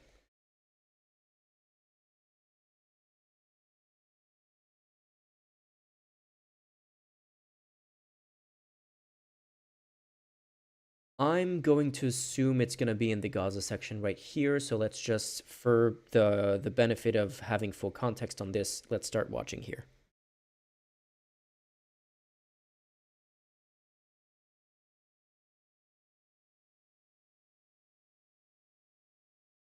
Boom, and go. Is there, from a legal, philosophical, moral perspective, is there genocide going on in Gaza today? Is there a genocide going on in Gaza? Well, in several years, we will have a definitive response But at the to moment- that question. So What has happened thus far is that on the 29th of December, the Republic of South Africa instituted proceedings against Israel pursuant to the 1948 Convention on the Prevention and Punishment of the Crime of Genocide. South Africa basically accused Israel of perpetrating genocide in the Gaza Strip. On the 26th of January, the court issued its initial ruling. The court at this stage is not making a determination on whether Israel has or has not committed genocide. So just as it has not found Israel guilty, it certainly also hasn't found Israel innocent. What the court had to do at this stage was take one of two decisions. Either South Africa's case was the equivalent of a frivolous lawsuit and dismiss it and close the proceedings, or it had to determine that South Africa presented a plausible case that Israel was violating its obligations under the Genocide Convention, and that it would, on that basis, hold a full hearing. Now, a lot of people have looked at the court's ruling of the 26th of January and focused on the fact that the court did not order a ceasefire. I actually wasn't expecting it to order a ceasefire, and I wasn't surprised that it didn't, because in the other cases that the court has considered, most prominently Bosnia and Myanmar, it also didn't order a ceasefire. And South Africa, in requesting a ceasefire, also didn't ask the court to render an opinion on the legitimacy or lack thereof of Israel's military operation. From my perspective, the key issue on the 26th of January was whether the court would simply dismiss the case or decide to proceed with it. And it decided to proceed. And it decided to proceed. And I think that's enormously. I thought that was I think that's enormously But you said they committed significant. genocide. You already said they committed genocide. I also Israel like- is committing genocide. But if You I used could that word. just. No, the court, the ICJ, did not order a ceasefire. They imposed provisional measures on Israel that all fell short of ordering a ceasefire. Has there been calls for ceasefire otherwise, whether the European Union or recently the UN Security Council, the US refused, declined to veto a ceasefire resolution that eventually was passed? Yes, but right now they're talking about what the ICJ ruled on October 26th, which was provisional measures, but didn't talk about a ceasefire. Allow me. Use that word. That's correct. Now, I don't run away. So from Norman, my you word. did say Israel Norm, committed I would Can genocide. you let Muin Yeah. finish? yeah. Well, the end of the story is you specifically asked whether I think Israel is committing genocide. I explained formally there is no finding, and as you said, we won't know for a number of years. And I think there's legitimate questions to be raised. I mean, in the Bosnia case, which I think all four of us would agree was clearly a case of genocide, the court You determined. mean by the Serbs? Yes. Yeah. In the Bosnia case, the court determined that of all the evidence placed before them, only Srebrenica qualified as genocide, and all the other atrocities committed did not qualify as genocide. international law is a developing organism. I don't know how the court is going to respond in this case. So I wouldn't take it as a foregone conclusion how the court is going to respond. But Norman has This guy is incredibly reasonable, honestly. I basically fully agree with him on this. It's because of the way genocide is defined, and it does have some pretty strict requirements.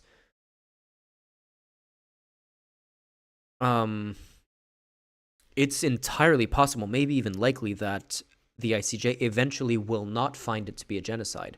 Now, the thing is, my position is like, when I say I don't know if it's a genocide, I'm speaking as a layperson who isn't a legal expert, and I'm saying, sometimes someone is caught having killed someone, and you don't know if it's like technically manslaughter, murder. There's like different degrees of all of those charges. Like, you can't just say, oh, that's a murder. Legally speaking, I'm gonna say that's a murder before a court looks at all of the evidence and comes to a determination. So saying, oh yeah, this is definitely a genocide, and being outraged at the idea that the court might not come to the same conclusion is a bit saying it's a genocide as political rhetoric is one thing, but if we're talking about what the legal decision, the legal determination would be, that is a completely different matter. That being said, it is clear that what's happening is the fact that what Israel is doing is close enough to the line of it maybe being a genocide that it's even in the cards, like it's even in the conversation. Is kind of crazy. Like it that in itself is already pretty damning, honestly. Yeah, only reasonable person here was Moin Rabbani. Wasted my time hearing Finkelstein. Yeah, that's why I'm trying to skip all of this. determined already. I have two, because you're asking my personal opinion is also so as a matter of law, I want to state very clearly, it has not been determined and won't be determined for several years. Based on my observations and the evidence before me, I would say it's indisputable that Israel is engaged in a genocidal assault against the Palestinian people in the Gaza Strip. Which is the PLO line. Yeah, with the program, the PLO is long past. What Palestinian defines, Authority. as you were saying, genocide is not a body count. Genocide consists of two elements: the destruction of a people in whole or in part. So in other words, you can commit genocide by killing 30,000 people. It doesn't have, 5 probably is below There the is a threshold. problem with numbers. Yes, but I think 30,000 crosses the threshold, and not reaching 500,000 is probably irrelevant. And the second element is there has to be an intent. In other words, and you believe there's an intent? Yes, I think if there is any other plausible reason for why all these people are being murdered, it's not genocide. And as far as intent is What about concerned, hiding behind a human shield? You don't think that's the reason for them being killed? well, let's get the intent part out of the way first. South Africa's Forget South Africa. They're not the party. well, I'd like to finish. They're I'd just like- pro-Hamas application. government. That's got nothing to do with anything. I think they're Pro-Hamas. pro-Satan as well last time. No, I they're checked. pro-Hamas. For some reason, you don't have a problem with people being pro-Israeli at the time of this, but if they support Palestinians' right to life or self-determination, they get demonized and Not because of delegitimized that, as because they pro-Hamas. supported an organization which murdered 1,200 people deliberately. That's my problem. But supporting a state that has murdered 30,000. But they is okay haven't, for because you. these are 30,000 Okay. are basically human Well, just to shields get back- used by the Hamas, Okay. And in which you the just- Hamas and wanted, please, Norm, let me- killed. Okay, if They I wanted could- them killed. All right, if I The could, Hamas wanted these people sure, killed. if I could just get, You don't think they wanted them killed? Are there lots of cases that aren't matched to be genocide, but do match to be either cases of ethnic cleansing or politicide?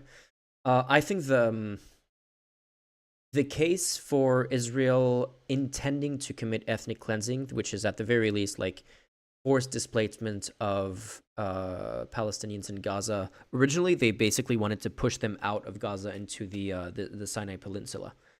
The case for ethnic cleansing should be indisputable. The only reason why the 2 million Gaza residents who are still alive are not in Egypt at the moment is that Egypt didn't want them to be. Otherwise, Israel would have gladly pushed them in and just taken over Gaza. And they've made that clear in many statements early in the war. Plenty of Israeli officials have made that. When it comes to the genocidal intent, it's obviously we're not in anyone's head, but so many of the statements that I highlighted in the video that I made about this 2 months ago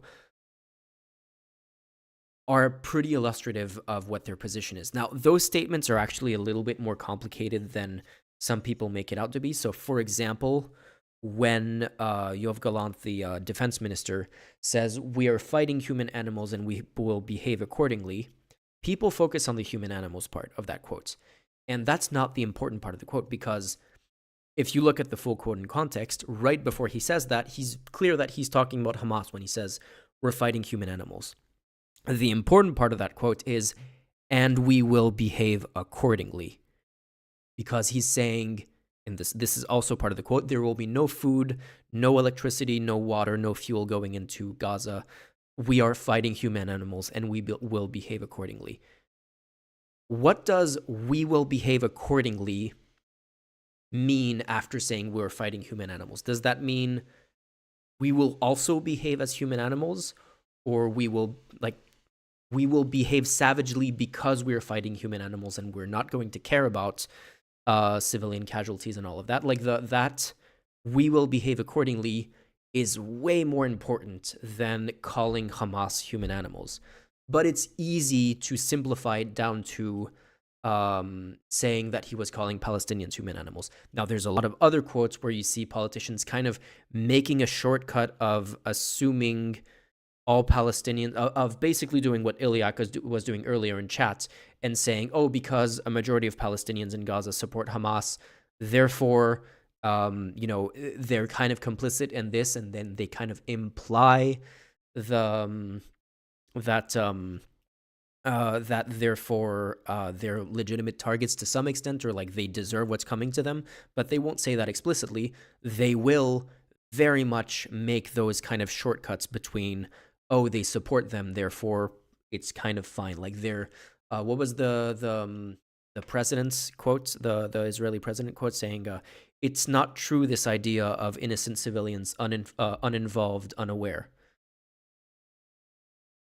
That is pretty much saying, oh yeah, the civilians are involved. That is a justification for committing atrocities on the civilians as well. And that is far from being the worst quote in that. To me, the most damning quote is the Netanyahu one. Oh, there's another one that is pretty much very clearly illustrated by what we were talking about earlier in the stream when we were talking about the complete purposeful breakdown of leadership in the IDF, where we've been seeing actions by individual IDF soldiers that should never be acceptable in a professional army, and that seems to be just a normal thing that happens every day for them. That is, to me, the perfect illustration of another Yoav Gallant quote when he says, "We have we have removed all restrictions on." He was talking to the soldiers, and he said something like, Yoav Gallant, "We have," what's this one? I don't know what that is. "Removed all restrictions." It was something like that. I don't know, a fabricated quote. Yeah, this is definitely a fabricated quote. This is not what I'm referring to. I'm referring to one that I put in. "We have released all the restraints." That's the one.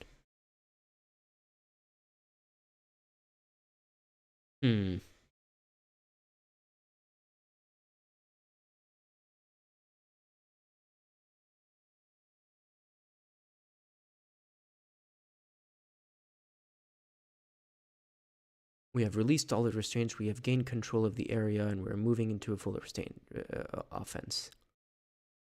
That is not the version of the quote that I had in video translated by an Israeli, a Hebrew speaker. Let's see.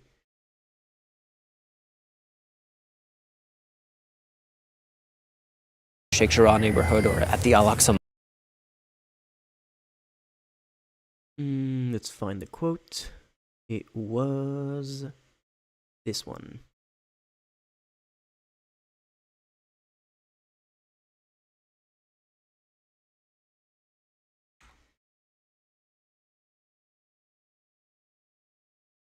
Consistent with rhetoric coming from the top. Okay, there's a cut there. I had to shorten this quote because it had a bunch of stuff. So let's find the full video. Released all the restraints, we have regained control of the area. I want the bigger quote here.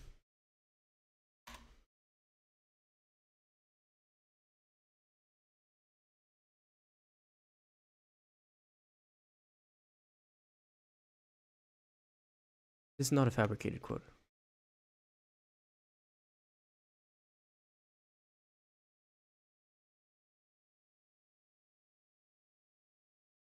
Nah, I want the part that comes before this.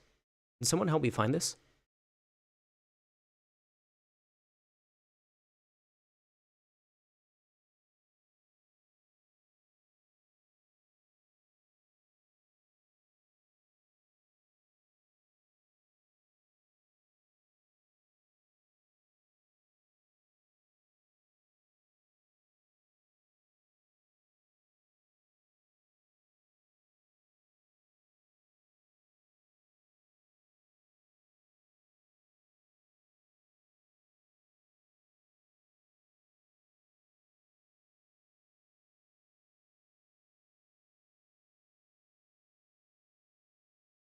Okay, still not the part before.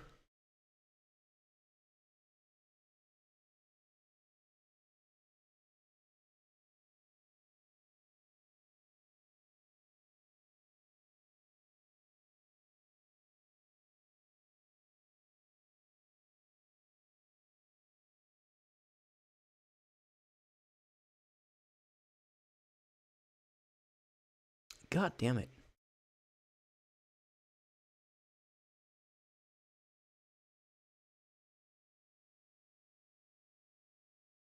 Ilyak, would you be able to find that full quote with the part that comes before the "I have released all the restraints"?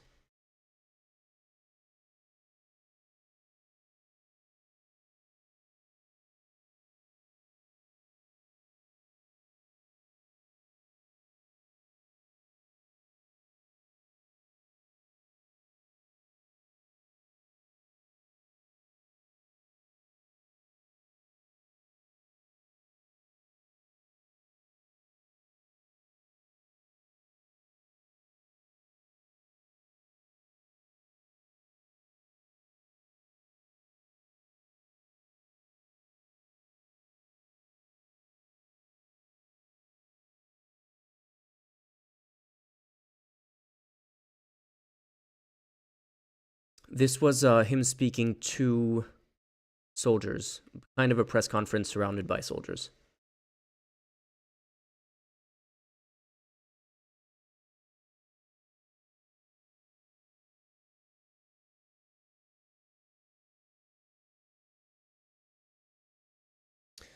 I had the full video. Let me see if I can pull up my folder.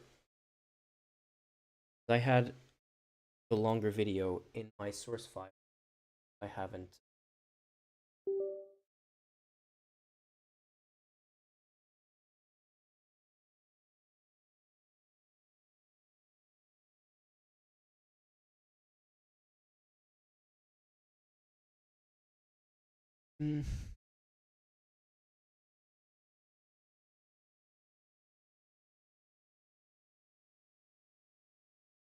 Yeah, no, I have the video, but the problem is the video isn't subtitled because I had the subtitles myself, translated by a Hebrew-speaking friend. So I have the video without the subtitles. That is 4 minutes long, and we're not going to be able to find that specific passage. So let me open my messages to find the original translations if I can.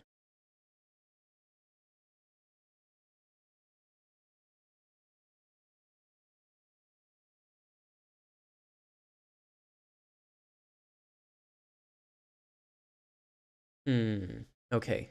There is an ellipsis in here too, but let's see if we can find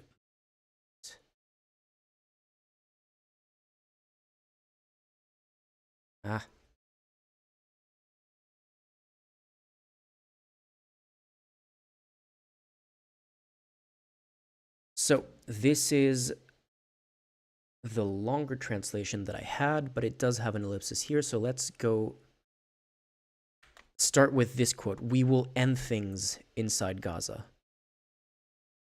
And see what came after that.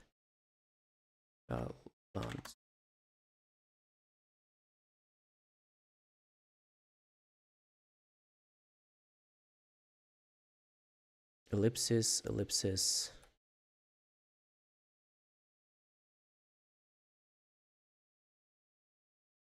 Even in the database, there's an ellipsis there.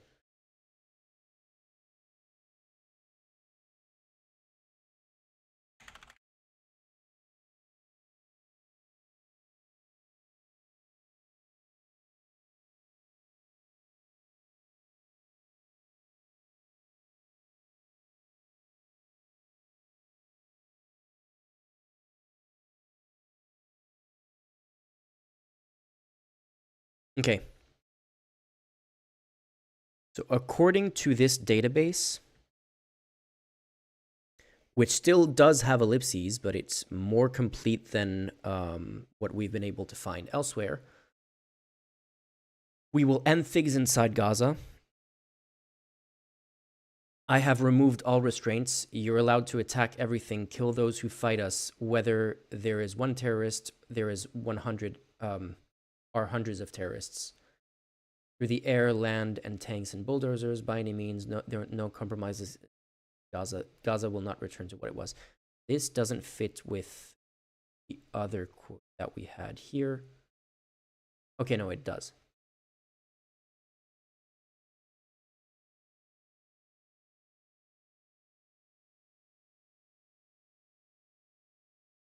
Okay, so we were... Yeah, I shortened it because my video was going long, but yes, this is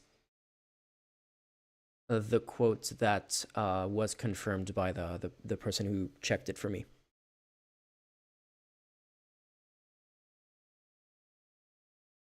It's kind of hard to defend this one.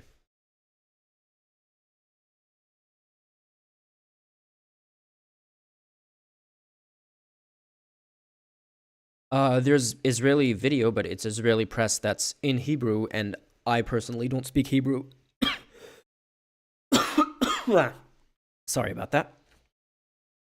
So it would take a longer process to like translate these 4 minutes perfectly, but my friend had checked it when I was working on the video and confirmed that this was the quote that was said at the time. Then I had to cut it for length to get this and this. But this part, I actually should have kept this part, honestly, because this is the whole point. This is why we're seeing indefensible behavior by IDF soldiers, because he has removed all restraints. That's what I was trying to say in the video. But I should have left this instead of cutting here for length, because this was clearly very important context.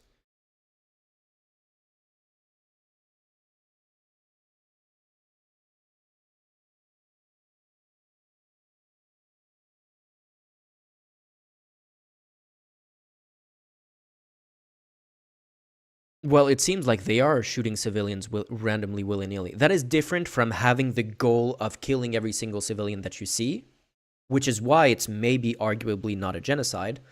But the fact is, plenty of Israeli soldiers have just shot civilians willy-nilly. Not every single one of them, but they'll pick off like random grandmother here and stuff like that. And there are so many videos of that where it's like there's no possible justification for that person being considered a threat. If you go to my video and you go to the sources, you'll see a few videos. Or like the baby in the babies in the hospital thing is just completely indefensible. But I can't show the actual video of this on stream, but I can just tell you where to look for it. Sources, boom.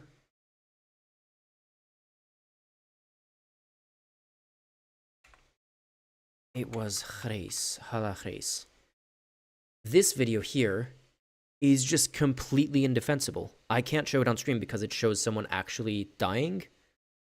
But if you want to see an example of just complete breakdown of leadership that is a perfect illustration of what this kind of policy leads to, this is what you get.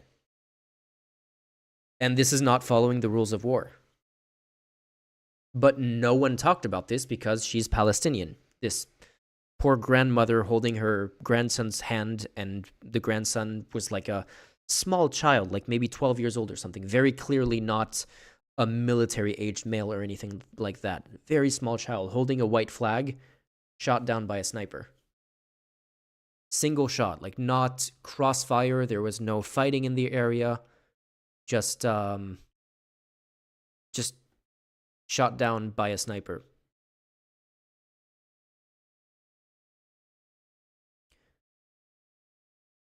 Yeah, no, I agree with you to impress. What difference does it make? Like, that's the thing. That's why I don't necessarily insist on, oh, this is definitely a genocide. The fact that it is close enough that it's unclear at this moment whether it is should be illustration enough that it is incredibly messed up what's happening. It does, at the end of the day, it doesn't really matter. If 2 years from now, or however long it takes, the ICJ comes out with a ruling that, yeah, no, sorry, this didn't technically qualify as genocide, it doesn't make it fine. Like, it doesn't, that won't mean that every pro-Palestinian protester can just go, oh, well, I guess we can go home then, they didn't do anything. Obviously not. To me, the fact that it is a conversation whether or not this is a genocide isn't necessarily, the point isn't to say, oh, it 100% is. The point is to say that this is bad enough, this is messed up enough, that is within the realm of possibility to consider this a genocide. And I don't think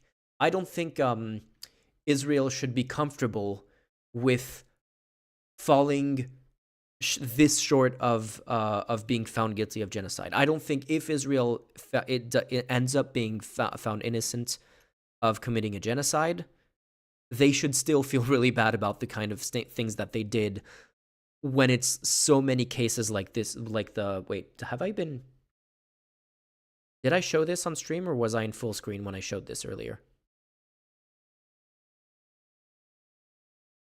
Cases like this in the sources link of my Israel video should make every single Israeli, every single supporter of the Israeli government incredibly uncomfortable and seriously question, because this is not an isolated case. This is just an illustration of stuff that is happening on a super regular basis. There was another case, I sent a link to someone about this, on the same day that that the World Central Kitchen trucks convoy was bombed. There was another group of children, Palestinian children, who were just killed, and no one talked about it because everyone was talking about the foreigners who were killed, because it's kind of considered normal when Palestinians are killed, but it shouldn't be. This shouldn't be defended. It shouldn't be justified. It shouldn't be euphemized as, oh, this is just war and innocent people die in war, because this is not the kind of behavior that a professional military that claims to be the most moral army on earth should be engaging in. This is not a mistake, Iliak. This is when you have a systematic breakdown of accountability and leadership that allows these kinds of things to happen. That's not a mistake anymore. That is purposeful. And when you have statement after statement of Israeli officials saying things that make it clear to soldiers that this kind of behavior is acceptable. I didn't even get to the one that I thought the most damning in the quotes was the Bible passage that Netanyahu referred to. So Netanyahu didn't quote the Bible passage, he just referenced a Bible passage by saying this. Repeatedly used the genocidal rhetoric. You must remember what Amalek has done to you, says our Holy Bible. And we do remember, and that this is the passage that is referenced by Netanyahu. Friends, this is the relevant Bible passage. Now go, attack Amalek, and prescribe all that belongs to him. Spare no one, but kill alike men and women, infants and suckling. This unequivocally, let me try to pause. Spare no one, but kill alike men and women. The word genocide was invented after World War II, but obviously we can look back through history and describe things that happened before World War II and say, yeah, okay, that definitely fits the definition of genocide. This unequivocally, obviously describes a genocide. Obviously. Like, there's no argument that it doesn't describe a genocide. So when you reference a Bible passage that's obviously describe a genocide, that's my cat feeder.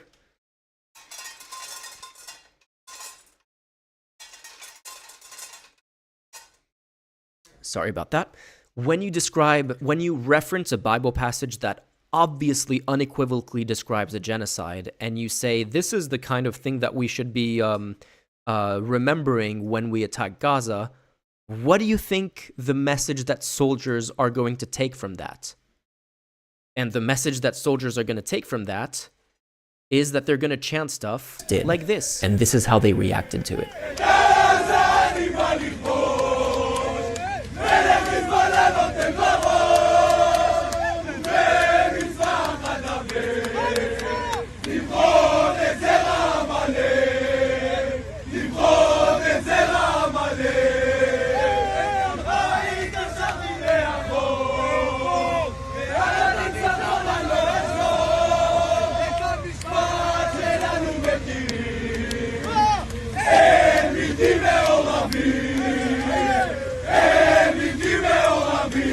What do you think this means here? There are no one involved. Like, it's funny because in this song they reference both the Amalek quote by Netanyahu, which is explicitly a genocidal reference, and they reference the there are no uninvolved civilians by Herzog. What do you think those mean?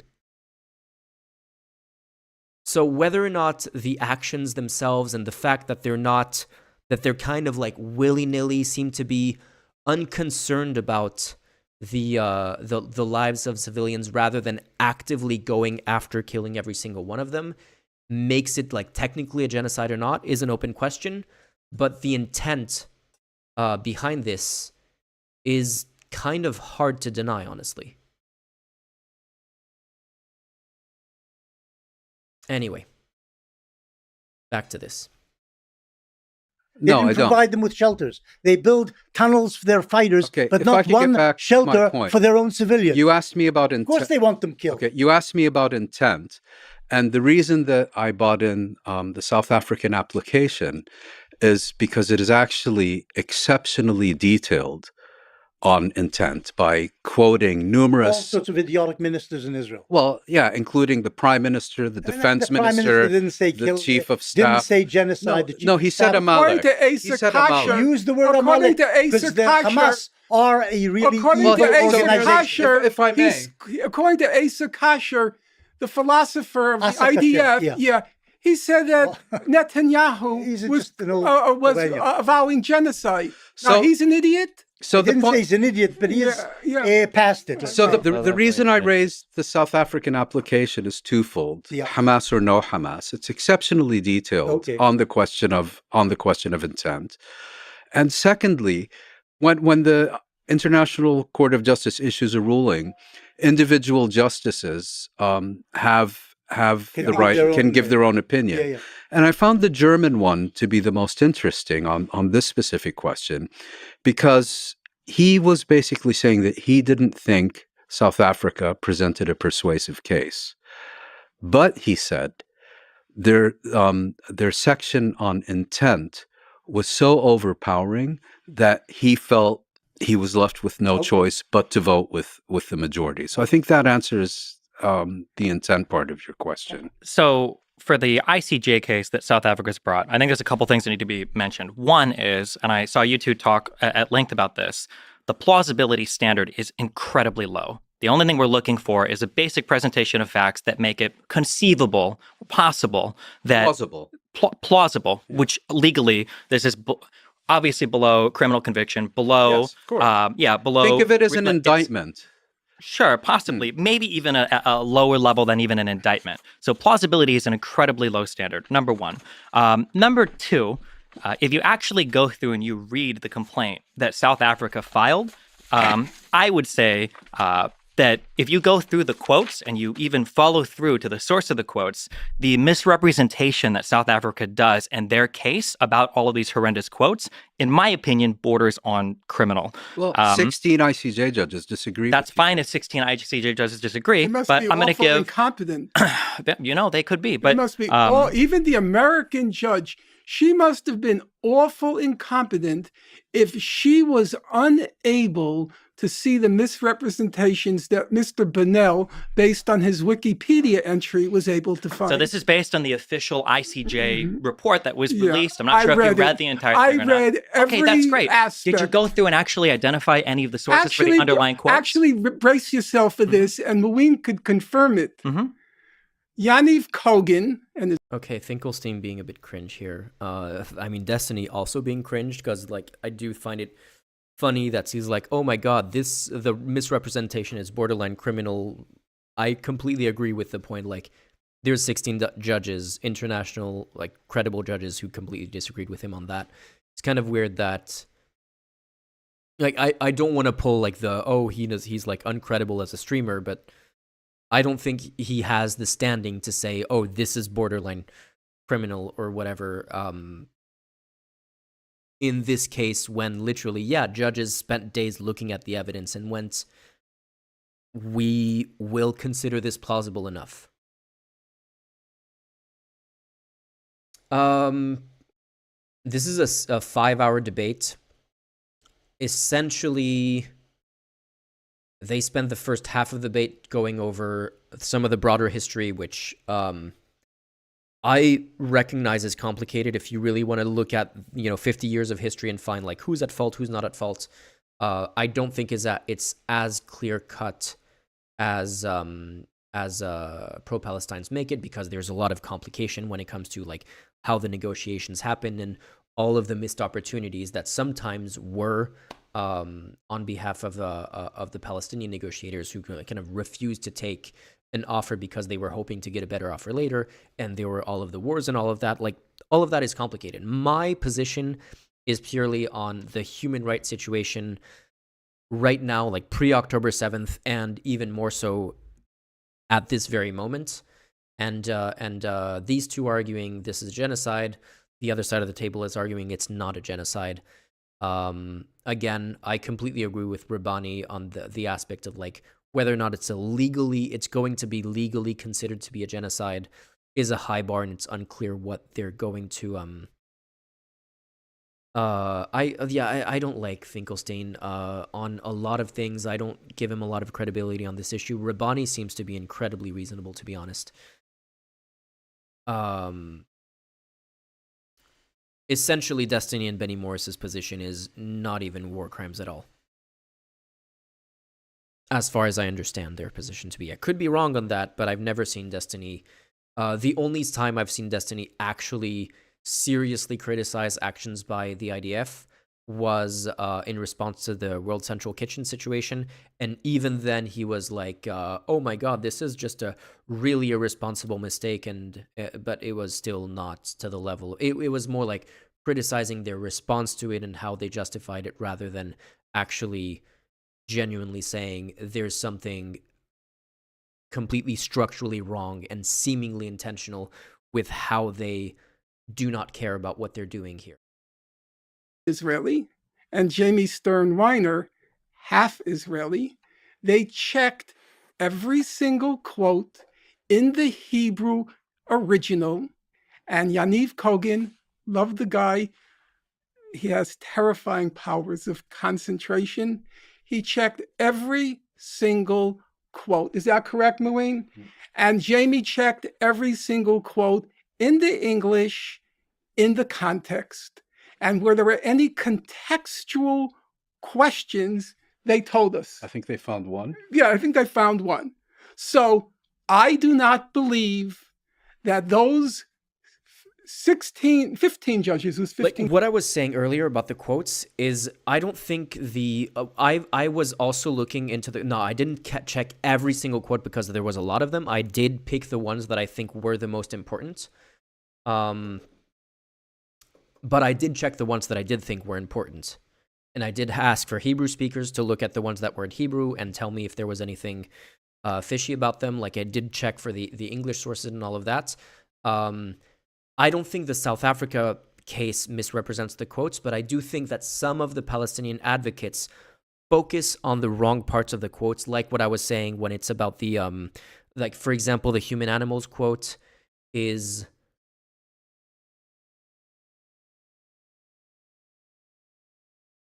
Thank you, Jeff. Thanks a lot. And thank you to Impress as well. If you want to support the stream with a donation, I would be very thankful for that because times are tough right now, but if you can just like the stream and just continue supporting with comments and support, that's greatly appreciated as well.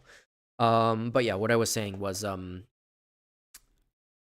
some Palestinian advocates will focus on, for example, the human animal part, which I don't think is the important part of that quote, or focus on other, like, I feel like some of the misrepresentation or like the seeming misrepresentation isn't done by the South Africa case itself, but done by some of the advocates who kind of tend to focus on things that are more flashy. Like the term human animals is very flashy, but it's not the significant part of those quotes, I think, and it's not when you look at it in context, it's not the damning parts of those quotes, even though those quotes are incredibly damning for different reasons. 16-2. 16-2, I think. They're 15 on the court plus 2, so it's 17, so it's 15-2. I don't think those 15 judges were incompetent, and I certainly don't believe the president of the court, an American, accelerate this, would allow herself to be duped. Okay, because you might recall, Mr. Burrell. Let him read. Sure. So this was taken from the South African complaint. There's tons of these, but so here's one. In the complaint for the ICJ, they said that on the 12th of October, 2023, President Isaac Herzog made clear that Israel was not distinguishing between militants and civilians in Gaza, stating in a press conference to foreign media in relation to Palestinians in Gaza, over 1 million of whom are children, quote, "It's an entire nation out there that is responsible. Yeah. It is not true. This rhetoric about civilians not aware, not involved. I saw that. It's absolutely not true. And we will fight until we break their backbone." End quote. If you actually go to the news article, that they even link it in their complaint. The full context for the quote was, why is there no sound all of a sudden? Quote, "It is an entire nation out there." What happened? That is responsible. Okay. It's not true, this rhetoric about civilians not being aware, not involved. It's absolutely not true. They could have risen up. They could have fought against that evil regime, which took over Gaza in a coup d'etat. But we are at war. We are defending our homes. We are protecting our homes. That's the truth. And when a nation protects its home, it fights, and we will fight until we break their backbone. He acknowledged that many Gazans had nothing to do with Hamas, but was adamant that others did. Quote, "I agree. There are many innocent Palestinians who don't agree with this, but if you have a missile in your goddamn kitchen and you want to shoot it at me, am I allowed to defend myself? We have to defend ourselves. We have the right to do so." This is not the same as saying there's no distinction between militants and civilians in Gaza. His statement here is actually fully compliant with international law to the letter, because if you are storing military supplies in civilian areas, these things become military targets, and you're allowed to do proportionality assessments afterwards. So if this is supposed to be one of many quotes that they've shown that is supposed to demonstrate genocidal intent, but it is very easily explained by military intent or by a conflict between two parties. I saw that press conference. But let me just say something. All of this talk is a bit irrelevant because it may sound to the listeners that the court in The Hague has ruled that Israel is committing genocide. No, I think it hasn't. No. It's just going in the next few years to look at the whole subject. Okay. There has been no determination at all. Fine. And as Stephen says, some of the quotes are not exactly accurate quotes or taken out of context. Total mischaracterization. Yes. Okay. It is correct, as Muin put it, that it'll be several years before the court makes a determination. And my guess is that it will determine there was no genocide. That's my guess. Yes, no, I'm just giving you my guess. I can't predict. I got it all wrong, actually, as Moeen will attest. I got it all wrong the first time. I never thought the American judge would vote in favor of plausibility. So you admit that you were wrong? Yeah, of course. I think I tell Moeen twice a day, I was wrong about this and I was wrong about that. I'm not wrong about the facts. I try not to be, but my speculations, they can be wrong. Okay, leaving that aside. Yeah, I agree, Firestar and Jeff. Destiny is an incredibly good debater. I just think he happens, and I'm waiting for a section of this debate that, to me, illustrates borderline. I don't want to say bad faith. I don't know. I don't think Destiny is bad faith. I just think he's a good illustration of how being smart and being a good debater does not make you right. First of all, as Moeen pointed out, there's a difference between the legal decision by the ruling and an independent judgment. Now, South Africa was not filing a frivolous case. That was 84 pages. It was single. Even 84 pages can be frivolous. It takes an hour and a half to read. It was not a massive case. It was single-spaced, and it had literally hundreds of footnotes. It can still be frivolous. It's possible. Of course, it but could this be. one wasn't. Yeah, I read the report. To tell you the truth, I followed very closely everything that's been happening to October 7th. I was mesmerized. I couldn't believe the comprehensiveness of that particular report.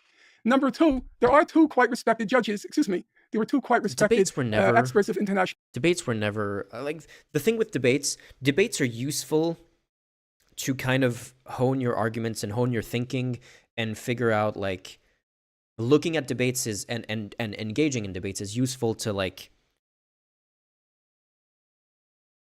understanding different sides of an issue or kind of sharpen your arguments on something or having a clearer picture of what your position is. Like, trying to think of how to argue something will give you a clearer picture of what your position actually is in the finer details. But it is never and has never been a way to seek out the truth. Like, the problem with debates, it's essentially like a lot of it is also entertainment, and it's like modern gladiator fighting to some extent. But the fact is, you can be incredibly wrong on the facts and still win a debate on the merits of, like, being a really good debater. And that makes it still useful in some ways, but definitely not the way to figure out the truth. Like, oh, I watched this debate and I agreed with this person, therefore this is my new position, is not the way you should be looking at debates. Like, I talked about when I watched the first half of this debate, last stream from 3 weeks ago, I started the video by saying, hey, let's keep an open mind here, because a lot of leftists tended to say, oh my God, the Finkelstein side of the debate absolutely crushed the others, and the other people said the exact opposite. And whether or not, like, who won the debate to me is completely beside the point. I'm completely open to the idea that even if I fully disagree with the Destiny side, they might still be the winners of the debate, although I'm probably not going to be watching the entire thing, definitely not tonight. But it still doesn't mean that they're right on the merits. Oh yeah, Trump, like the idea of Trump winning the debates by being incredibly inflammatory, that's a whole other style of winning debates. Like, that is Destiny, for example, being an incredibly good debater, is not the kind of debater who would be like just throwing out random, like, oh, because you'd be in jail and stuff like that, like Trump did during his debates. That's a different style. To me, I find it hard to understand how people consider that to be winning a debate. That is just, to me, that is just completely irrelevant to the debate. Destiny is just really good at articulating arguments in a way that seems very coherent. And he's honestly, like, I have a lot of respect for Destiny's intellectual capabilities. I have very increasingly little respect for Destiny's moral intuitions. And that's something that has just been, like, there was already some serious moral disagreements that I had with Destiny's positions before October 7th, like before the Israel Palestine issue even came up. Like, there were some other things that I've talked about on stream before when it comes to, like, his position on animal welfare, for example. I think he has an unhinged take on that. And there are other situations where I was like, I don't even, like, his arguments are, like, again, he is doing a good job as arguing his position. It's just that his position is unhinged in a lot of cases. But I do have respect for his intellectual capabilities. It's just frustrating what he uses them for. Hi, Bobo.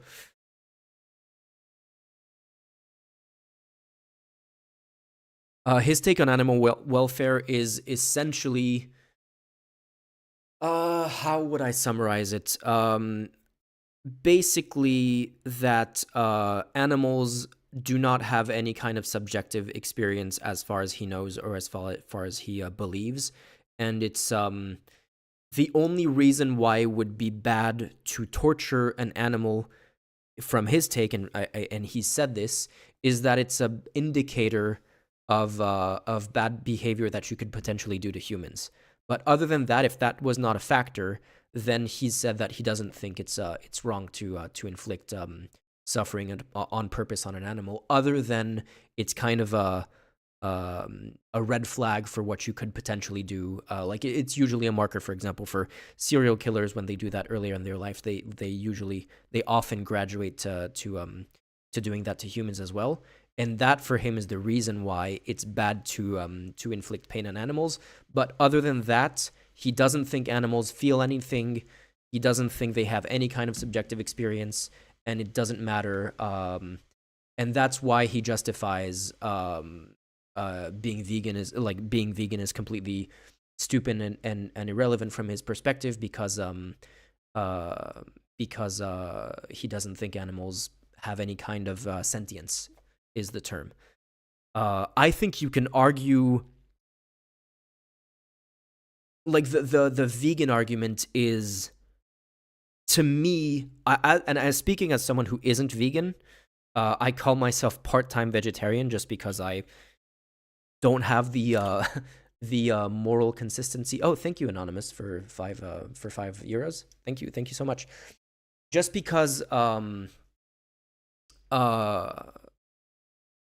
I don't have the mental fortitude to completely refuse to consume any meat or animal products. I do indulge every once in a while, and I'll admit it. I think, yeah, it's kind of fucked up what we do to animals, and I completely recognize that, and I try to minimize it to some extent. And I think you can argue, for example, if you're saying, like no one is fully perfectly consistent on every single moral aspect of their lives. There is no like perfectly moral saint that does nothing wrong by their own standards. So I think you can say, you know what, I'm doing everything I can. I'm focusing all of my attention on this. I just like the vegan issue is just not something that I have the mental energy to focus on. And I think that's fine. But if you're going to justify not being a vegan by saying, oh yeah, animals are basically objects and it's completely fine to just do whatever you want to them, I think that's an unhinged take. So yeah, that's one where that was one position by Destiny that made me go like, okay, I just can't understand. I honestly can't, like, the animals are like unfeeling objects, basically, was a take that Descartes had hundreds of years ago. And he would torture dogs and say that when dogs were screaming out in pain, it was just response to stimuli and just pure like body reflexes. He called animals automata and basically considered them to be like, flesh robots, and there's nothing going on in there. And it's a complicated, like there's actually in philosophy something called the hard question of consciousness, which is we as humans, like you as an individual, cannot know what it's like to be someone else. Yeah, well, yeah, the humans are flesh robots. Well, the definition of a robot is like, if you think it's just like literally just code, like a computer can be a robot. If you give a computer limbs, it would be a robot, but it wouldn't be sentient. It would just be code running the thing. But anyway, the hard question of consciousness is that you as an individual cannot know what it's like to be someone else. So when you deal with other humans, you assume that they're close enough to you that they probably have. I don't believe in free will either, but I do. I like the question of whether or not free will exists is different from whether or not consciousness exists.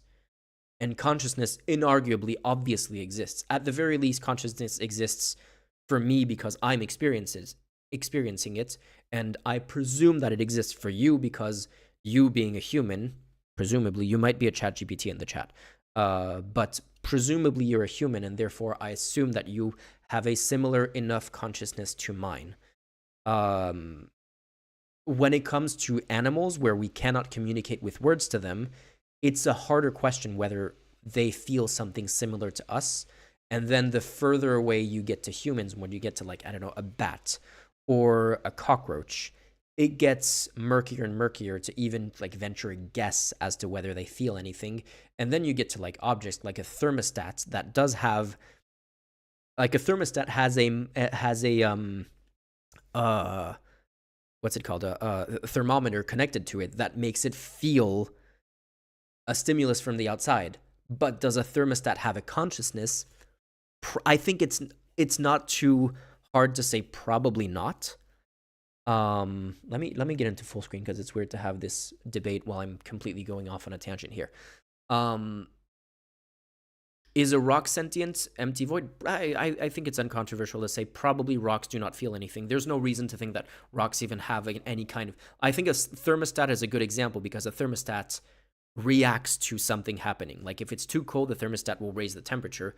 If it's too hot, the thermostat will lower the temperature. So there's some kind of interaction with the world happening, but it's probably uncontroversial to say that a thermostat is not a conscious being, or even if you don't want to use the word being, it's not a conscious thing. When it comes to animals, cockroaches, bats, and all the way up to like chimpanzees and humans, I would assume that it's almost inarguable that there's something happening there that gets closer and closer to what humans feel as you get closer to what the human brain looks. So presumably, a chimpanzee has a closer version of consciousness to us than a cockroach. Even though a cockroach has a brain, there's probably like something happening in the cockroach's brain. I don't know if it qualifies as consciousness, but that is a very different thing from saying, nope, all of it, if it's not human, no consciousness whatsoever, basically object, there's no reason to be concerned about their well-being whatsoever. There's actually arguments about trees and about plants that, like, there are things that plants do that are kind of really interesting. That seem to demonstrate behavior, but those are more complicated and can be explained by more like long-term evolutionary pressures to do certain things because they wouldn't have survived otherwise. But it's definitely an interesting question. The vegan kind of theory dogma thing is if it doesn't have a central nervous system, which is like any form of brain, which plants do not have, therefore we assume that it's not conscious, which I think it's a pretty reasonable way of seeing things, but it's entirely possible that at some point in the future, science will have like a breakthrough of consciousness, like there will be a science of consciousness that will be developed that will be able to detect things, and we might figure out that maybe the central nervous system is not the end all be all of the hard question of consciousness. Could be something else. I don't know. That we're getting into like completely out there speculations there. But yeah, to me the idea that animals, like, other than language, which is the Destiny argument, is the fact that they don't have language means that they don't have sentience. Essentially, he thinks sentience or consciousness in the case of humans, he doesn't like the word sentience because to him it doesn't mean anything, but human consciousness to Destiny is inherently completely linked and can't be separated from language, and therefore because no animal has demonstrated anything that by his pretty strict definition of language, animals are not able to do something that looks like a human language. by certain criteria, and he's not completely incorrect in that. Therefore, he considers that all of that doesn't count. There's no there's no there's nothing that even resembles consciousness in his opinion, and I think that's an unhinged position personally.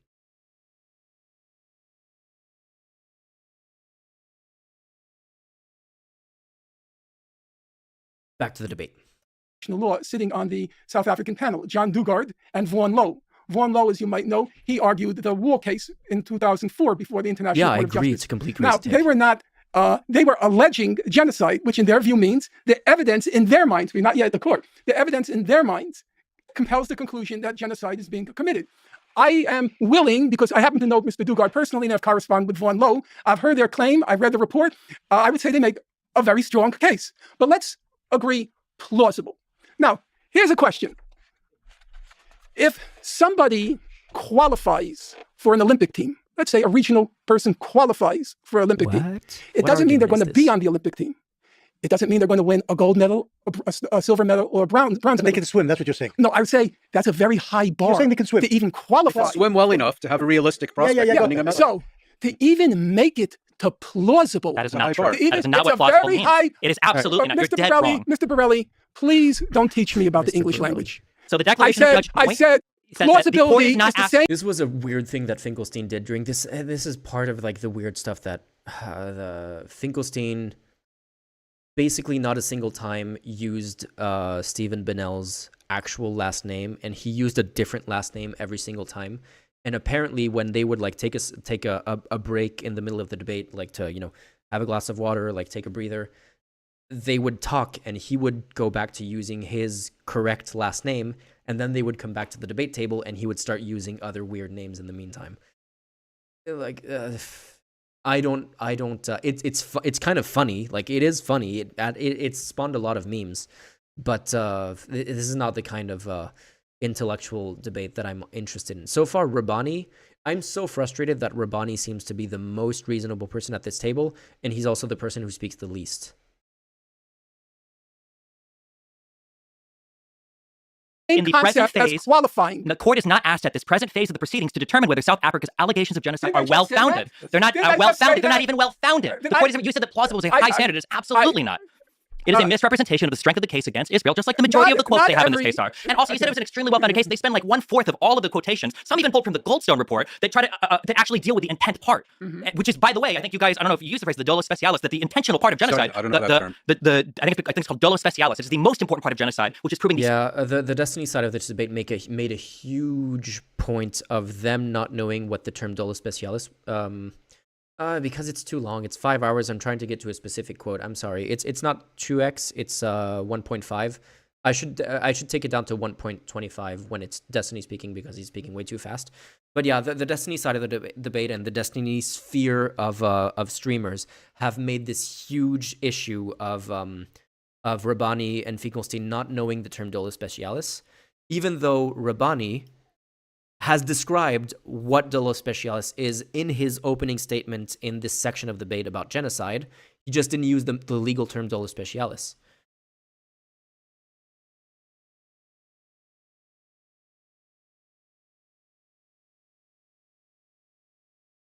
Um, 420, I did a whole segment at the start of the stream about the Iran attacks, and I did a whole stream last night about the Iran attacks.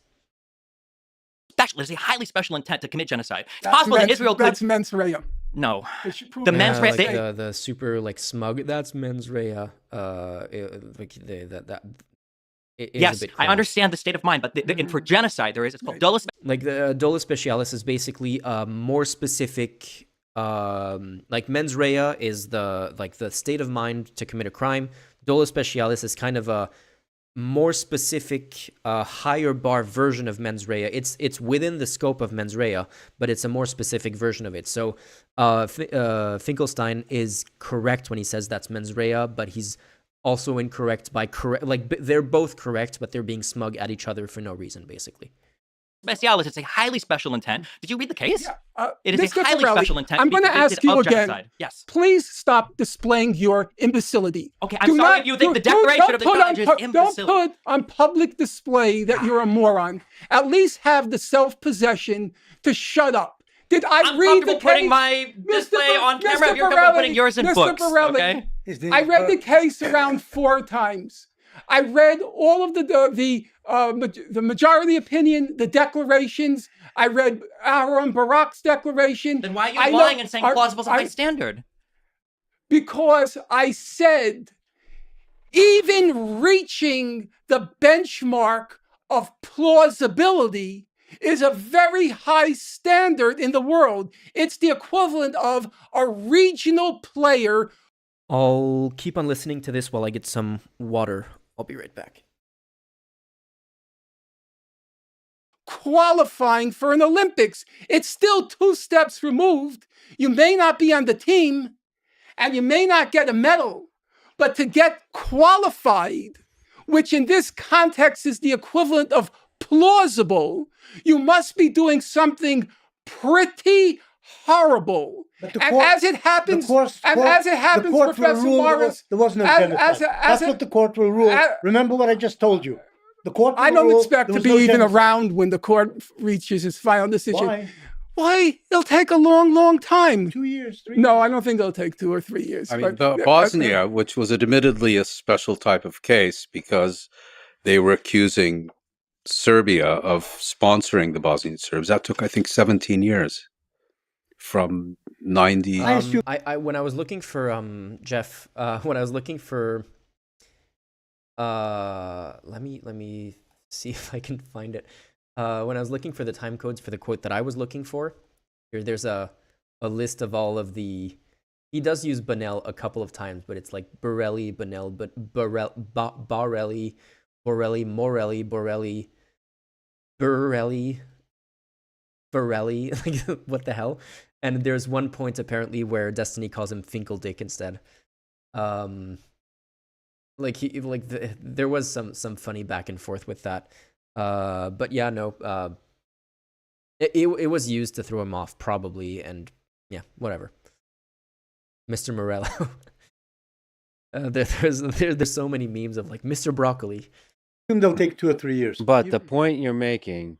So this I'm is saying illegal. That something horrible must be happening to even achieve. It is horrible. It's a war. Yeah, it's true. It's horrible. But I think they weren't rendering a ruling on a war. They were rendering a ruling on a genocide. And I think the suggestion. And they said it was plausible. They also said it was plausible that Israel is committing a military operation as well. Yeah, but I think the problem with your characterization is you're saying in so many words the South Africans basically only had to show up in court with a coherent statement. Yes, that is correct. In today's atmosphere, that's probably correct. They needed to do a lot more. They needed to persuade. Today's atmosphere. The American judge. They needed to persuade. Judges go according to what the majority want to hear. Yeah, but they needed president. They needed to persuade the court that it was worth investing several years of their time in hearing this case. They're well paid whether they take this case or not. I mean, they have a full docket whether they accept or reject this case. And I don't think we should remember what I just said. They won't rule there was genocide. Remember what I said. Also, I recommend people actually read the case and follow through a lot of the quotes. That they just don't show genocidal intent. I don't think as if being found innocent of genocide is like this huge victory that makes it all okay is kind of crazy to me. That like the fact that he's saying that, like, remember when I said that they won't find it's a genocide. They might not. I agree with him that it's maybe probable that it won't be found as a genocide. That is not something to be celebrated by Israelis, honestly. So the Israeli Minister of Finance on the 8th of October 2023, this is taken from the ICJ, this is from South Africa's submission, Bezalel Smotrich, I can't read this, stated, there you go, okay, at a meeting of the Israeli cabinet that, quote, we need to deal a blow that hasn't been seen in 50 years and take down Gaza, end quote. But again, if you click through and you read the source, their own linked source, it says, as per this own source, quote, the powerful finance minister, settler leader Bezalel Smotrich, I can't pronounce this, demanded at the cabinet meeting late Saturday that the army, quote, hit Hamas brutally and not take the matter of the captives into significant consideration, end quote. Quote, in war, as in war, you have to be brutal, end quote. He was quoted as saying, quote, we need to deal a blow that hasn't been seen in 50 years and take down Gaza, end quote. You can't strip the quotation of Hamas, a entity you're at war with, and then pretend that there's genocidal intent. In his own context there, he was saying, and we shouldn't take too seriously the issue of the... What? Did I hear that? the source, their own linked source, it says, as per this own source, quote, the powerful finance minister. So this is what he's saying as the broader source that gives the context that makes his quote acceptable, I think. Settler leader Bezalel Smotrich, I can't pronounce his name, demanded at the cabinet meeting late Saturday that the army, quote, hit Hamas brutally and not take the matter of the captives into significant consideration. Jesus, this is his acceptable version of the quote? What the fuck? Oh yeah, we need to, it's totally reasonable to say, we need to deal a massive blow to Hamas and not care about the more than 200 hostages that we're claiming that is our top priority. He's basically saying we would rather destroy all of Hamas than get the hostages back.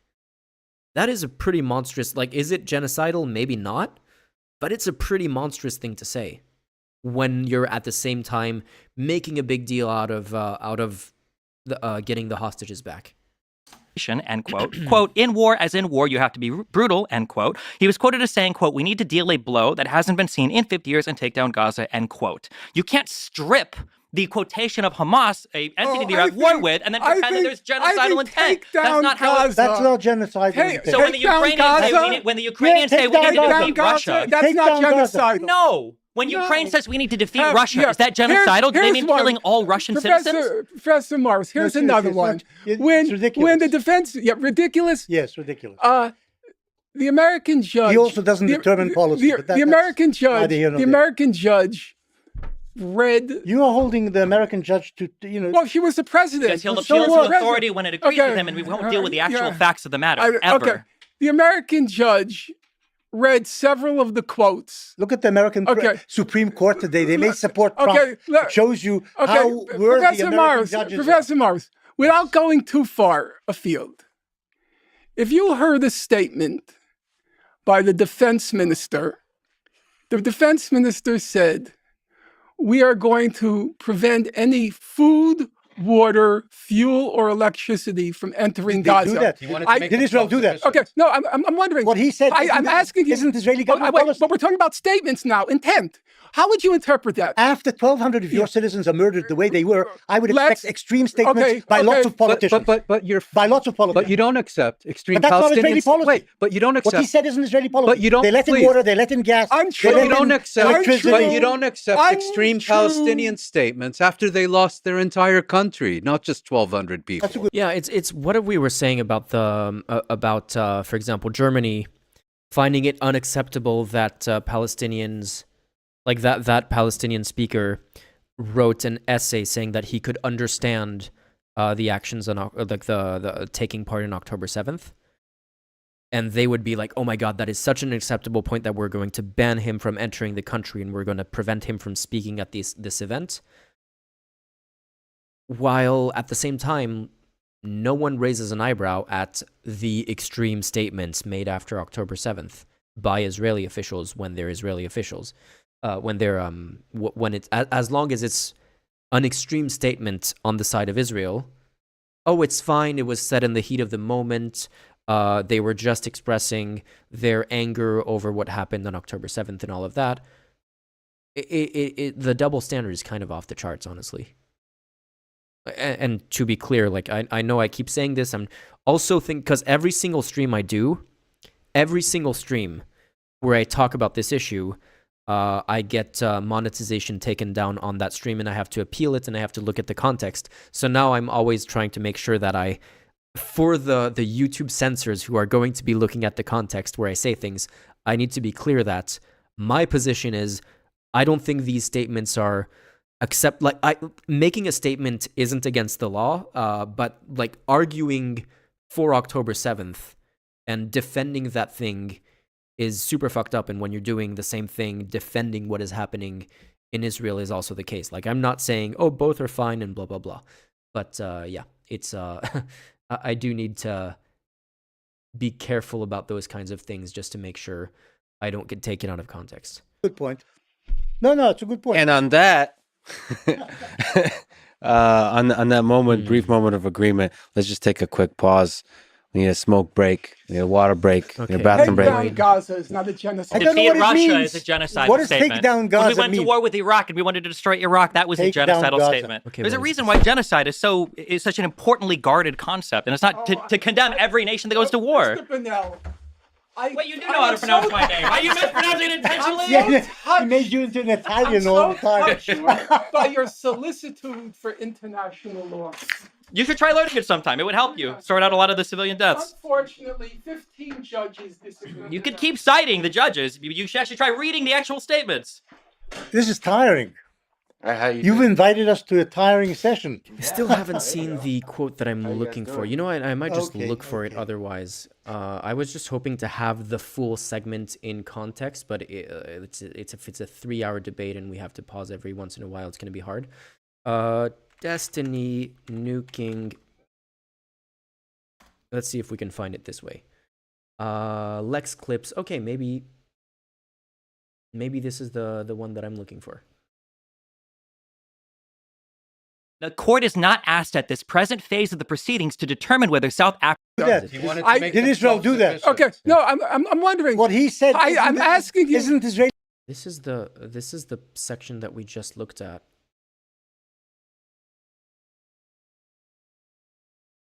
God damn it. Can someone see if they can find the quote? Maybe it's probably on Twitter as well. I'm looking for the quote where Destiny says that Israel dropping a nuclear bomb on Gaza wouldn't necessarily constitute genocide. I want to see that one, hopefully in context.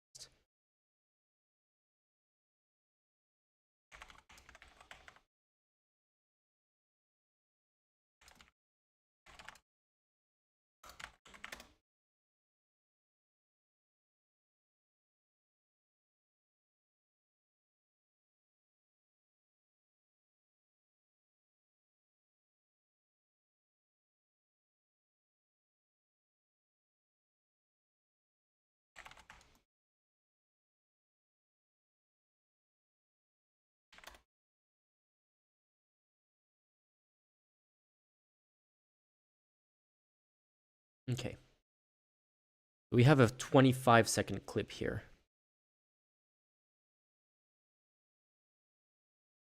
I just want to see this section in context. Top-down racial domination enacted through top-down, like federal legislative policies or whatever, means that I don't know if Jim Crow would have qualified for a part. That doesn't make it any less. Excuse me, Finkelstein. I'm talking right now. Excuse me, Finkelstein. I'm talking to your friend over here. I don't know if it would have qualified as the crime of apartheid. Just like if Israel were to literally nuke the Gaza Strip and kill 2 million people, I don't know if that would qualify for the crime of genocide. In your eyes, probably top-down.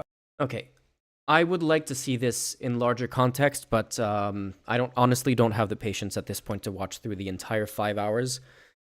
So I'm just going to respond to it as we've seen it. I think I am not being bad faith in my representation of his position. The thing about this position is that he is technically right.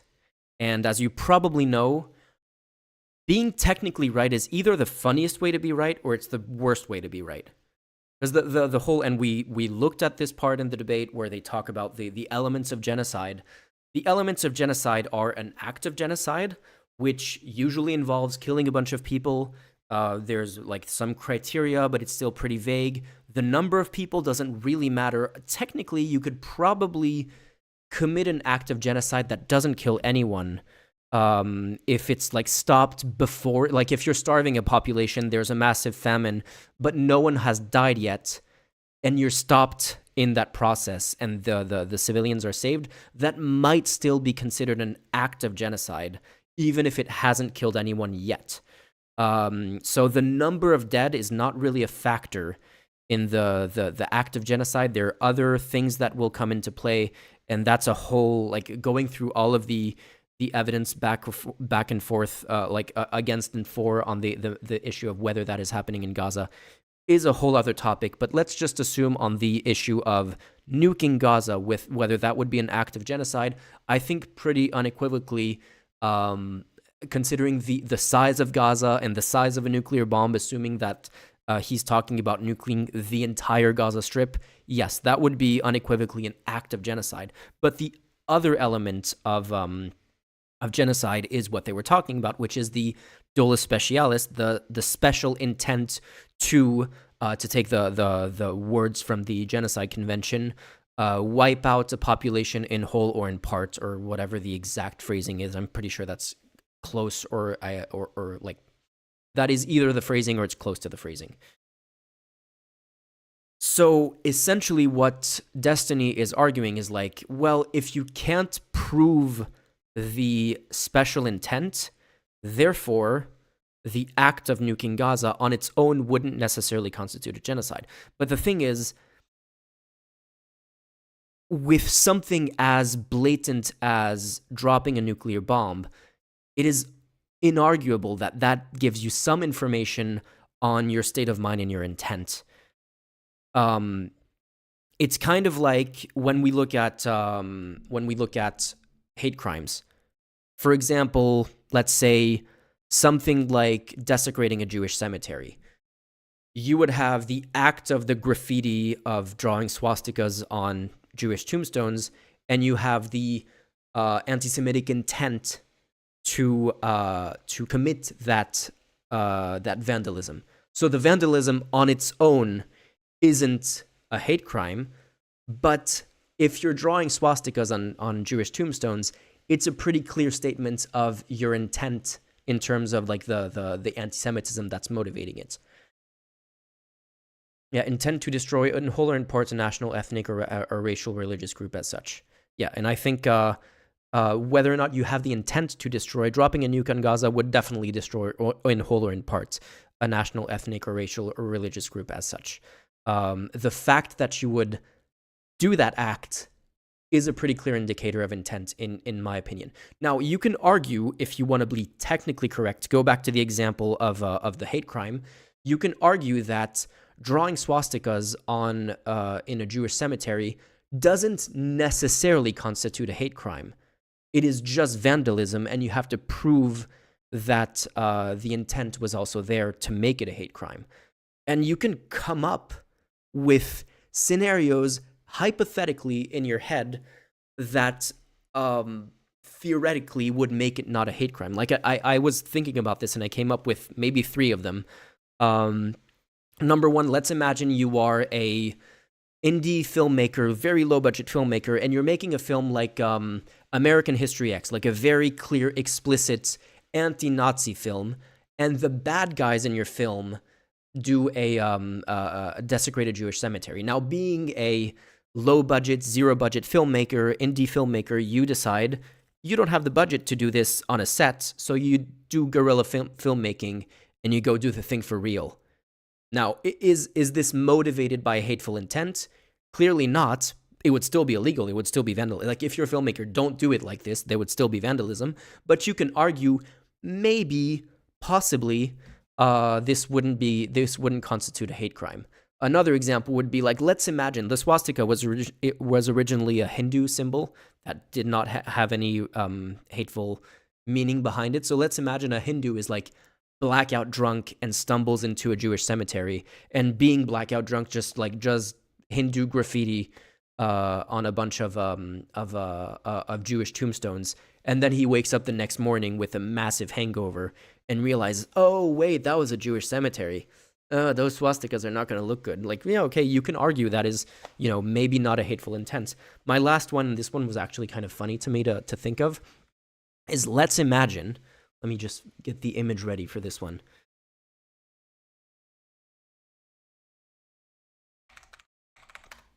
Let's imagine your grandfather, who was Jewish and is buried at a Jewish cemetery, was a pilot in the was a pilot in the Finnish Air Force from a long time ago. Let's imagine.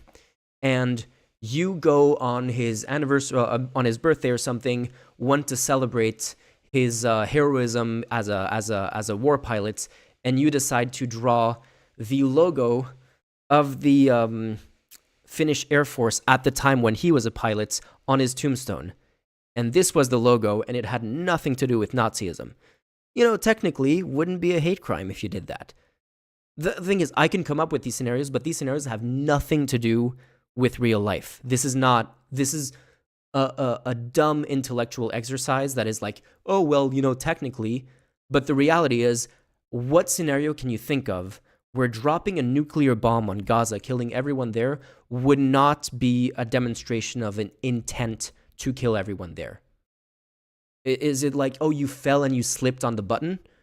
Because if your argument is, oh, you were actually aiming for a mosquito that was in Gaza, so you dropped a nuclear bomb on the mosquito, and everyone else was collateral damage, and they just happened to die, but you weren't specifically intending to kill them, I would say that is just a terrible, completely nonsensical argument. Because to me, at least, the knowledge that your action will result in killing everyone in Gaza, in the hypothetical of a nuclear bomb, and still pressing the button to intentionally do that, is the intent to kill everyone in Gaza. And does demonstrate that intent without needing to find like a statement where you explicitly wrote down in your diary that you intended to do this to kill everyone in Gaza.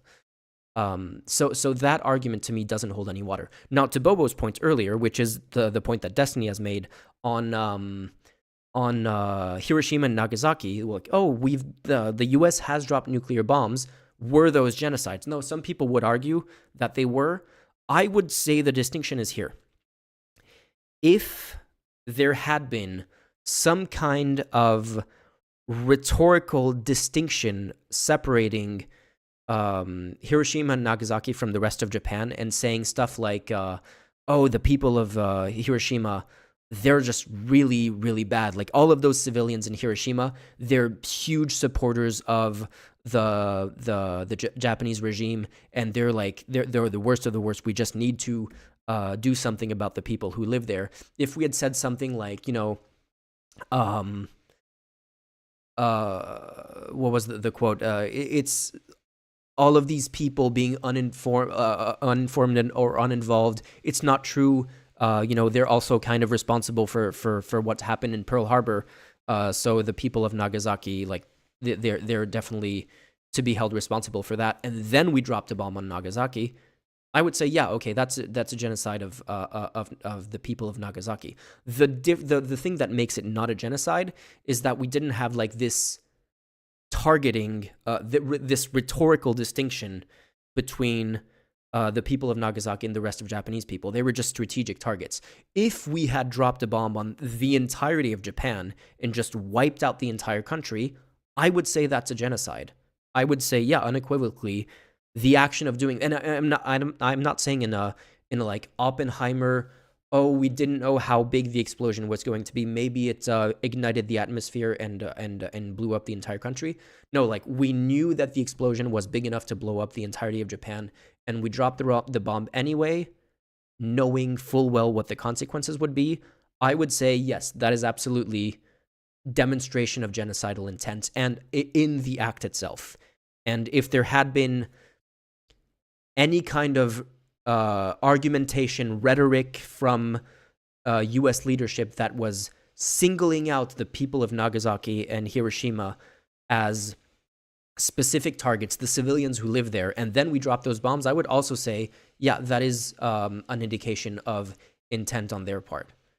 The fact is, there wasn't that. It was still a super fucked up thing to do, but that is the distinction that makes it not genocide, and that is something that you can't say of the situation in Gaza. Now, obviously, we're talking about the nuclear bomb as a hypothetical. That is not what's actually happening in Gaza right now, which is why actually determining whether it is legally considered a genocide or not what is happening in Gaza is a whole other question.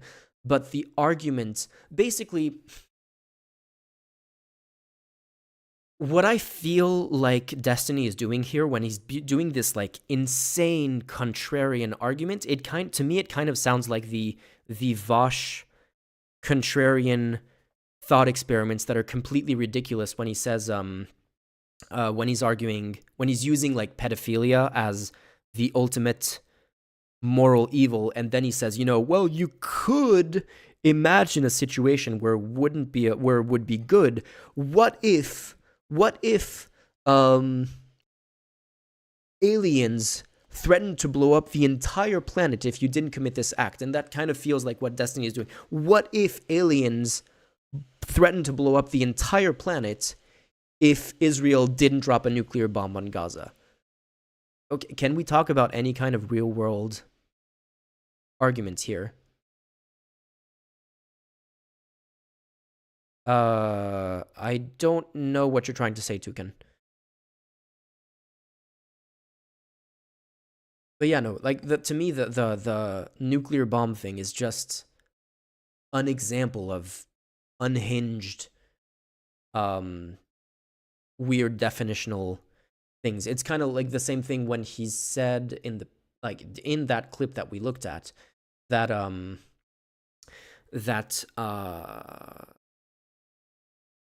technically Jim Crow laws in the US didn't count as apartheid. A lot of that is honestly kind of weird, clinging to like super, super strict definitions to the point where those definitions become useless because, for example, if you define apartheid as being exactly to the letter every single detail of what happened in South Africa, then the word apartheid is useless because that is never going to happen exactly the same way. There's always going to be distinctions here and there that makes it technically a little bit different. And if you want to cling on to those distinctions to say, well, therefore it's not apartheid, so it doesn't count, then that word is basically useless. The same thing applies to, I'm actually reading a book right now. I'll bring it over.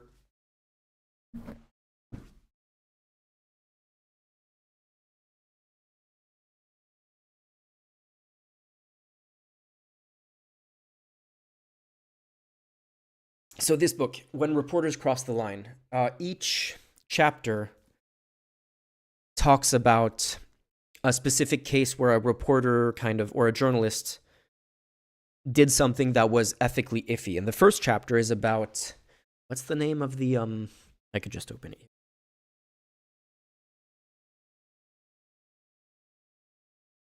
John Simpson, who was a BBC news anchor, like really famous at the time, BBC news anchor, who was a news anchor during the Bosnian genocide. Let me find the exact, because I don't want to. No, wait. Yes, it was during the Bosnian genocide, exactly. The name of the camp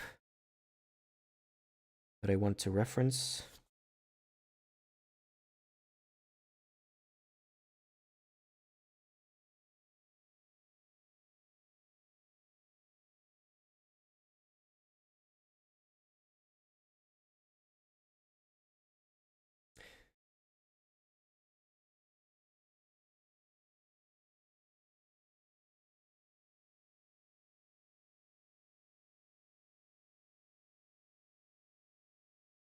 Can't find the name of the camp that they're talking about. Essentially, a group of journalists went to visit a refugee camp in Bosnia or in Serbia, on the border during the fighting during the genocide, and they came back reporting it as a concentration camp, and that was a massive controversy, and Serbia sued the journalist for libel. A bunch of people started to say, oh my God, how dare you compare what Serbia is doing to what the Nazis did. And the journalist said, no, concentration camp has a definition. This fits the definition fully. It doesn't have to rise to the level of Nazi concentration camp, of Nazi death camp, in order to be a concentration camp. And we can fully substantiate it being a concentration camp. And that's when John Simpson came in saying, this is irresponsible journalism. I am going to speak on behalf of the Serbian government at their libel trial to say why I think this was unacceptable on behalf of those, on the part of these journalists. And they held the trial. And the journalists completely substantiated their points, and afterwards, that John Simpson completely recanted his position, saying, Yeah, no, exactly. Like the word concentration camp has existed for a long time, and it, it describes a bunch of other things as well. Not just it's associated with what the Nazis did, but it's not the only thing that it was. So yeah, that they substantiated their point. They won their argument because their argument was this doesn't have to be a Nazi death camp to be a concentration camp, and it was bad enough to fit the definition of a concentration camp. And it's funny because I've seen a segment, like a live stream by Destiny, where he was looking at Finkelstein, separately from this debate. He was preparing for this debate, and he was looking at Finkelstein arguing that Gaza was an open-air concentration camp, and Finkelstein had quoted a bunch of people using that term, and Destiny focused on one specific person who used that term, and that specific person was an Israeli scholar who had specifically said, hey, I'm using the term concentration camp specifically on purpose because I think this term needs to be separated from its association with Nazi concentration camps. What's happening in Gaza fits the definition of a concentration camp, even if it's not the same thing as a Nazi concentration camp. And Destiny looked at that argument from that Israeli scholar and basically went, well, therefore it's not a concentration camp, because to him, to Destiny, a concentration camp is a Nazi concentration camp. To Destiny, apartheid is specifically exactly South African apartheid. And to Destiny, genocide is specifically the Holocaust. But the thing is, we have a word for the Holocaust. It's called the Holocaust. The word genocide was invented in response to the Holocaust, but it has a broader definition than just specifically the Holocaust. And we can look back through history and say, oh, this other thing that happened before the word was invented also qualifies as a genocide. Oh, these other things also qualify as genocide. The person who coined the term genocide said, yeah, what the U.S. colonizers did to the Native American people qualifies as a genocide. It happened hundreds of years before the term genocide was invented, but definitely qualifies. What that quote from the Bible that we were looking at, destroy all that belongs to Amalek, spare no one, including their women, children, and babies, and oxen and sheep, obviously a genocide. You don't need it to be specifically exactly the concentration, the Holocaust, for it to fit the definition of a genocide. Now, it's still unclear whether this technically fits the definition of a genocide because of some possible technicalities of like, are they specifically targeting people, what the standard for intent is. That makes it more complicated. But to say, oh, this isn't the Holocaust, therefore it's not a genocide, it feels like Destiny wants something to be it feels like Destiny's standard for something being a genocide is it has to be the Holocaust. And if that's your standard, there has never been a genocide before the Holocaust, and there will hopefully never be a genocide ever again by that standard. But that's obviously not the standard by which we judge what a genocide is.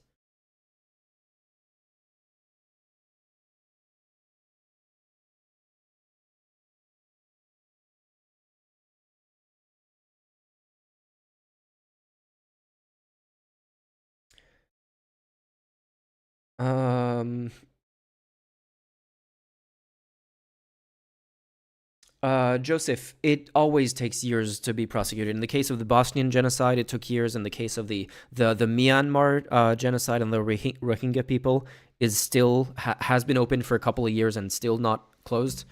Every single, I think, throughout its history since the Genocide Convention has been ratified, the ICJ, if I'm not mistaken, based on memory, has taken 7 cases of genocide. And it's always taken years to do. Because first of all, because they're busy, they're not spending 2 years full-time, 8 hours a day looking at only that case. There's a lot of other cases that they have to do in parallel, and because there's a lot of research, there's a lot of gathering evidence. Like, just the justice system in any case, and especially when it comes to like an international body like the United Nations, is a slow process. What's that quote? Justice moves slowly, or something like. There's a wise sounding quote that I can't remember. A wise sounding saying about the justice system moving slowly. That yeah, that's why it's gonna take time no matter what. But yeah. Go Revolution. Has there been military response from Israel? What are you talking about? The Iranian attack from last night? Their military. Well, there was a like the attack from last night was a military response to Israel by Iran. The wheels of justice grinds mighty slowly, but they grind mighty fine. Maybe that's it. Yeah, maybe that's it.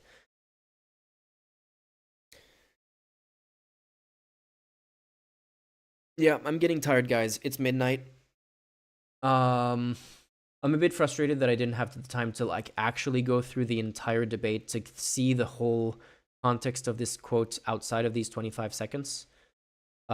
If someone watches it and finds this this clip of Destiny saying the nuclear bomb thing was actually taken out of context and my criticism of it didn't make sense, I'm fully open to that.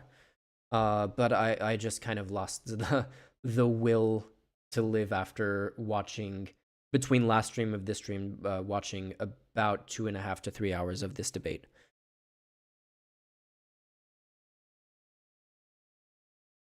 We good? Oh, by the way, is Bobo still here in chat?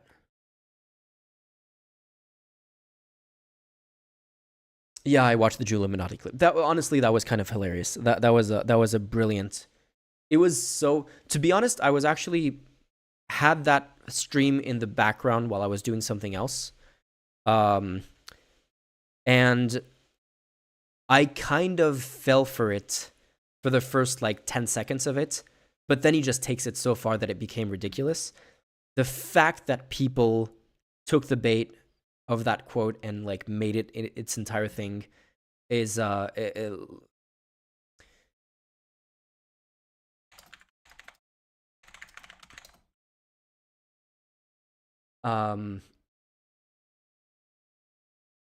the full. Yeah, this is my reaction to seeing people take that bait and not understand that it was a joke, that it was bait.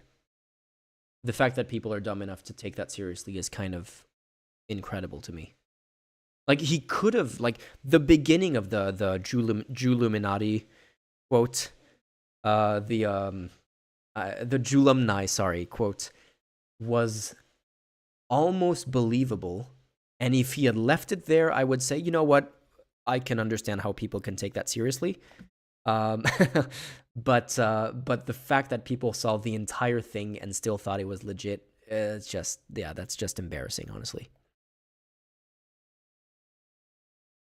Bobo, since you brought up the Hiroshima Nagasaki argument about the nuclear bomb, what do you think of the distinction there that I brought up?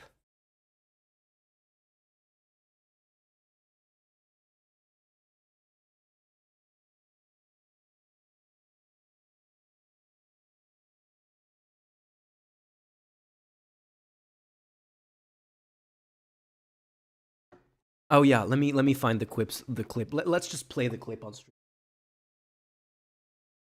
Since Tryon is asking, and Tryon is a big supporter of the channel. Destiny Jewlumni clip. Maybe it's on Twitter. Sorry, X.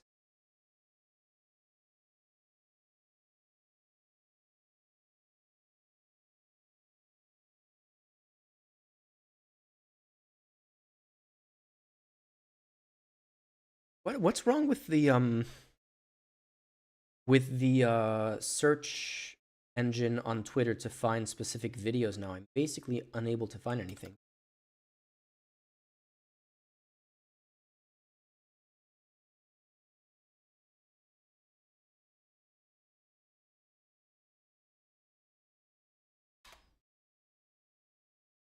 anytime I put this is this is borderline conspiracy theory inducing. Every time I put Destiny Jewish clip, if I put Destiny clip, I find plenty of things. Every time I put Destiny Jewish clip, I find not a single clip. Now I put Destiny Jewish and I get presumably a very far-right Israeli account called The Jewish Destiny. Okay, that's not what I'm looking for.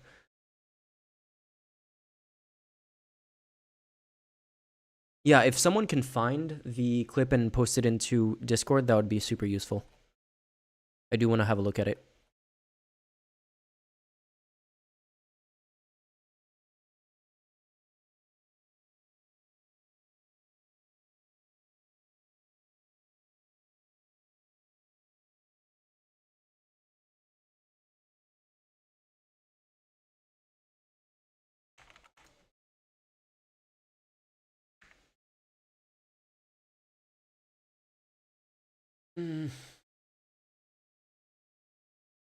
Okay, let's just look at it from one of Destiny's videos, even though it's a half-hour video. Is there a section where he just shows the entire clip?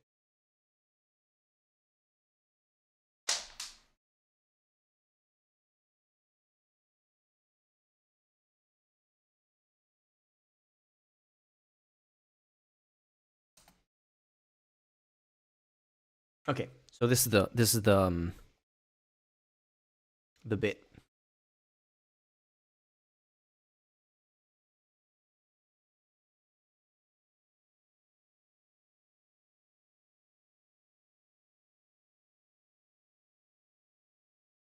Ah, shit. No sound. My bad. Let's go back to the start of the clip. Did you really message Ben? What do you mean? Yeah, of course. Ever since I started the Israel-Palestine arc, I've gotten so many connections. I've gotten like new payment processors. I get like there's a lot of people that will, or there's a lot of organizations that kind of like send me revenue and they shoot me like talking points or whatever. Or they're like, up until this point, I was kind of falling for it. But it gets way more ridiculous and obvious after this. Recommend me like books. They don't like control what I say on stream, of course, but they'll like suggest. That's where I was starting to saying, okay, this is a bit weird. Like the they don't control what I'm saying on stream is like very much starting to be the like pretending, like really leaning into the stereotypes that, and he goes further and further and further. Just like, hey, you should take a look at this, and then and then they also sound like a decent chunk of change. I was like, well, why, if you're gonna pay me, like 30,000 new shekels or whatever, why the fuck would I not take a look at the material that you want me to read and repeat on stream? And also part of this is connecting me to kind of like a network. See, this is the thing, like you can tell that he's been streaming. I don't know if he was this good at delivering these kinds of at delivery before being a streamer, and that's why he's such a popular streamer and it has such a long career, or if it's the experience of doing this for, I think, over a decade or 8 years, or I don't know how many years he's been doing it. But yeah, like regardless of what I think of his opinions on things and like all of my disagreements with it, I would not be able to deliver something keeping a straight face for this long. This is actually impressive. They call them the Jalumni. It's like alumni, but for Jews, I guess. And then in these Jalumnis, imagine you kind of have the like the war room, okay? But it's not actually the war room. They call it the new Yeshuv on Discord. And in this Discord, there's a whole bunch of like really powerful Jewish people that I have access to if I want to chat with them about any particular issue. And Shapiro, obviously, and the other co-owner of the Daily Wire in there. And after my Candace Owens conversation, yeah, I reached in there. I was like, Ben, what the fuck? Like this lady is like slandering me on fucking Twitter. Can you do something about this?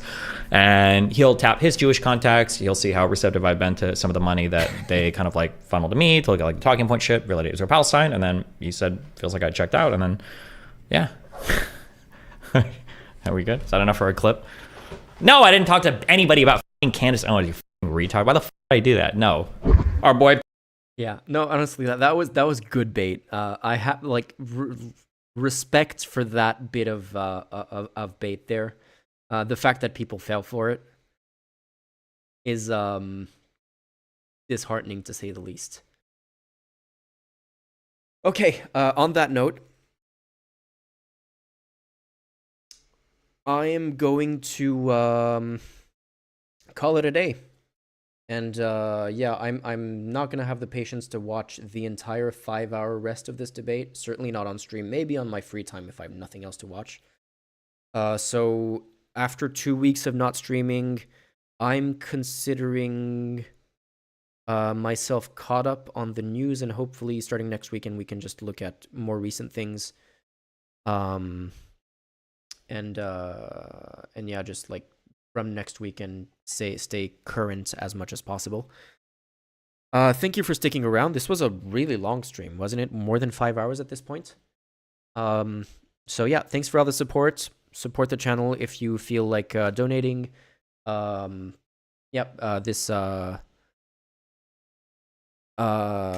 is a lot of, like, the channel overall is a lot of work. The stream maybe is the least work intensive part of the channel, but the channel is a lot of work, and if you want to support what I do and allow me to do more of it, and hopefully one day allow me to get more people involved to like split the tasks and do more reporting, that's really my long-term goal, is to be able to like there's so many. Long term, I would like to do stuff that isn't because the field reporting that I do is focused on Europe, because I'm like in Europe and I have access to nearby countries relatively easily. I do not have the budget to go cover like the US election, for example. But long term, if this channel does well and it gets to the point where we can start to have correspondence in different continents, I would love this to be a full-on media organization, news channel, whatever, and actually like that actually focuses the way early Vice News and the early Vice video investigations did. I would like to be able to do that, and just focus on the real stories that matter. And that comes with hopefully just starting with people supporting with whatever they can, and then growing it from there. And so if you feel like supporting that monetarily, I would be super thankful. If you can't afford to, again, you don't have to. That's totally fine. I'm already super grateful for people who stay here watching like me ramble for 5 hours and watching my videos and commenting. So yeah, appreciate you all. Really enjoyed this, and I'll see you soon. Bye-bye.